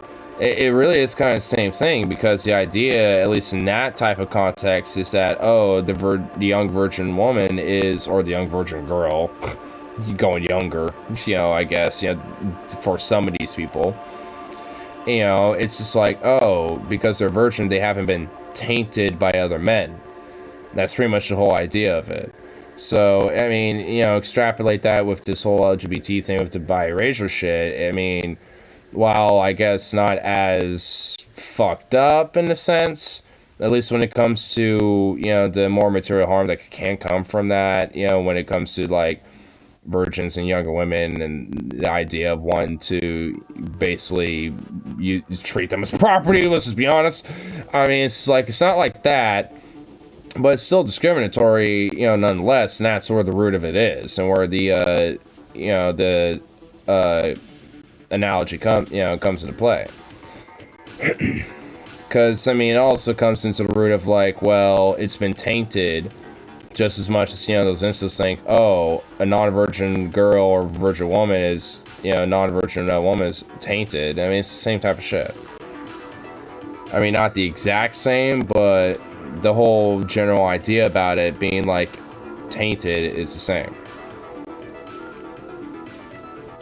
Just by sheer probability, right? I mean, it's pretty much. I mean, it's just like, you know, once you, like, hit puberty and start growing up and all that shit, like, and start having sexual desires, if you have same-sex and opposite-sex desires, you're bi. If you have same-sex desires, you're gay. If you have opposite-sex desires, you're straight.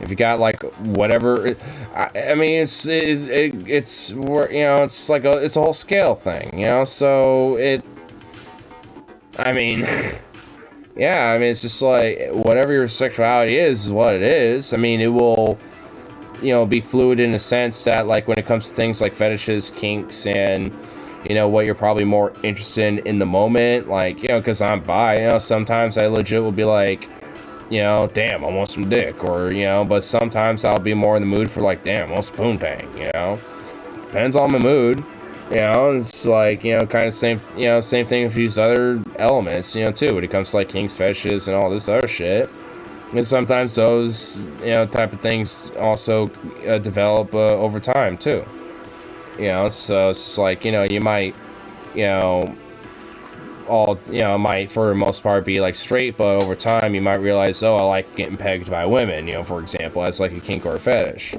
you know, when it comes to more dominant women, for example. I mean, you're still straight, but I mean, you're playing around with your sexuality a bit. So I mean, even then, it's like, it's not all, you know, just based on, oh, you're born and you're just that. I mean, because as you grow up and develop, and even when you're a fully developed adult and shit, as you, you know, go on through your life and shit, it, you know, it changes and evolves a little bit over time. Because well, I'm sorry, was I supposed to do not have sex with the opposite gender because I somehow knew you would come along and be a petty bitch about it? I mean, for real, yeah. I mean, it's just pretty ridiculous. I mean, it's like one thing that, you know, to be like, hey, you know, like, don't obviously cheat and all this other shit, but that kind of goes without saying, regardless if you're gay or bi or whatever. You know, but especially if you're like, hey, I don't mind, you know, maybe, you know, being a somewhat open relationship with same sex, but not the opposite sex, so don't fucking think about it that way. And, you know, breaking the parameters. But, like, at that point, that's just on the virtue of, like, you know, how that, you know, relationship is and what is consensual and what isn't based on how you know, set those boundaries with your partner. Because there's, you know, definitely open relationships and very strictly closed relationships and little blends of both, where maybe closed relationships might open it up a little bit occasionally, you know, just to experiment or whatever the fuck, you know. So, I mean, that's, you know, so it's just like, either way, it's just like, I mean, whatever, like, it shouldn't matter whatever the past experiences are. It's like, I mean, it's what with your current partner is, and it's like, and if your partner with their previous relationships had other relations with the opposite sex or the same sex but in ways that you didn't like, it's like, well, so what? That's not, you know, that's not what you're dealing with. You're dealing with your partner with you, not them. I mean, if anything, God can make fun of, like, the weird-ass stories that, you know, you might exchange with each other when it comes to your exes or something. I mean, it's like, come on. Like, you can make it, like, a fun little thing back and forth with each other. You know, it's like, I mean, it's stupid. Maybe they're just scared that they're replaceable. I think their partners could just leave them anytime. Yeah, maybe. Like, oh, yeah, I mean, that definitely feels, you know, that definitely feels it to a certain degree, because, I mean, let's take it to the whole incel thing again. I mean, that's the same exact way. Because if they're not virgins and been tainted, that means, oh, they've had sexual relations with other men, thus, I might not be the best, you know, sexual experience they've had, thus, I'm replaceable. So, I mean, there is an implication of that, you know, so, again, it's extrapolate it out. It all kind of comes down to that whole root. Like, oh, I could be replaceable, so, you know, to minimize their sexual experiences, or the sexual experiences on my partner, I don't want them, you know, having past relations of this, or whatever the fuck. Or any at all. Or they're a virgin and shit. Which, I mean, it's fine if you're in a relationship with someone who's a virgin and shit, but that shouldn't be, like, a criteria that you want. That's creepy. It's like, I want a virgin. It's like, that's like, red flag alert. If you're in a relationship and the person happens to be a virgin, it's like, okay, whatever. But if it's like, I want one, and it's like it's like a part of your criteria at that point, it's like, that's fucking red flag shit. Because I definitely got no problem being in a relationship with someone who's a virgin and shit, because if anything, I mean, there could definitely be, you know, fun experiences that come from that in itself. You know, so there's definitely not a problem with that. It's just, again, the whole making it a criteria where it's like something that you're seeking. I mean, because honestly, that's how I lost my virginity and shit, was because somebody, you know, despite me being virgin and shit, you know, want to have sexual relations and shit like that, and moving forward and blah, blah, blah. And all that shebang, you know? I mean, it's how people, you know, lose their virginity anyway, for the most part. It's because someone with sexual experiences, you know, shibits them up, you know what I mean? Shibits. Both girls are extremely controlling and manipulative, and they wonder why they have trouble holding relationships. Exactly.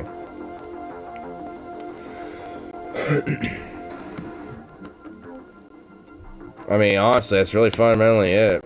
It's like, you know, I don't have, like, much experience with, you know, a lot of relationships, but at least if, you know, the ones I do have, I mean, they weren't negative, you know, at least, you know, for the most part, aside from maybe, like, shit, like, you know, like, flaws about the person, whatever the fuck, but, you know, that's gonna be fucking everybody.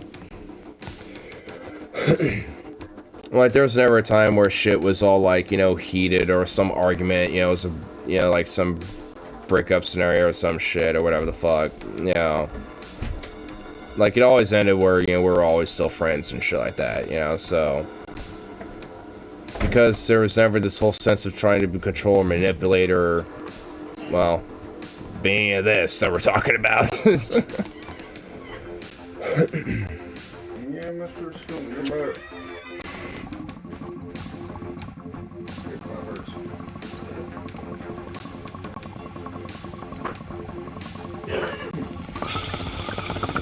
Down my butt.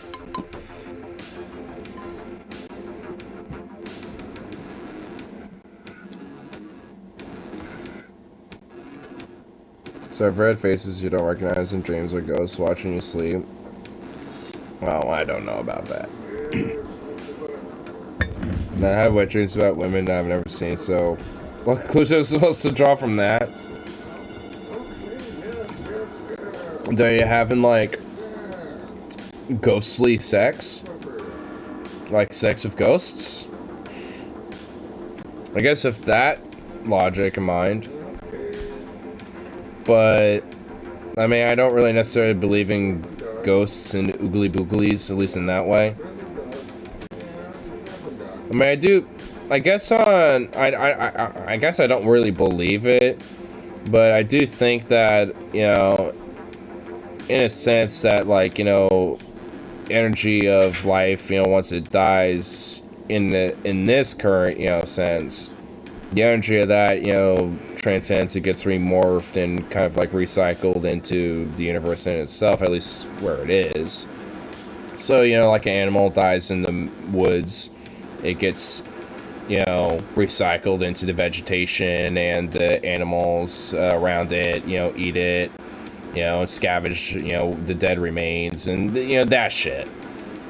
You know, the life cycle, basically.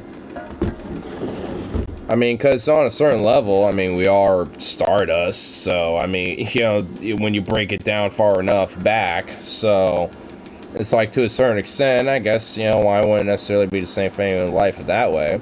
And there also are multi-dimensional planes, in a sense, there's more than 4. There's the 1D, 2D, 3D, and 4, you know, dimensions. But there's at least, you know, I think, from what scientists theorize, at least between 8 to 11 dimensions. So, with that in mind, it's just like, I mean, with those extra higher dimensional planes, I mean, who knows what the fuck's going on, you know, with all that shit, you know, so, I mean, really, who knows? I mean, but it's not like some, like, ooh, the ghosts and the oogly booglies, you know, we can see them with certain cameras, and, you know, it's like, no, that's fucking, no. But I can see at least, you know, an idea, you know, like energy, you know, being like a multi-dimensional, transitional type of thing, you know, that, you know, is a part of the universe, but outside of that, I mean, because we as life, I mean, we're a part of that energy, but in the 3-dimensional plane, at least especially for us, because that's the world we live in, is a 3-dimensional world. But a lot of other life, like ants and bugs and different things like that, they live on a 2-dimensional plane. And plants, well, I guess that'd be the 1-dimensional plane. You know, because they don't have like any senses aside from just the plant, like they can't see or any of that, so I mean, you know, it's like there's, you know, these different dimensions, but, you know, beyond that, I mean, we know at least of the 4th dimension, and we know that's a thing for sure, but beyond that, I mean, who knows what's going on with that shit. So, at least there's, like, you know, speculation in my mind, but there's no real concrete belief in one way or the other, I guess. Imagine if you died, but you're still aware, then you buried and cast this on the ground. Oh, that would suck ass. But, I mean, honestly, even with that fact in mind, I mean, given a certain, you know, given time itself, like, your brain would eventually decompose, so, like, your awareness and consciousness, at least on that level, will eventually fade. But, in a sense of, you know, maybe as an energy, maybe, but that, you know, again, it's just more of the speculation, you know, aspect of the whole broader thing I'm talking about, the, like, different dimensions and energy and shit, with the universe itself and stuff. But even then, you like being an energy transcending and shit. Like you wouldn't be aware of that or conscious of it, like us, as a species now, as Homo sapiens. I mean, it probably would just be a type of type of awareness or consciousness that we'd just be unaware of, if there is, and if not, it'd just be not. and likely it's just not. Like, I mean, we won't be able to really recognize or understand, or even, notice, that, because essentially our current consciousness will reverberate back into state of non-existence. At least our current, consciousness and our current, life essence. But after that, I mean, in the in-between phase, with the whole, like, energy recycling, back into the earth and, and back into the life cycle and shit. I mean, in that type of form, it would be, a sense of reincarnation, I guess, but you wouldn't be like, oh, I'm gonna come back as now a plant, or a beetle, or a wolf, or whatever the fuck, or like a different alien in the Andromeda Galaxy or something. Like, it's not gonna be like that. I mean, it'd be cool if it was, actually, I'm not gonna lie. Like, you just become a totally new conscious being or some shit, just utterly, or some shit. I mean, I'm not gonna lie, that would actually be kind of cool, but likely that ain't gonna be the case. Would you rather be buried or cremated? There are people who still get their brains blown or are lucky ones in a way. Probably. And yeah, I'd probably get cremated. I mean, part of me is thinking that, is what I would want, maybe, and just let my ashes be spread throughout, like, the Pacific Northwest, and maybe some of it in, like, Norway or some shit, maybe a little bit in Ireland, and a little bit just kind of everywhere else in the world. It's kind of just scattered throughout the world. You'll feel it. Oh, man. Oh, no, fuck that, then. Because one of my biggest fears is literally burning to death. So fuck that. Oh, God. Dude, you just... Oh, man, you made that horrible. Man, when you put it that way, fuck that. Ugh.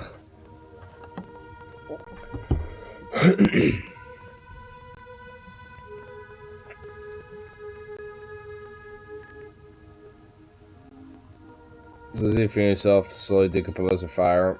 Yeah, slowly decompose. Because I feel like, I'd be more curious, like, oh, so this is, the feeling of the whole process of decomposure.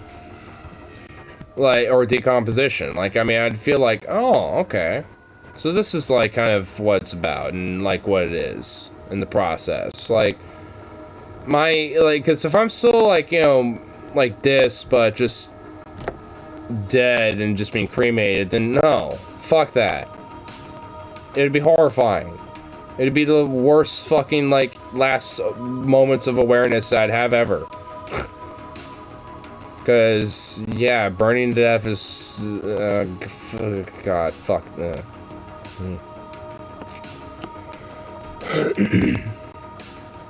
Like, the shit... Like... Honestly, like, straight up, like, the shit that your body will be going through while you're straight up or still fucking alive while you're burning to death, no. It's a little fucked. I'm just gonna save the details. I don't need to do that. Oh shit, it's 420 right now on stream. Oh shit.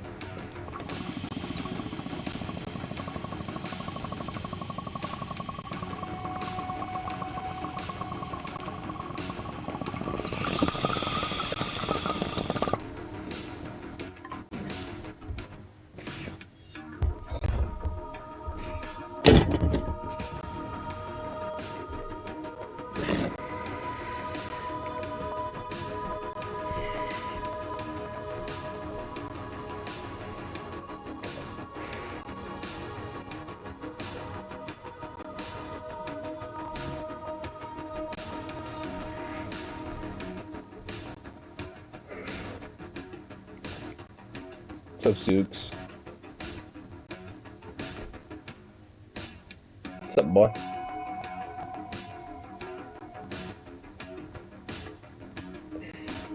I like how I gave him water earlier, and now he's chilled out.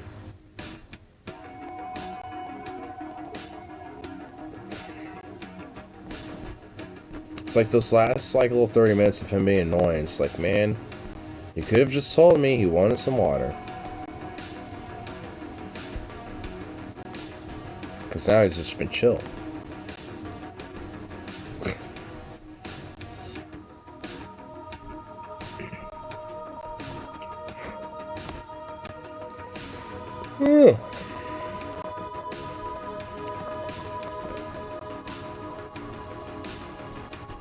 Harris Bar.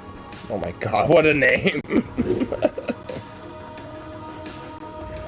The last names of two kind of wretched fucking women.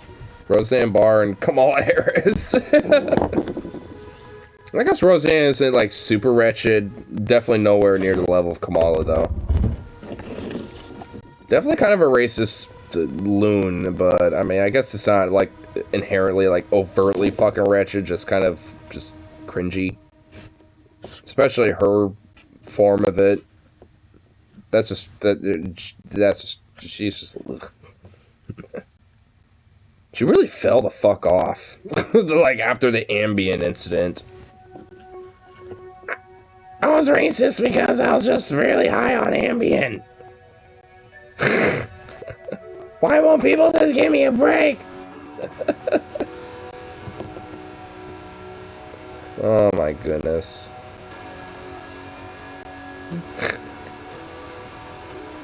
And then do not come. Do not come, Harris.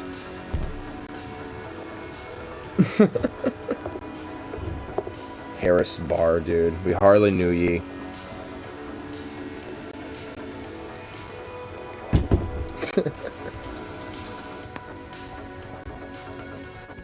Oh my goodness. Yeah, I know this is gonna be clogged if I try to smoke it right now, so I'm gonna declog it. Ooh. I'll probably make my last bowl tonight. It's almost 2:30 in the morning. Hit the little 420 mark. Pretty fun. Vibrant to the stream. Holy shit. All sorts of fun, productive topics and shit.